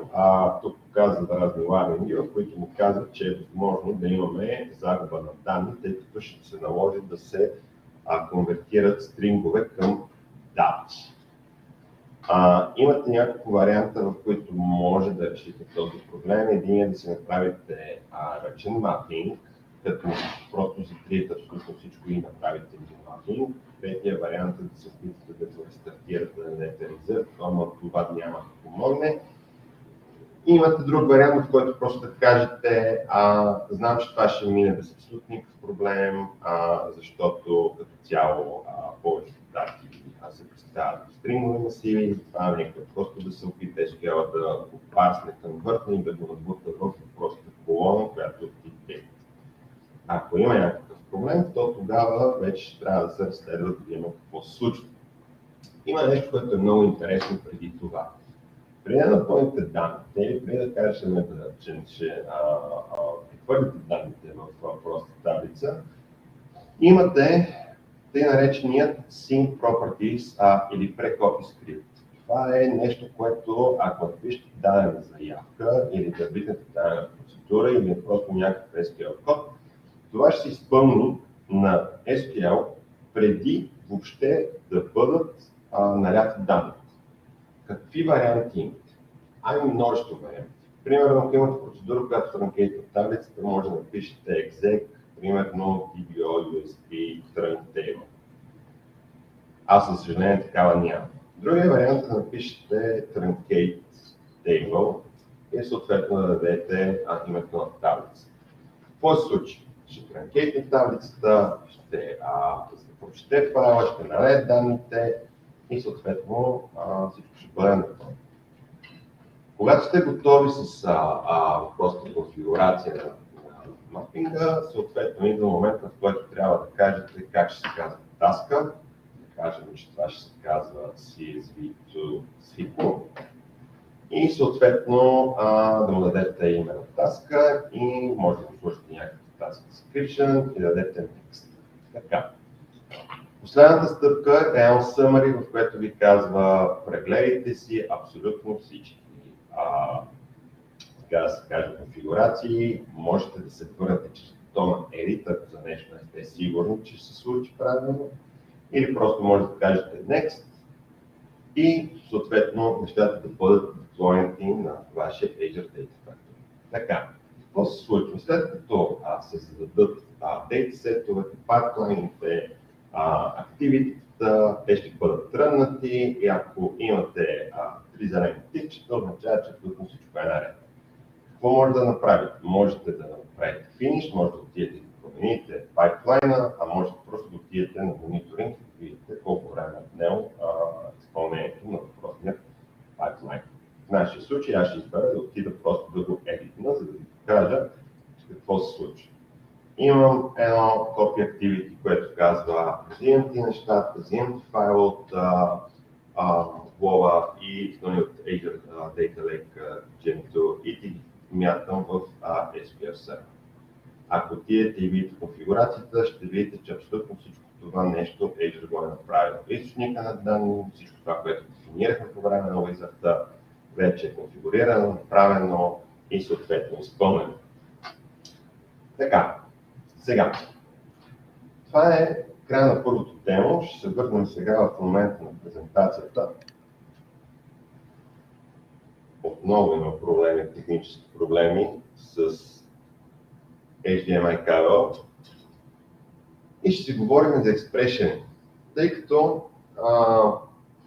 предаването на информация между Azure Data Factory компонентите се случва чрез JSON, то трябва да сме наясно, че нещата в JSON се случват по следния начин. Ако нямате общо с JSON, JSON не е нещо, който знае колко сложно като структура или като език.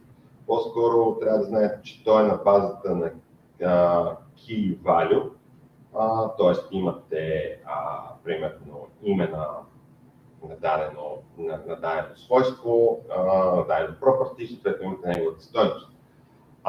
Експрешните JSON започват с менука и трябва да знаете, че ако по някаква причина ви трябва простата менука, то тогава трябва да скрипнете с друга менука. Винаги един expression в JSON води до определена пак JSON стойност. Това ще видим малко по-късно. Така, системните промени, които Microsoft са въвели в Azure Data Factory. Така, те са доста като цяло, не съм успял да събера всички, Но каква е идеята? Идеята е, че всъщност всяко едно от тези билдинг блокчета, за които преди това си говорихме, то си има системна променлива. Тази системна променлива може да има различни видове свойства. Така, тук малко нещата са като ООП-то. Имате клас, точка, property, примерно точка, е равно на някаква стойност. Така, какво си има в предвид? Когато викнете, примерно, пайплайна, в пайплайна той ще ви върне дали системна информация, дали някаква по-специфична информация или къстъм информация, която сте въвели от дадения пайплайн за определения обект, който искате да достъпите и да вземете неговата стойност. Примерът, който е даден тук, примерно ако викнете pipeline.pipeline, ще ви върне името на пайплайн. Такова нещо има за тригерите. Активитито е малко по-специфично, защото в активитито като цяло, това е, така се каже, трябва да посочите в скобите задължително от кое активити искате да вземете дадена стойност. Не забравяйте, че всеки output на дадено активити е input за друго активити. Следователно, в дадения случай активитите имат задължително property, което се нарича output. И съответно дадена стойност може да бъде достъпвана чрез целия, така се каже, JSON expression, който е activity, в скоби името на activity-то, нали, в кавички, след което да накажете output и какво искате да вземете от съответния output. Трябва да задължително специфирате key, тъй като са на key value, т.е. на pairless. Така че трябва да специфичите задължително key. Имате също и dataset, като системна променлива. Item е много интересно, защото item като цяло може да бъде ползвано в for лупове, for each лупове, в такива активитите, в които примерно трябва да итерирате някакъв масив, някакъв JSON масив, то item, използвайки го само item с скоби, ще ви върне информация за всеки един елемент, а когато примерно искате да го ползвате с точка name, тогава се ползва в, да кажем, в get metadata activity, в което един от вариантите е да вземете лист от съществуващите файлове в даден фолдър. Така, говорейки си за въпросите активитита, какво трябва също да бъде споменато тук? Azure не се ограничава само, Azure не се ограничава само до собствените си, така се каже, компоненти. Той има възможност да използва активите, които се обръщат към други услуги, които се предлагат в Azure. В това лице, в това число говорим за Databricks, за HD Insight, за втората процедури към SQL сервер и така нататък. Което до една или по друга степен ви дава свобода на действие. Сега тук ще поговорим малко за някои от активитета и по-специфично тези, които ще ги ползваме с идеята да бъдат в следващите демо. Get Metadata Activity. Силно разпространено и силно ползвано activity, страшно полезно, поради проста причина, че той ви дава страшно много информация за метадейтата. Тоест, метадейтата е дейтата за дейтата, или да кажем, да се опитаме да го обясним. Примерно, ако имате файлове в даден фолдър, искате да видите тези файлове кога са променени, какъв им е размера, от кой са променени, дали те съществуват. Това представлява метадейта. За въпрос на това. Има доста опции, в които можете да правите различни видове проверки. Да кажем, искате да вземете child items. Когато вземете child items, това означава, че примерно специфирате даден път от дадена директория и съответно искате да лиснете всички файлове, които са в тази директория. Можете да видите какъв е типа и ако примерно типа не е точно този, който ви трябва, а е друг, съответно да приложите логика с различни видове активности, които просто да свършат там в част от нещата. Интересното е, че на Get Metadata Activity-то, ако специфираме, да кажем, че искаме да вземем името на файла, последната модификация, какъв е размер, т.е. кога последно променя въпросния файл, то output ще бъде отново, както и в началото казах, в JSON формат. И JSON формат ще бъде точно в key pair-овете. Тоест, item name, си го представете, че това е системно наименование на дадено свойство, на даден аргумент, на дадена опция, която Get Metadata притежава. Съответно, това е key. Другата двойка, която всъщност не трябва да създадем key value, трябва да вземем съответно да кажем името на файла, избираме item name и съответно, когато изпълним Get Metadata, ще вземем името на файла. Last modified по същия начин. Key value, съответно, служебно променива и кога променена metadata. Т.е. вземем информация, това е вече metadata, която е в сините правоъгълници. Следователно, output, освен тази информация, съдържа и друга информация, която е свързана с системни неща. Къде се намира региона, какъв е билинг референса, има ли каквито, няма ли каквито и така. Много добро, между другото, Get Metadata е много добро activity, което ви позволява да правите, така да се каже, проверки, в кавички казано, за нещата, които се случват в вашите сторичи. Така, втората процедура. Втората процедура, това колкото и интересно и странно да звучи, това се води трансформиращо activity. Защо е трансформиращо activity? Ами защото то по принцип може да вика сторонни процедури от SQL Server, от Synapse и от Azure SQL. А защо е точно трансформиращо? Защото може да имате примерно сторонната процедура да прави просто трансформация. Големият проблем на Store Procedure Activity в дадения случай е това, че той не може да върне резултат от сторонната процедура. Ако имате сторонната процедура, която да кажем, че връща един ред, никога не трябва да ползвате това activity, за да ви се върне реда.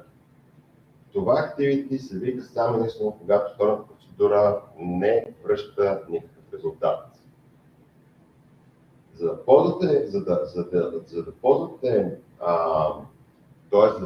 резултат от сторонната процедура, тогава трябва да пуснете друга activity, която ще разгледаме малко по-късно. Така, идва време за следващото демо. Следващото демо ще бъде свързано с това е интересно. Само да рефрешна. Следващото демо ще направим един нов пайплайн и в него ще вземем Get Metadata Activity и съответно ще ползваме сторонната процедура Store Procedure Activity, в което реално какво ще направим? Ще извикаме една процедура, която се казва Last Insert Last Modified Date. Какво прави тази процедура? В нея имаме три input параметра. Име на файла, последна модификация на файла и кога се вкарва въпросния файл. Съответно, тази процедура вкарва тези данни в една контролна таблица, в която имаме, тук в момента имаме 5 записа. Тези 5 записа, съответно виждаме кога последно този файл е биван обработван по една и друга причина. Защо го правим това? Ами много е хубаво да имате, така се каже, контролна или одитна таблица, когато обработвате файлове, защото ако тези файлове се повтарят по една или друга причина, да кажем, че вашия Sales Department внася един и същи файл с едно и също наименование, една и съща структура всеки ден или на няколко дена, да кажем, то би било да имате, така се каже, контролна информация, кога последно вашия пайплайн е обработвал този файл. Следователно, на базата на тези данни, вие можете да изградите логика или пайплайн, който да ви позволи да успявате да го обработвате този файл или да не го обработвате, съответно. Така, сега, много, тъй като видим, че времето напредва, ще направя следното нещо. Ще направя get metadata activity. Така, за да видя какъв е output, трябва първоначално да го конфигурирам. Ами, ще започна с конфигурирането. Ще го кръста get CSV, ще отида на dataseta и виждате, трябва да му посоча dataset. Тъй като вече от предишното демо, което го направихме, ние вече имаме dataset. Значи имате предвид, че дейтсетовете могат да бъдат споделени между различни пайплайни, което не е проблем и съответно няма грижи. Ако искате обаче да имате independent неща, тогава трябва вече да създавате нови дейтсетове, които да сочат към различни видове storage. В нашия случай ще изберем source dataset, защото ние знаем, че това е CSV файл, който ние трябва да обработим, трябва да дадем в базата данни. На field list тук задължително трябва да посочите какво точно ще правите с това activity, с get metadata. Дали ще проверяте името на файла, дали ще видите кога е модифициран, ще го гледате ли, размера ще го гледате ли, дали съществува или не съществува. Задължително трябва да дадете field list. Ако се опитате в момента да го дебъгнете без конфигурация на field list, ще ви изкара грешка, че задължително get metadata activity не може да бъде празно. Трябва да има поне един аргумент, който трябва да се подаде. Така, днес създадената ситуация ще кликна на New и съответно ще избера item name и съответно да кажем, ще избера още един аргумент, който ще кажем, че е last modified. Защо? Защото трябва да проверим, когато ще модифицирам файла, за да го набутнем в тази контролна таблица. Така, това всичко се вижда. Така, сега, преди да вкарам Store Procedure Activity, нека първо да го дебъгна. Когато го дебъгна, реално ще ви излезе на Output секцията таба, ще ви излезе информация дали е осъществило правилно връзката, дали се изпълнило правилно и така нататък. Когато кликнете на реда, който се появява, ще видите, че тук имате две врати, влизащи и излизащи. Какъв ти е инпут и какво излиза от крайна сметка от изпълнението на това activity. Нека да отидем на output и нека да отидем и да го вземем. Output е изцяло в JSON формат. Сега, добра практика или поне аз как правя е да си изкарам един текстови документ, в който да си запазя информацията. Така, какво имаме тук? Реално имаме неща, само секунда, JSON мисля, че не съм го вкарал. Така, какво имаме? Имаме името, имаме Kia, item name, имаме last modified. Това са пропъртите, които на наши ни трябва, за да можем да ги достъпим. Имаме стойностите им съответно и когато имаме тази информация, която ни е предостатъчна, може да продължим следващата стъпка. Следващата стъпка ще бъде да вкараме втората процедура. Така. Връзвам детективите. Когато си изпълниш, отиваш и викаш втората процедура. Така. Insert, само да вкарам insert into control table. Окей, трябва да я конфигурирам. Сега, искам и linked service, искам и име на втората процедура. Така, първо почваме с linked service. Ние вече го имаме този linked service от първото демо. Ние имаме връзка реално към базата данни. Така, избираме тази връзка. Съответно, ако сте сигурни дали работи, ние мога да кликнете тези connection, ще видите, че в крайна сметка ще бъде successful. Сега, когато имате тази връзка с базата данни, той моментално ще ви лисне всичките вторните процедури, късна вторна процедура, тези, които вие сте ги правили, не системите, съответно ще можете да видите кои вторни процедури трябва да използвате. В нашия случай ще използваме първата, която е с трите параметри.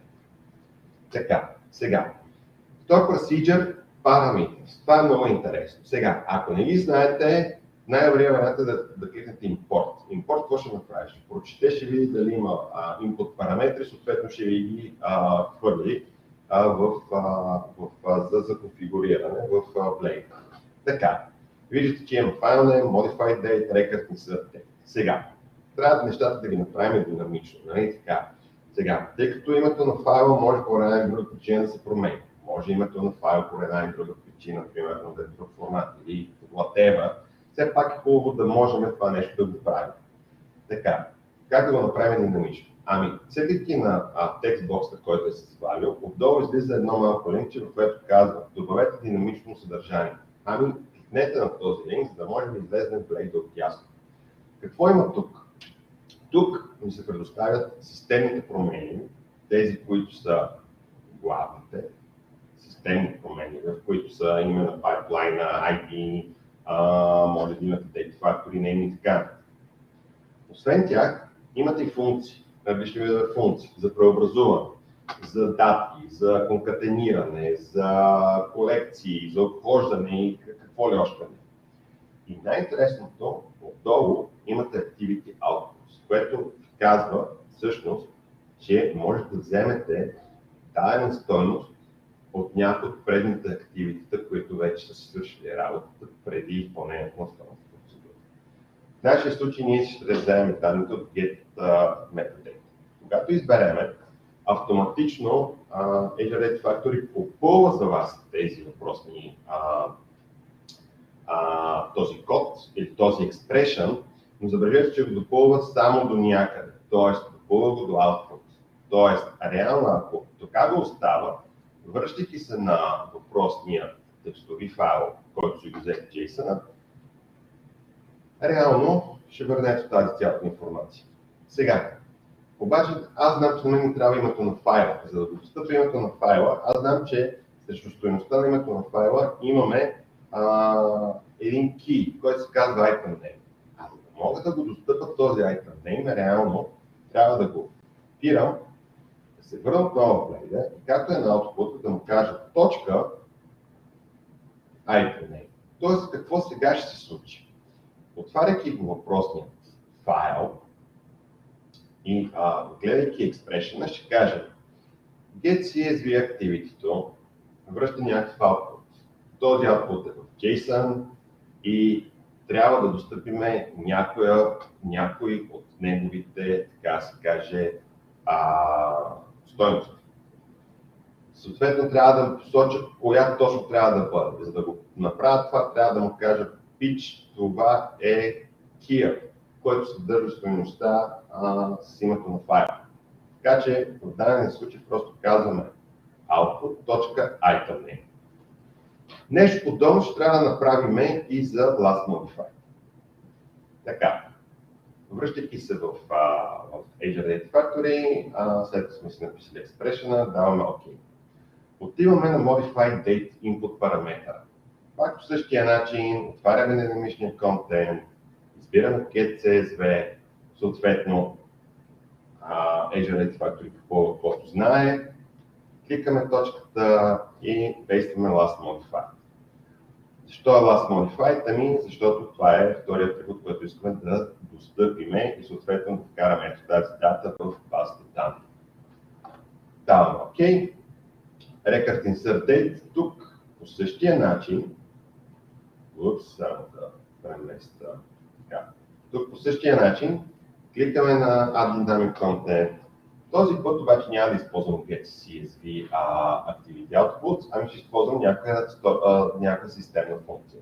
В дадения случай бих използвал някаква функция с дата. Ние трябва да караме когато точно се е случило събитието, т.е. днешна дата или get date или кой както може да го разбере. В Azure Data Factory това е UTC Now. Разбира се, ако ви занимава, може да го конвертирате в формат, който на вас ви е удобен. Да го слагам by default. Така. Правейки тази конфигурация, мога вече след спокойно да дебъгна. Когато те дебъгна, в контролната таблица имаме 5. Така. Имаме 6 записа вече, като ето тук се появи този, който от 9. Така. Само секунда да рефрешна, да, моментално се изпълниха двете неща и съответно виждате, че order by no, да, ето го, днешната дата, кога е изпълнено в днешна дата. Така, супер, с това демо приключи. Сега, връщаме се на презентация. Houston, we still have a problem. No problem. No problem. No cable, no issue. Така, сега ще говорим за Lookup Activity. Много много полезно също активи. Защо? Ами защото всъщност може да го използвате за много неща. Може да изпълнявате с него вторните процедури, които връщат един или много редове. Тоест, аутпута на това activity е единична стойност или масив от стойност, в зависимост от това какво се прави. Когато ви обяснях, че с store procedure не може да връщате стойности, с lookup може да връщате стойности.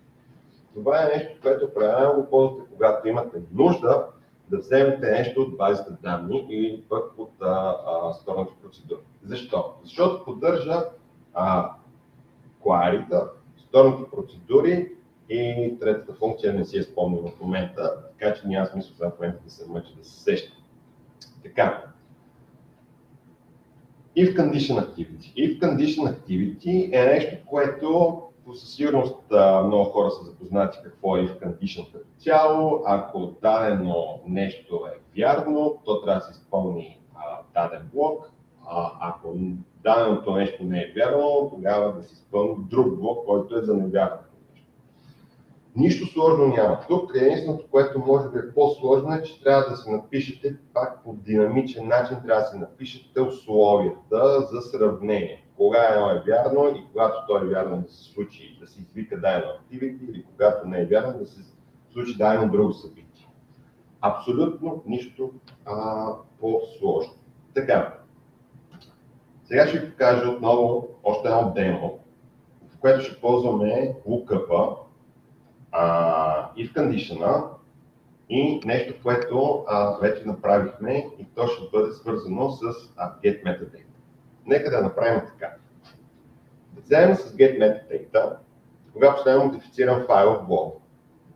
След което да кажем с lookup. Изпълни ми една заявка, която ще ми върне заявка се казва, т.е. не заявка, сторонната процедура, която се казва get last execution, която ще ми върне последната дата на изпълнение на въпросния файл. Когато той последно бил изпълняван, така да се каже, или процесиран, и да кажем следното нещо. Ако датата на get metadata е по-голяма от стойността, върната от сторонната процедура, то тогава нека да извикаме първото демо, което да напълни sales таблицата с новите, да кажем, файлове, т.е. новите данни. Ако пък не е, съответно, ще сложим един wait. Да чакам. Така, сега, какво може да се направи?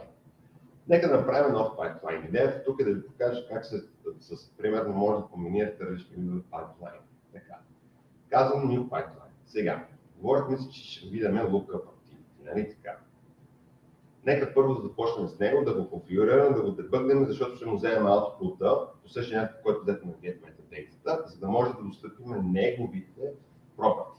Така, това е get last execution.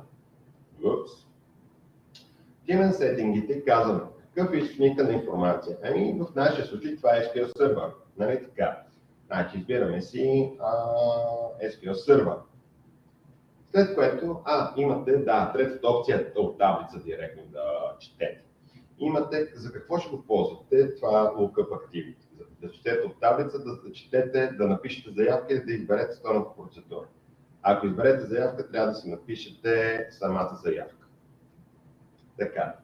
Ако изберете сторонната процедура, отново чете процедурите от сървъра и съответно трябва да го изберете. Get last execution ще го взема аз. Както виждате, при поредното изпълнение тази процедура връща само един ред. Така. Поради тази причина, задължително, ето тук виждате където е отдолу First Row Only, което е тикнато. Това задължително трябва да бъде тикнато, за да може да кажете на lookup activity тук, че търси един ред, а не търси масив.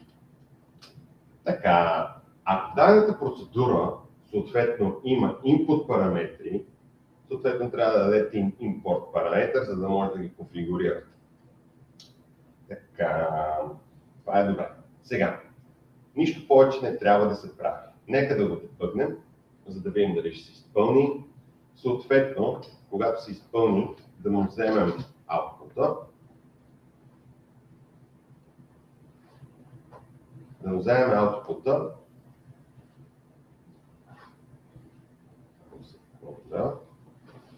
отново да го трансформираме в JSON, за да бъде по-пригледно. И нека да го разгледаме този output много набързо. Така, какво има? Има first row. Откъде идва този first row? Ами помните ли това, което ви казах, когато го нагласихме lookup-а, че сме тикнали first row only. Така, това какво ще направи? Това ще каже на lookup activity.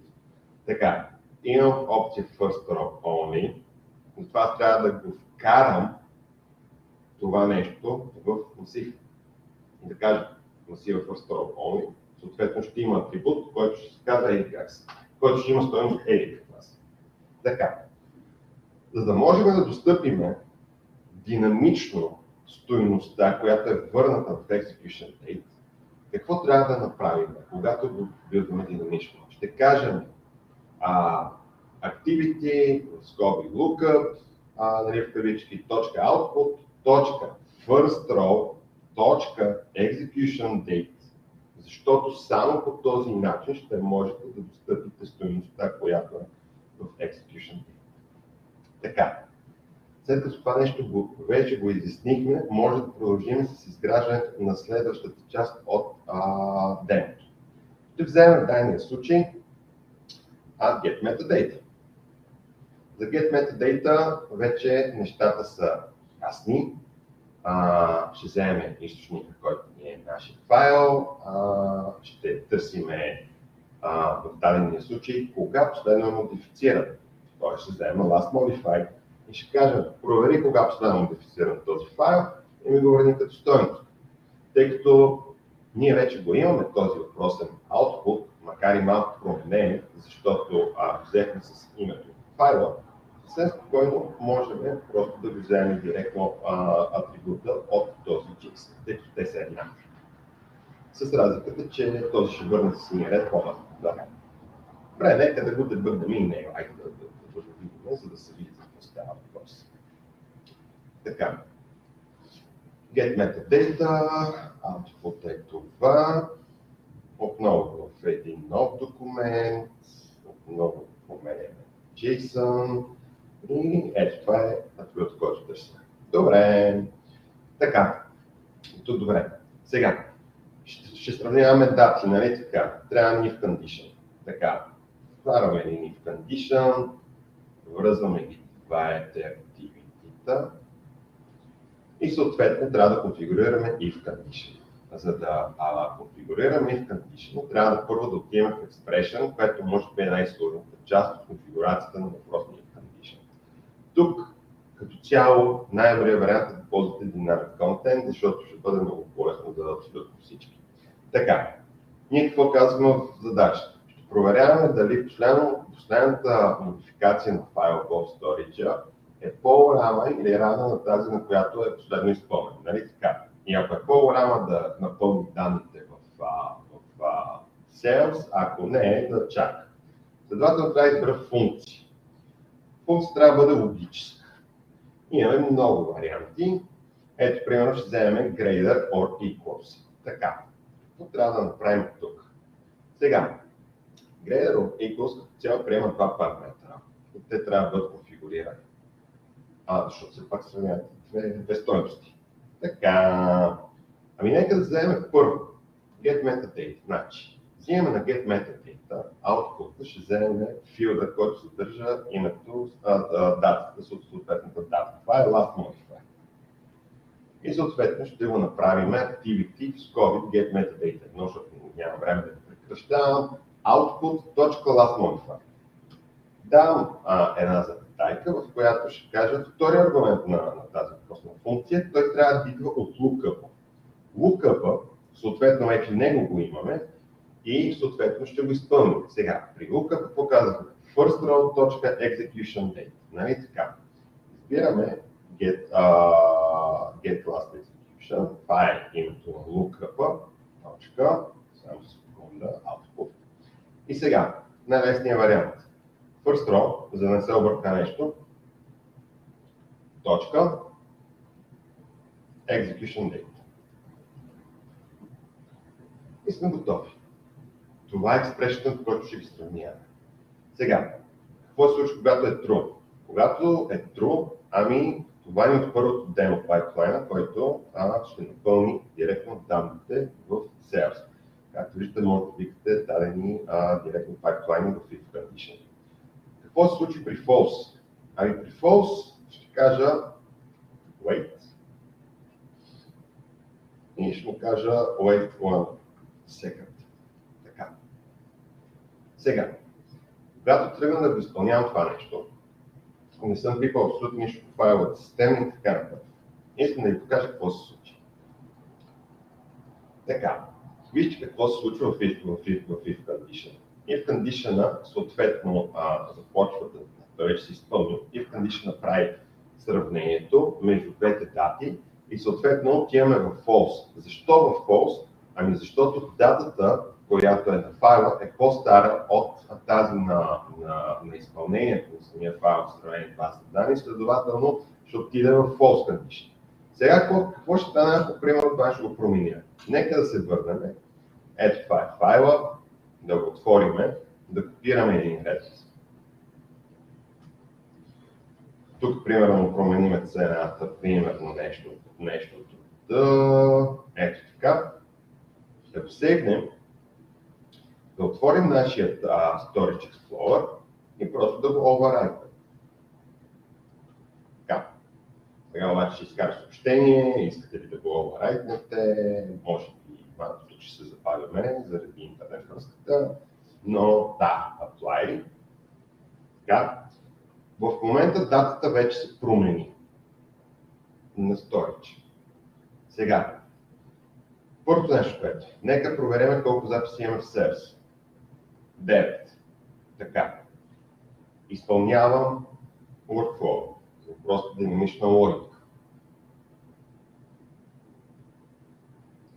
Сега, когато го изпълня, вижте какво се случва.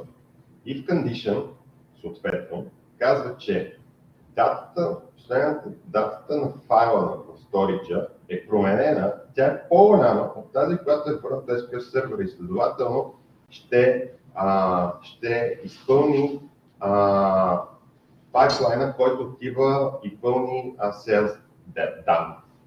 Връщайки се в SQL сервера, ще проверим дали новия ред го има. Ами да, ето го тук с променените данни, съответно новия запис съществува. Така, връщам се като за последно, тъй като ни остава по-малко от минута, да кажа няколко думи за прочитане. Хайде. Така. По принцип, презентацията, която ще бъде споделена, може да видите информация за системните вариабли в документацията на Microsoft, като цяло и за самите експрешени в JSON.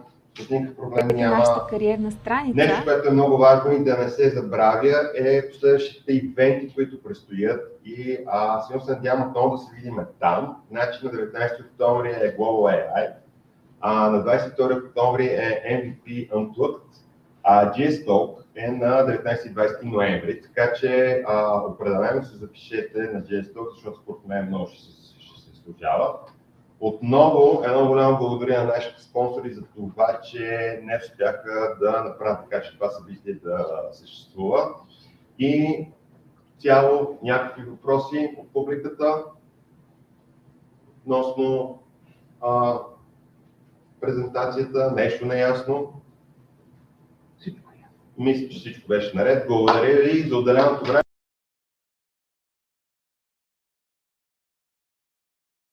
mentormate.com/bg/careers и вижте отворените ни позиции.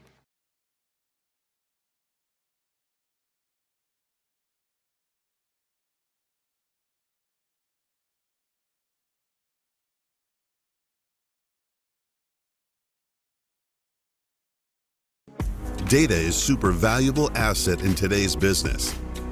Data-driven decisions means 23 times more success in attracting customers, improving the bottom line, and future-proofing the company. We understand your data, your business goals, and connects it to time-proven and disruptive technologies, solving your pains. Welcome to the world of digital transformation. Data are the very heart of your company, and we provide you the best option for collection, storage, and analysis of your data, providing you with real-time insight and data decision-making. Seamless flow of data enables data-driven organization and is the basis for data democratization. We future-proof your company, leveraging data to extract the optimal value. Digital transformation requires all types of data you probably have. We gain insight into them with cutting-edge artificial intelligence and machine learning technologies. Artificial intelligence and machine learning bring data game on a new level, increasing exponentially the level of accuracy and prediction. Result? End of low-value, repetitive tasks. We provide you with end-to-end solution stemming from your business goals and leveraging data to understand and sell to your customer by delivering campaigns, marketing strategy, and UX UI. One-stop partner, global presence, data and AI-driven, marrying the best of business, technologies, and creative. Digital transformation with Adestra is your path towards data-driven future.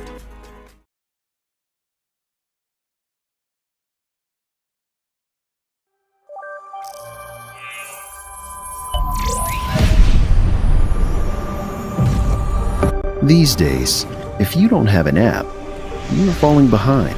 If you are not using your data, your competition is making better decisions. If you are not automating, your work processes are getting outdated. These days, no matter what industry you are in, you need tech R&D to stay relevant. And that wouldn't be a problem if setting it up was easy. Imagine that you could just press a button and have an R&D department spring to life. Imagine that the team already knows each other and works well together. Imagine that ways of work are industry leading, yet the culture is unmistakably your own. Imagine that you have access to an extensive network in an abundant, cost-efficient talent market. Can you imagine how easy scaling would be? Imagine there is a partner that could set it all up for you, operate it until it's up to speed, and then, when you decide, transfer it over to you. A partner that only succeeds when you succeed, that makes costs 100% predictable, gives you access to industry expertise, and makes every aspect of recruitment and HR effortless. Imagine the power of that. At Anthill, we imagined a service that would do all that, and then made it a reality. We think it transforms IT innovation from existential threat to low-hanging fruit, empowering your business to be well-equipped for the age of AI, virtual reality, and the Internet of Things. Learn more at anthill.one.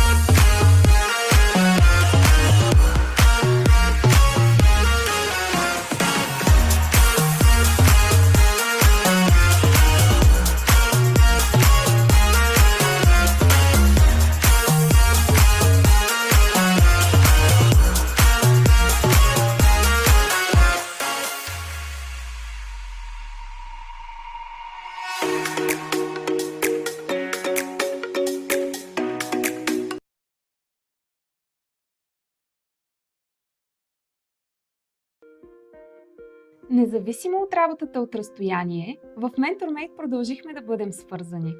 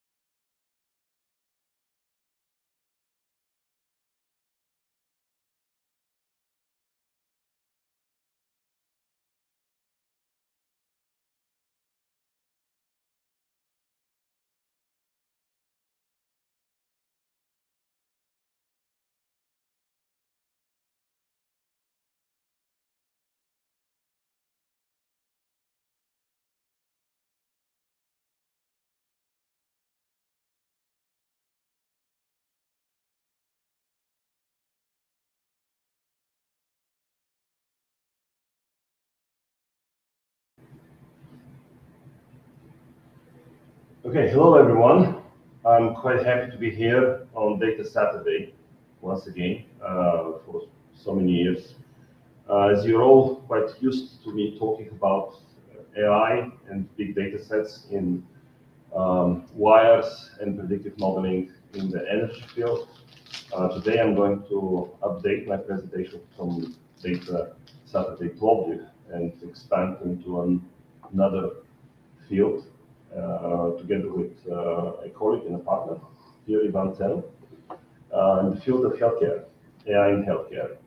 Just a bit of a forward, healthcare is becoming a pretty hot topic in Eastern Europe and worldwide, and we are now attempting to go to a field which is quite advanced and quite, okay, I'm sorry, I need to a little bit, okay, which is quite advanced and quite novel, and it opened a new set of challenges. Today I'm going to talk about fusion of DNA and artificial intelligence. It's a relatively new topic for us. It's connected to one of my new startups, and I hope that I will be able to answer at least 10% of your question, because we're still mentioning, on the field of healthcare. So I think together with Ivan we'll be able to answer maybe 100% of questions in the field of AI. A little bit about me, those who don't know me. I'm a PhD in computer science from the Sofia University. My background is pretty versatile. I've been engaged in energy, renewable energy for quite many years. Invested close to 100 million euro, not my own money unfortunately, but someone else's money. I'm founder of several startups, and we've been quite successful with one of them called PowerDrone. And those of you who've been my previous lectures, you know about PowerDrone, which is AI platform, data analytics platform for predictive modeling in the field of electrical grids. We're now also expanding into digital twins and trying to model more and more factors. I'm quite involved with Michael, so I want to thank him for inviting me. And I'm also quite involved in some government initiatives connected to AI in Eastern Europe and the European Union. So today we're going to talk about a fascinating new science that's been around for, I would say, really less than 10 years. It's about the epigenetics, DNA methylation, and going to explain what's the connection to artificial intelligence. And my colleague Ivan will also explain what we've managed to achieve, trying to achieve the state of the art, and actually how we outperform it. So I'll be talking about what is it in general and specific use cases of AI application for data-driven research in healthcare. And Ivan will continue with the actual experimentation that we've already did. So what about epigenetics? It's basically the way to describe it. It's if DNA is the hardware, epigenetics is the software. Epigenetics concern all the external factors that affect your DNA, or most importantly, how information encoded in your DNA will express itself, or something that's coded in your DNA, like a disease or specific development, may or may not happen. So it's epigenetics is a study in the field of genetics. It's a cellular and physiological phenotypic trait variations. Well, phenotype basically is observable characteristics of yourself that are affected by external factors. And what we're trying to focus on in this presentation is what are the factors, the external factors, whether environmental, it can be diet, can be physical activity, can be radiation, that switch genes on and off and affect how cells read genes instead of what's been already encoded in the DNA sequence. What is important to mention that until very recently, it's been thought that the influence of genes is predetermined, it's set, and you can't change it. So the effects why identical twins develop different skills, the different diseases. One has a hereditary disease that happens, the other one has a hereditary disease, same one that doesn't happen. Why are they different? And for long, it's been a mystery. So what we believe is that, contrary to the popular belief, the genes inherited from parents do not basically set your future in stone. So basically, there are a number of factors to affect that, and will be the focus of what we're trying to do. Basically, what we're trying to trace is how information you already have encoded in your DNA interacts, like things like age, genotype, interacts with lifestyle factors such as diet, alcohol, environmental influences, and what basically affects a certain expression, determines expression, if you have something encoded in DNA, if it will happen or not. So scientists have discovered that DNA sequence is actually not our destiny anymore. For example, we know through DNA research why we have blue eyes, where albinism comes from, why children can be born with a specific disease. And the current cherry on the top is the Human Genome Project, which took 10 years and a lot of machine time to decode the 3 billion bricks, basically the so-called pairs, the principles that define us as species and also individuals. And what we're trying to do now is apply AI and understand how external experiences affect something that we already understand. And this is the epigenetics. And this is, we're really on the edge of trying to apply computer tools such as AI, and we're now just scratching the surface of how to model those and how to identify patterns and how they affect each other. So as already told, genes, the simple way to understand that genes are our hardware, epigenetics will be the software. And the process that affects this so-called expression is called DNA methylation, which we'll also examine quickly. So a typical example. So a lot of experiments have been done on mice.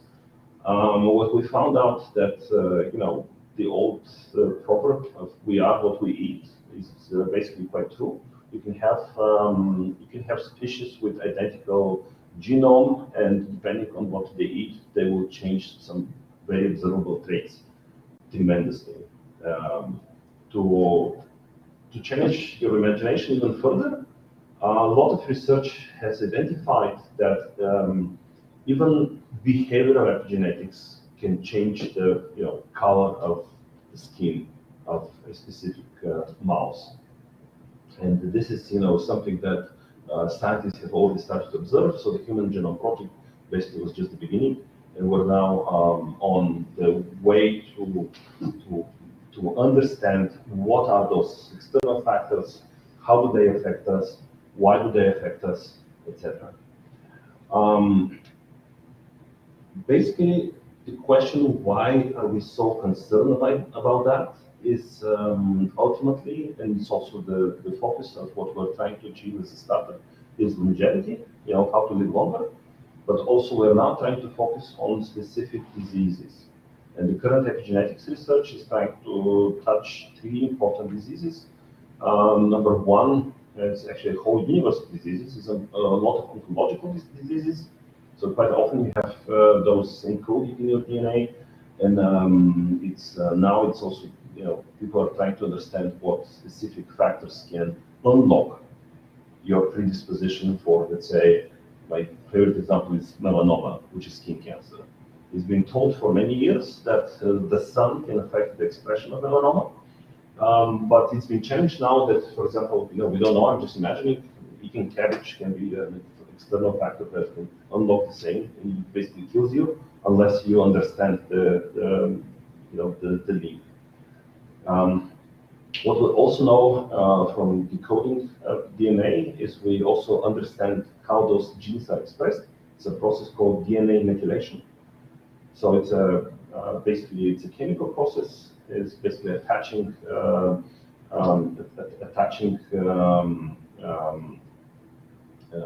basically atoms directly to the DNA.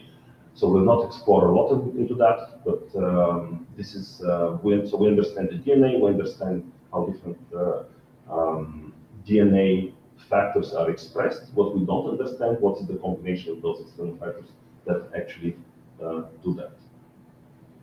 Okay, so we're now approaching, so when we speak about longevity, which by the way, old age is now declared as a disease by the World Health Organization. So disease, old age is also related to some diseases that happen to express themselves at older age.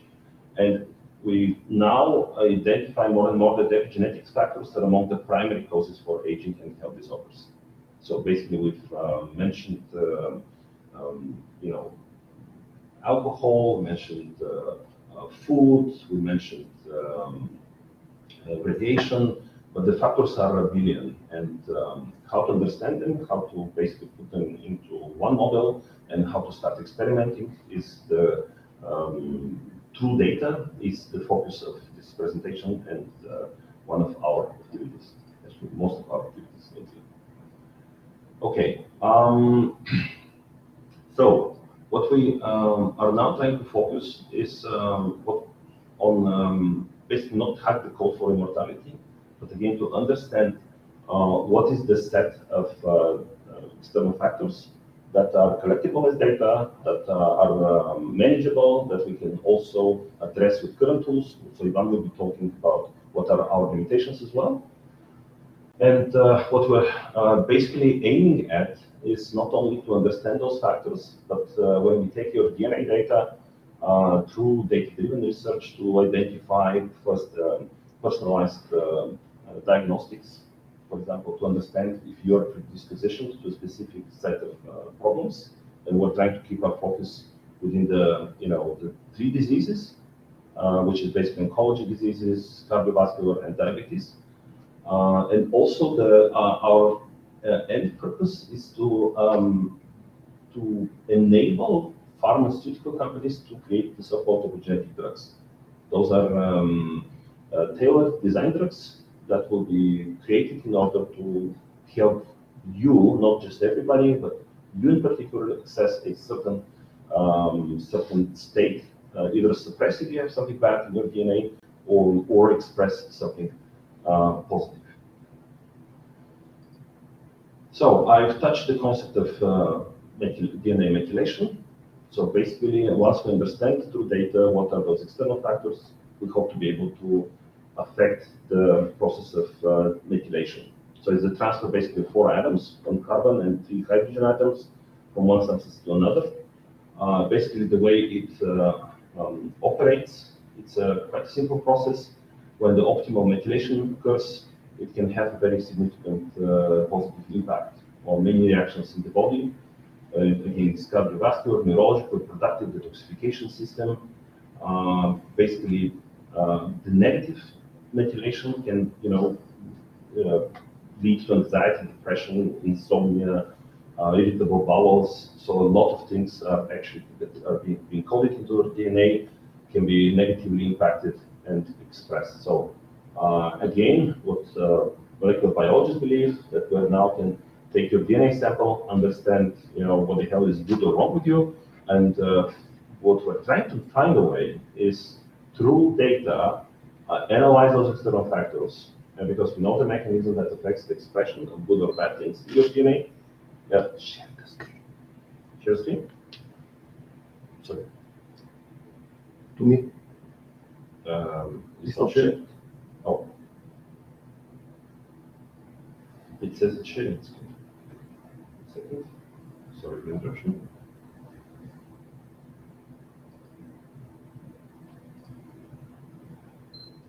For a small pause.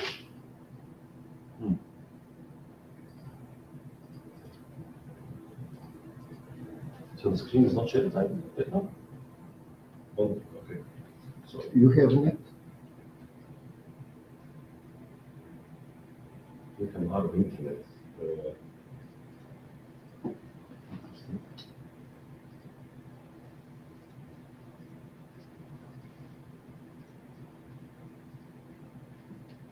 Can they still hear me?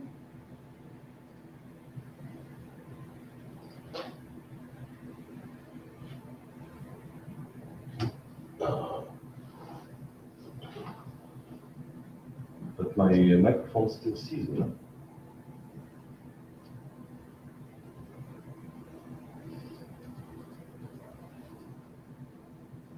Sorry, just let me reload.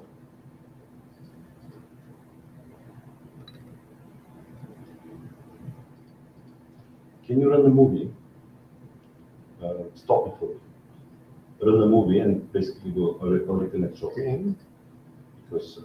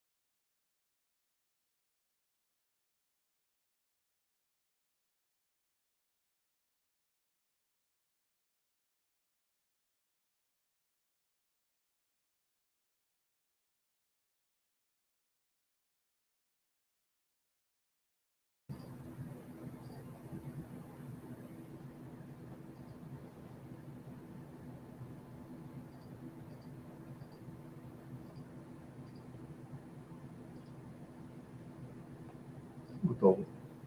Ефир си. are we back? Okay. So we said that basically the process of optimal DNA methylation, adding directly to the DNA specific markers, will either suppress, stop, or express, which will mean will unlock a specific determined good or bad thing that we can analyze collecting DNA data.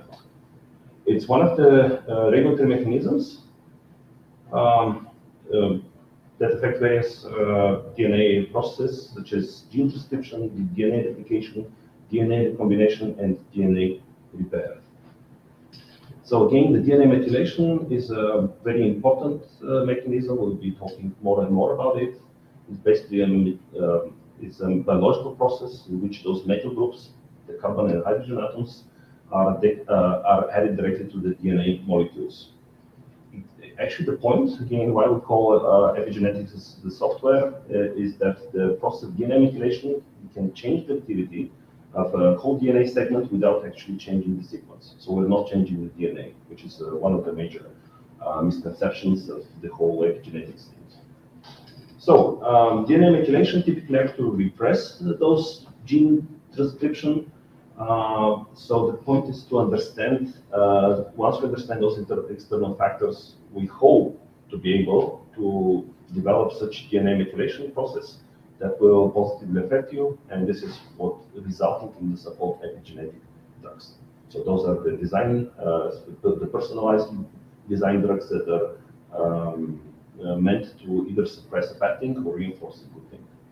So where is the whole data, because it's data Saturday, so where is the whole data and AI connection? As already said, those external factors are still unanalyzed. It's quite difficult to understand not only which they, but also what is their interconnection. My colleague will basically discuss the problems and the limitations using the current AI tools. So this is one of the things that we hope to find more and more passionate co-inventors and co-creators that are interested in the field. So knowing the individual epigenetics landscapes, so it takes quite a huge effort first to understand something we don't know what is it, but also the interaction between those factors and what do they actually do is one of the huge challenges. It is believed right now that through machine learning as a subfield of artificial intelligence, we'll be able to address a multitude of factors, basically, and create large data sets will enable us to make predictions for future events connected to our DNA expression. Machine learning algorithms are old. They've been created back in the 1950s. So right now that we have the ability to collect more and more data, big data, basically the challenge is how to navigate this data and understanding the concept of epigenetics, how to collect the relevant data, which is also a challenge because we're struggling, for example, with specific case. Okay, we can predict we're trying to predict the well-being of a certain individual person. So we're trying to catch if the person will not die from, I don't know, brain cancer, but what happens if the person meanwhile dies from lung cancer or from something else, right? So it's also one of the challenges that we're trying to address. Currently, we know how to integrate those big sets of data, but what we're trying to find are two things. First is how to collect the data itself. I can tell what we are trying to do in our startup. We figured out that one possible application is to take a controlled set of factors that are currently used for clinical research outsourcing, which in Eastern Europe is quite a factor. Connect those companies and instead of testing a new molecule or new drug on, let's say, 1,000 people, create digital twins of those 1,000 people and try to experiment and basically deliver data-driven clinical research. So it's a preclinical trial, basically. And current attempts in the field are believed to accelerate new drug creation, whether it's genetic drug creation or general drug creation, from 12 years to under 5 years. So basically, what we believe and what we see as competition, the preclinical trials normally take about 5 years. So when scientists are trying to experiment in different scenarios, what we can achieve with artificial intelligence, basically it's believed that using AI, we can shorten the time of the preclinical trial from 5 years to about 1, maybe 2 years. So that would greatly accelerate the whole application. One of the challenges is also how to collect the data. So we believe that adding a consensual approach to data we receive from oncology, diabetes, and cardiovascular clients that are exposing themselves to clinical research outsourcing, which is, by the way, increasingly popular in Eastern Europe. We found out that the current market will soon approach 500 million euros in Bulgaria alone on clinical research outsourcing, because more and more people are willing to do that. And we have here guests from Ukraine. It's also very popular in Ukraine. I don't know if you know that, but the point is that more and more people are readily open themselves to these trials, and it's also easier to obtain the commitment of the relevant doctors in our fields. But what they do is very slow, and so we're hopeful that combining epigenetics with machine learning will be able to assist the doctors with the diagnostic process, and combining data that we receive from the clinical research outsourcing companies will also be able to address the topics of longevity, which my colleagues will explain exactly how we do it, and basically come out with our own model, able to be enriched, trained to achieve more and more accurate examples. We see a lot of challenges. Maybe the biggest challenge is the prediction bias. We know that from facial recognition because we simply lack in the data sets. For example, we have a lot of data acquired for white people, but we have very limited data sets in black people. So this prediction bias is something that we're trying to tackle. Or this set that represented data sets, for example, they exclude currently disadvantaged populations because they have no access to clinics. So basically, if I have a lot of clinical data and I do regular checks, it's not the same for disadvantaged people. So there are currently a lot of tools. One of the things that we plan to use in Bulgaria is, for example, our supercomputer that we have. It's actually in the next building here. It has almost 300,000 cores, and it has a range of apps available. And for example, there's a DNA blasting app that we hope will be able to combine with our research. And so we have the tools, we have the processing power. The point is to understand what is the scope we should tackle and what is the best tool the best application of those tools. I will transfer the presentation to my colleague. This is a chance for me before I step out to again thank the sponsors. So one of our companies is the sponsor as well. Sorry, I have to mention that. I'm quite happy to support all the events of Mikhail Matev and looking forward to welcome more people in the upcoming events in the Global AI, Asian MVP Unplugged, and especially the Jazz Talks. It's maybe the biggest community event in Bulgaria, so hopefully this year it will also be in person. So that's it for now. And before I transfer the floor to my colleague, okay.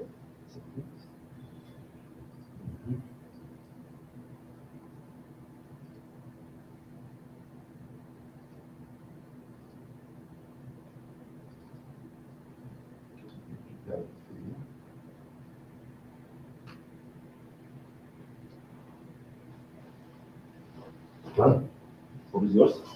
Thank you.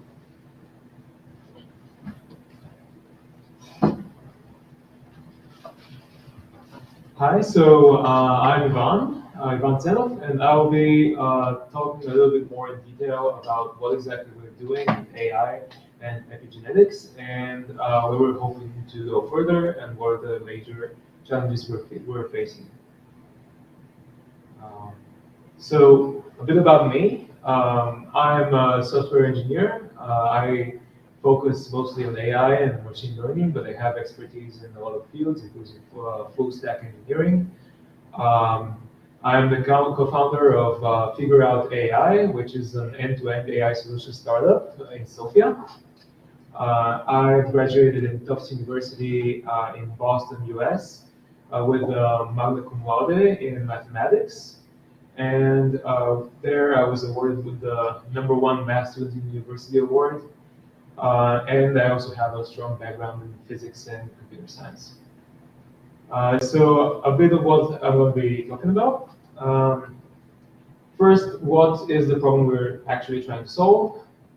What is biological aging? We're currently concentrating on aging, but we're hoping to expand into a lot more topics. This is more of a proof of concept ideation sort of phase for us. And so I'm going to be talking about what biological aging is and how it can be measured in a meaningful way. Then I'm going to talk about data gathering and pre-processing, which is the biggest part and the biggest issue of anything that you do with AI. And a little bit about the challenges of that, mostly about clean data and how hard it is to gather. And finally, I'm going to talk a bit about the AI model we're using. We're mostly using deep regression and some of the methods, including hyperparameter tuning, which have been used to reach some of the state-of-the-art results that we have. So, what is biological age? That's a good question. We have to define it somewhat. We want it to have certain, characteristics. The common sense dictates that for an average healthy person, the biological age should be somewhat equivalent to the chronological age. We also have the intuition that bad lifestyle and sickness should correlate with faster aging, and also that perhaps mostly that higher age comes with a higher risk of mortality. And what is methylation? Actually, Andre covered very extensively the topic. It's mostly adding a methyl group to the cytosine in our DNA, which leads to inconsistencies in DNA replication, deterioration over time, blocking of certain proteins, and is mostly one of the main causes for aging. It's a self-replicating process of, your DNA is bad, so it's replicating badly. So maybe by measuring it, we can predict how aged our bodies are. A bit about methylation aging clocks. So those were first developed in the early 2010s. So I think it's 2013 that one of the major clocks was presented in a paper, and it aims to calculate age based on methylation. But handcrafted models, which are functions that people have figured out, are highly inaccurate. They are very good for some cases and not at all good for others. So that's where AI can come in and give us a better model, a better function that represents your age based on methylation. So here is what has been recently done. Deep regression learning has been used successfully to predict the chronological age of healthy individuals based on methylation. So that's a paper by called Deep Mage, and they have achieved a mean average error of accuracy error, sorry, of 3.8. So given your methylation data, you can predict age with sort of this margin of error. And these models are also good at predicting higher aging for people with various diseases. So the main idea here is we're going, so if I go back here, we're going for, in the first point here in the common sense steps, is that a healthy person should have a normal age. So an unhealthy person should have an increased age. So some of the this Deep Mage model actually showed good results with that. Is that if you have certain diseases, Crohn's disease, or certain cancers, the clock will actually predict a higher age for you. So this paper was done with some open source data. This is usually the case in scientific papers, but it also comes with a lot of limitations. Open source data is not readily available most of the time, and it's also very limited in scope, and there's very little of it. So the data sources that we're using are the Geo database, which has epigenetic data for numerous diseases. And what we're doing is we're taking the control groups of those data sets. So there's a data set for lung cancer. And that data set has a control group, which consists of healthy individuals. So we can take those healthy individuals and say, okay, we're going to train on those, and those are representative of the average healthy population. Now that has issues because what defines a healthy individual is a very good question. How well controlled those groups are is another very good question. But at the aviation state, you work with what you have. And the data usually consists of up to 800,000 methylation gene sites, or CPGs. So those are the sites in your DNA that are actually being methylated. So some of the diseases that we have are multiple sclerosis, depression, ovarian cancer, autism, schizophrenia, Down syndrome, and all sorts of other diseases. And we're hopefully going to be able to also use the non-control groups of those data sets to see if our model responds to that, to the disease itself. So once we gathered all the data, which was a difficult task in itself, data is usually in very different, states, very differently organized. We needed to format them in a uniform way, get the set of all the common DNA sites from all the sets, and clean up the data, just to make sure that everything is doesn't have any missing values and stuff like that. So what we have left is about 4,000 training samples of control individuals with about 25,000 DNA sites. And we have about 500 test samples. We also have columns about sex and race.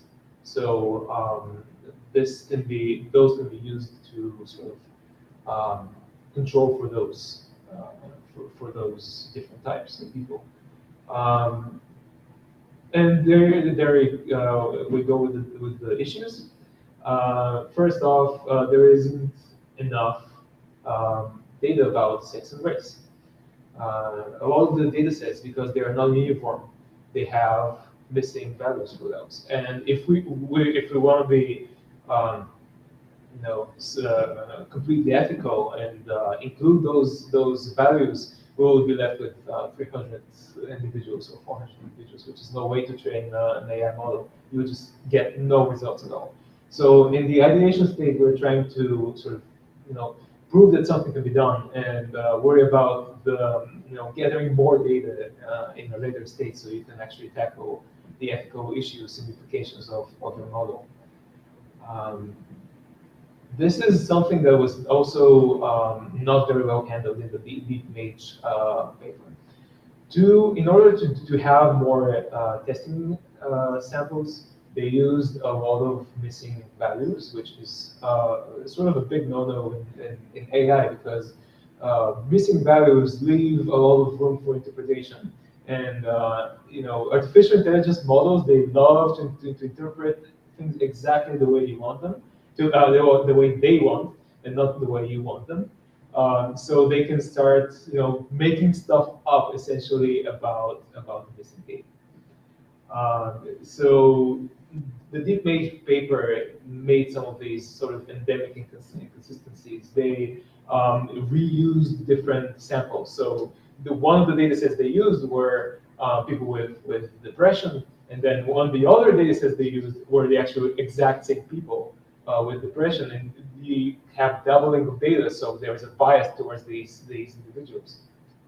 So I mean, they did what they had time to do. But I think what we did was handle it a little bit more gracefully and make sure to remove all the missing values, and to make sure we do not repeat customers. So here's the other data issue. When you have 4,000 samples, this is bound to come up. This is, on the left, you have the training data we have, and on the right, we have the validation data that we use. So you can see that the training data is filled with people from 40 to 60 years old. This is very, it makes sense. Those are the people that are usually in those disease data sets. And on the right, you can see that the validation data is actually kind of biased towards toddlers. So if a model is trained on data filled with 40 years old, it's going to be biased towards those people, and then it's going to not perform as well during the validation state. So those are some of the data issues that we have, and currently the way we have no easy way to tackle them. It's going to have to be, data gathering on our part. So that's what we're hoping to do for, a potential MVP or any sort of continual work in our startup. So I want to talk a bit about the model we have. So deep regression networks. What is a neural network? A neural network is a bunch of inputs, a bunch of hidden layers, and a bunch of outputs. And those are connected with, so those are called the neurons, and they have different connections between each other, which means they can sort of propagate the information forward. And usually the way that's used is for classification. So at the end of the outputs, you have what's called an activation function, which gives you a 0 or a 1. It's telling you, okay, if you want to classify, for example, whether something's a cat, you're saying, okay, this is not a cat or this is a cat. In our case, we're doing a regression. So that's a different type of data science issue, where we're trying to predict the numbers. So if you're trying to predict house prices, or in our case, if you're trying to predict age. In our case, we're using an activation function, a regression activation functions. So those can be linear, ReLU, or ELU. So we're experimenting with different ones and seeing which one has the best outputs. In our case, it's ELU. And the loss function we're using is the mean accuracy error. And so these are the different activation functions. So this is a little bit of a side note, but it's kind of interesting. You can see, so the ReLU is the one on the upper left. So that one just makes sure there is no negative values, because those kind of mess up with the model. On the bottom is just the linear function. So whatever the neuron outputs, you multiply by a number, you add some bias, and there you go. And the ELU is sort of a more smoother ReLU. So ReLU means rectified linear unit, which means it's linear in the positive states and 0 in the negative states. And so this is one of the methods that we're using. It's called dimensional reduction. We're having 25,000 inputs and 4,000 samples, so that's never good, because that means it's going to overfit. So that means when you have too much data and the model doesn't know how to, what is really going on. It's going to try to look at all of it and try to make connections where there might be none. So if you have just a very few training samples, it's going to look through those training samples, and if those training samples are biased in some way, it's going to look at those biases. And if you have a lot of inputs, there is a lot more chance for bias. So we need to reduce the input size. So the way that's done is you have a preliminary neural network, which trains on all of the 25,000 input states. It trains for a very short time because you don't want the network to start looking into biases. You want to see the big picture sort of, and just identify the inputs that are mostly correlated with what you're trying to achieve. And you train that network, you see where it activates most, which inputs are most important, and you remove all of the other ones. So then so in our case, we only kept the top 1,000 features. Features and inputs are sort of the same thing. Then we trained the original neural network that we have with only those 1,000 inputs. And this is the model we finally used. It had 4 hidden layers of 512 neurons. It had the EU activation function. It had a dropout of 0.3. So a dropout is another way to remove biases. It's essentially after every hidden layer, you sort of remove some of the connections at random at every run. So that way, a network doesn't over-rely on some connections over others. So it's sort of a better versed network that understands better the bigger picture and doesn't if there is a specific connection that's very specific to your data, it's not going to overcommit to that specific connection. And finally, we use the batch size of 128. That's also very important. If you have a very small batch size, it's not going to generalize well because it's going to be batch by batch. But if you have a very large batch size, then it's going to be too generic. And it's not going to work well enough on individuals. And so here are what we have as results.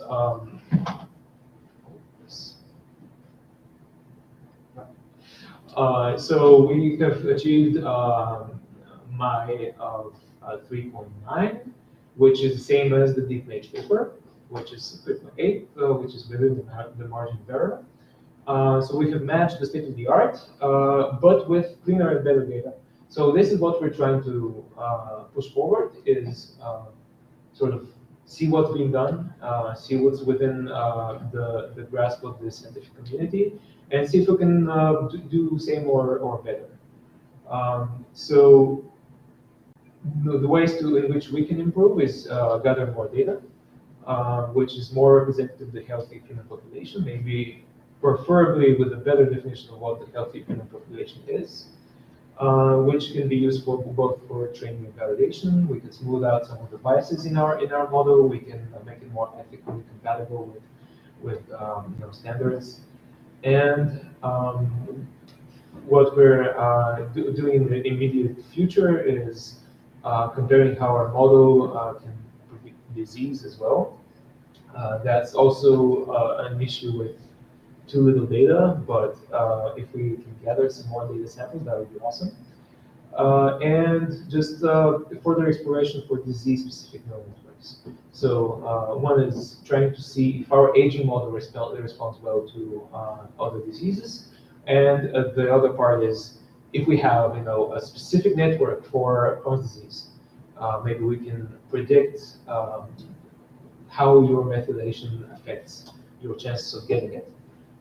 This is also very useful for clinical trials, because if you have data which correlates certain methylation sites with a certain disease, we can also take blood samples from people who are being tested for a certain medication and see if that medication actually triggers those methylation sites, and if it increases or decreases the chances for some diseases. So that's a lot of value being added to the pharmaceutical market, for example. And I would also want to invite everyone to join the upcoming events and thank our sponsors. The Global AI Back Together Bulgaria, which is happening on the 19th. The Azure MVP Unplugged, which is on the 21st.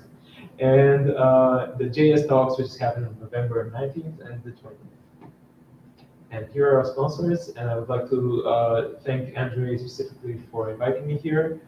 And I'm looking forward to working with the scientific and the AI community of Bulgaria and see what we can do. And I'm very open to questions.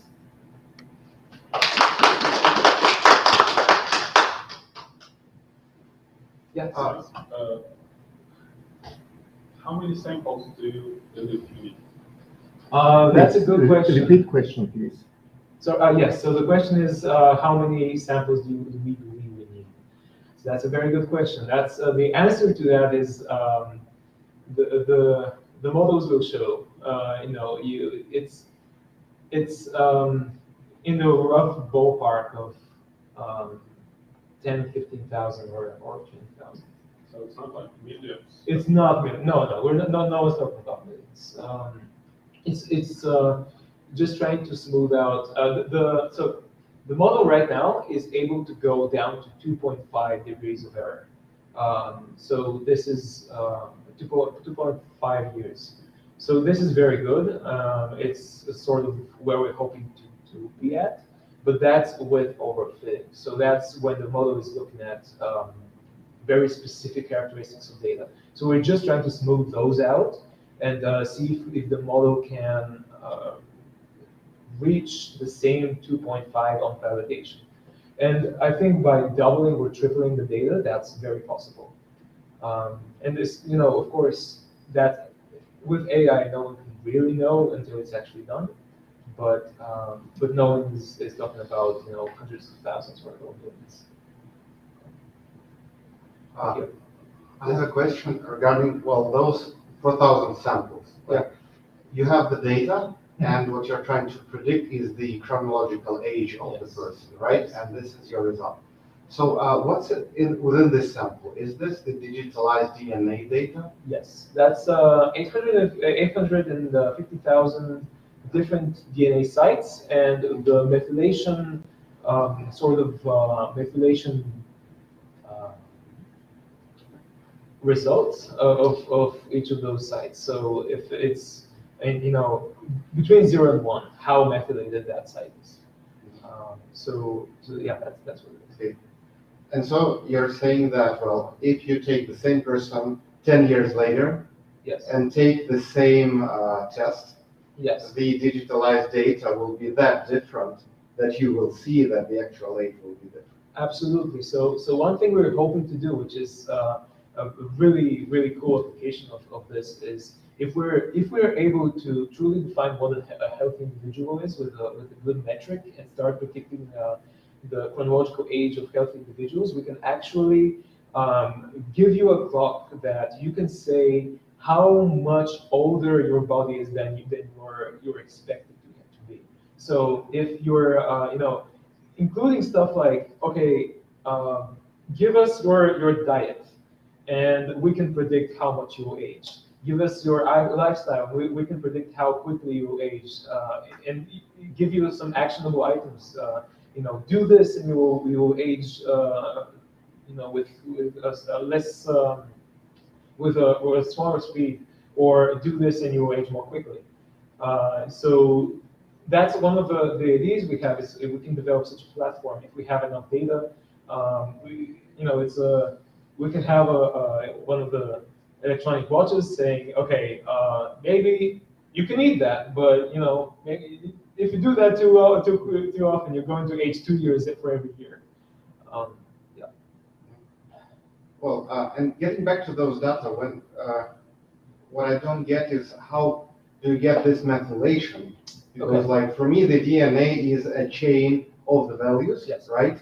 And methylation is kind of a metadata around it, or how do you measure this on the DNA? Yeah. Okay. So this is done by Illumina. I think that's the pronunciation. They're a very famous company in that regard. And what they essentially do is they scan the DNA, and they look for those methyl groups on the different sites. So they target very specific point in the DNA and see if there is a methyl group, and they average that over all of your cells, a lot of your they take a blood sample and stuff like that. So that's how the data is actually gathered. So yeah. We, by the way, started looking at data gathering to DNA kits you can order. They can be from $100 to $5,000. And they trace a specific amount of markers. So you basically give a blood test, a blood sample.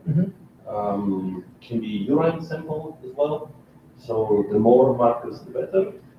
But that was the idea because once you commit to clinical research outsourcing, you start giving a lot of data, and consensually, because we take samples anymore, to take that and use this approach to try to figure out better approach.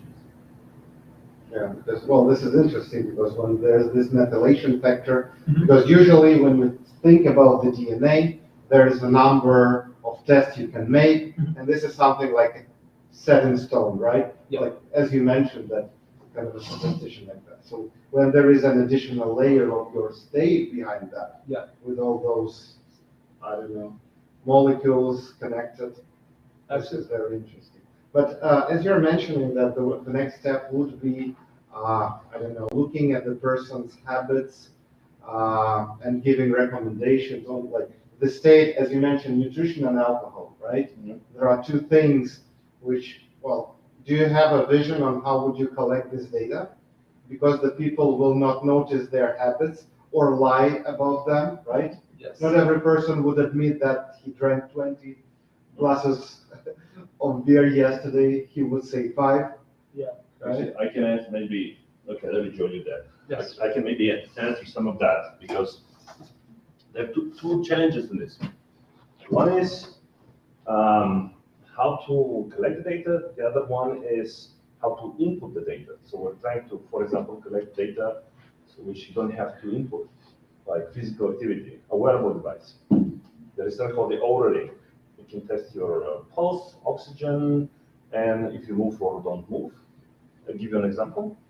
Then you can collect some of the data based on your geographical location. Then you can collect data about pressure, sun radiation, many other factors.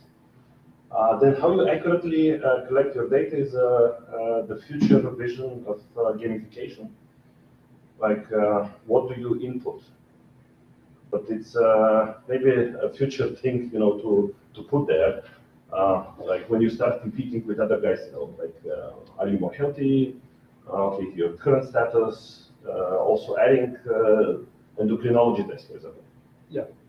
We can test your stress levels by the amount of cortisol in your blood.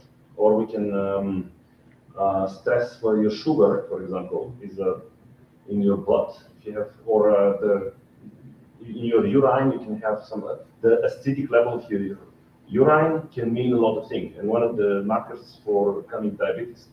And combined with the DNA information, that's the problem then. Suddenly 5 doctors, and so how do you compare that?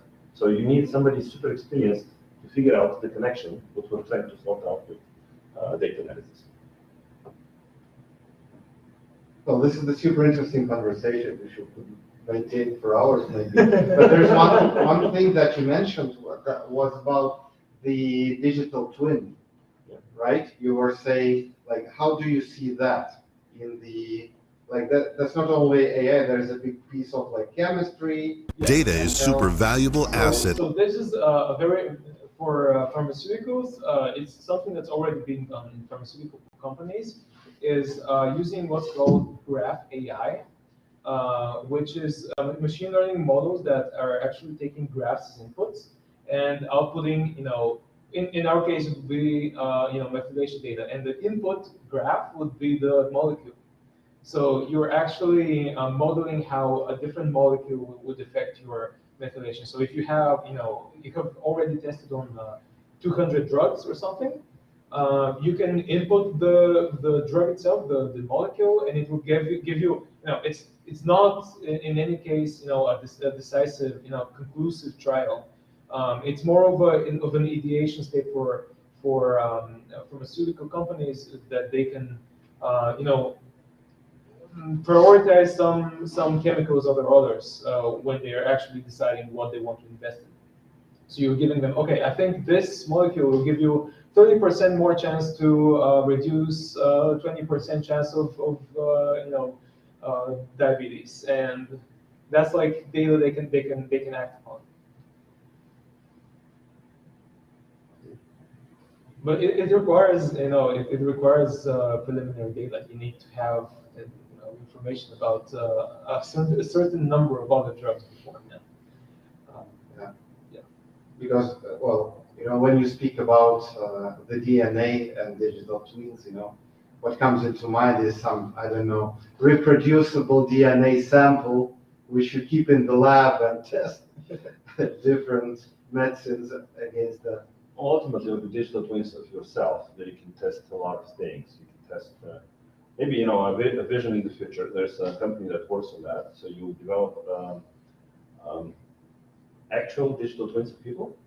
So when you give what you give to the pharma clinical research company is actual people. They can be anonymized, so they can test the effect of a certain molecule on real people, the digital twins of people. So we'll see how to affect that and how to make it all confidential, because there's a lot of questions, how to disclose it. Actually, I was challenged talking to possible investors in this. And one of the huge ethical challenges in this is, for example, if I have your DNA data, I can trace you. Second, I can, if I know that you're predisposition to cancer, and if I have that as your employer, I may decide not to hire you. Third, which is insurance companies would want that data.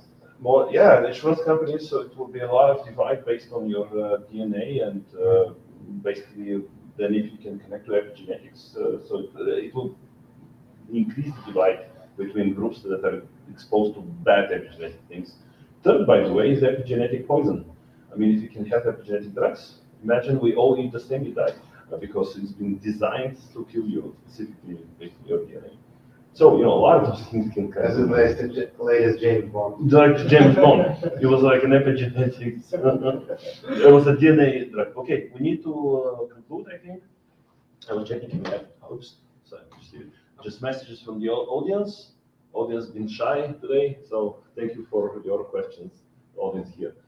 Thank you.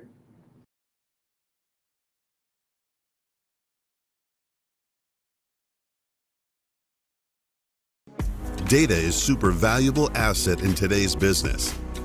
Data-driven decisions means 23 times more success in attracting customers, improving the bottom line, and future-proofing the company. We understand your data, your business goals, and connects it to time-proven and disruptive technologies, solving your pains. Welcome to the world of digital transformation. Data are the very heart of your company, and we provide you the best option for collection, storage, and analysis of your data, providing you with real-time insight and data decision-making. Seamless flow of data enables data-driven organization and is the basis for data democratization. We future-proof your company, leveraging data to extract the optimal value. Digital transformation requires all types of data you probably have. We gain insight into them with cutting-edge artificial intelligence and machine learning technologies. Artificial intelligence and machine learning bring data game on a new level, increasing exponentially the level of accuracy and prediction. Result? End of low-value, repetitive tasks. We provide you with end-to-end solution, stemming from your business goals and leveraging data to understand and sell to your customer by delivering campaigns, marketing strategy, and UX UI. One-stop partner, global presence, data and AI-driven, marrying the best of business, technologies, and creative. Digital transformation with Adestra is your path towards data-driven future.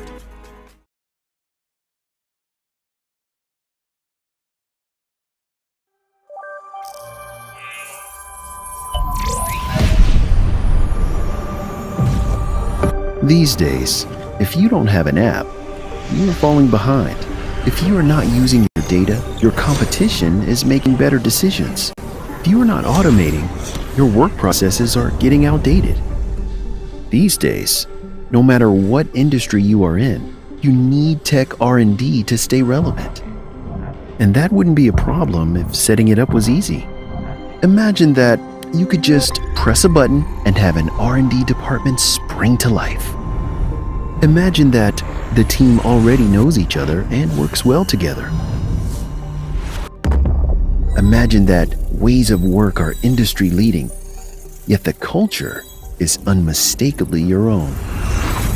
Imagine that you have access to an extensive network in an abundant, cost-efficient talent market. Can you imagine how easy scaling would be? Imagine there is a partner that could set it all up for you, operate it until it's up to speed, and then, when you decide, transfer it over to you. A partner that only succeeds when you succeed, that makes costs 100% predictable, gives you access to industry expertise, and makes every aspect of recruitment and HR effortless. Imagine the power of that. At Anthill, we imagined a service that would do all that, and then made it a reality. We think it transforms IT innovation from existential threat to low-hanging fruit, empowering your business to be well-equipped for the age of AI, virtual reality, and the Internet of Things. Learn more at anthill.one.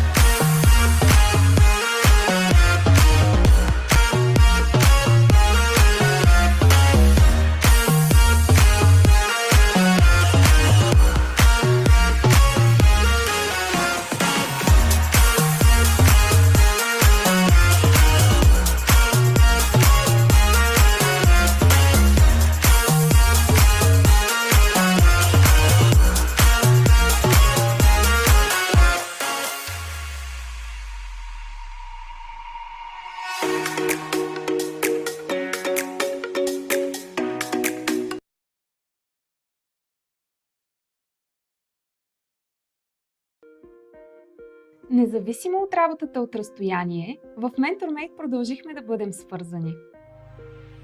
Работим от офиса, от вкъщи, от всяка точка на света. Това вече е ежедневие. За да отговорим на нуждите на всеки, създадохме 3 модела на работа, от които всеки в компанията може да избира и след края на пандемията. Първия вариант е комбинация от работа от вкъщи и работа в офиса. Комфортът на собствения ви дом ще бъде съчетан с социалните контакти в офиса. Може да предпочетете да работите изцяло от вкъщи, като ще имате опционално място в офиса след предварителна заявка. Искате изцяло гъвкава и дистанционна работа? Може да работите от всяка точка на света, гарантирайки си по-високи доходи. За да осъществим тези модели на работа, ще инвестираме $1 милион в висококачествено техническо оборудване, което да даде възможност на всеки да работи комфортно, независимо къде се намира. Придобивките за хората в компанията също стават гъвкави, като всеки ще може да избира най-удобните за себе си. Като компания, която цени служителите си, даваме възможност сами да избирате. Тези модели на работа важат за всички отворени позиции и не са ограничени за времето в пандемия. Посетете нашата кариерна страница mentormate.com/bg/careers и вижте отворените ни позиции.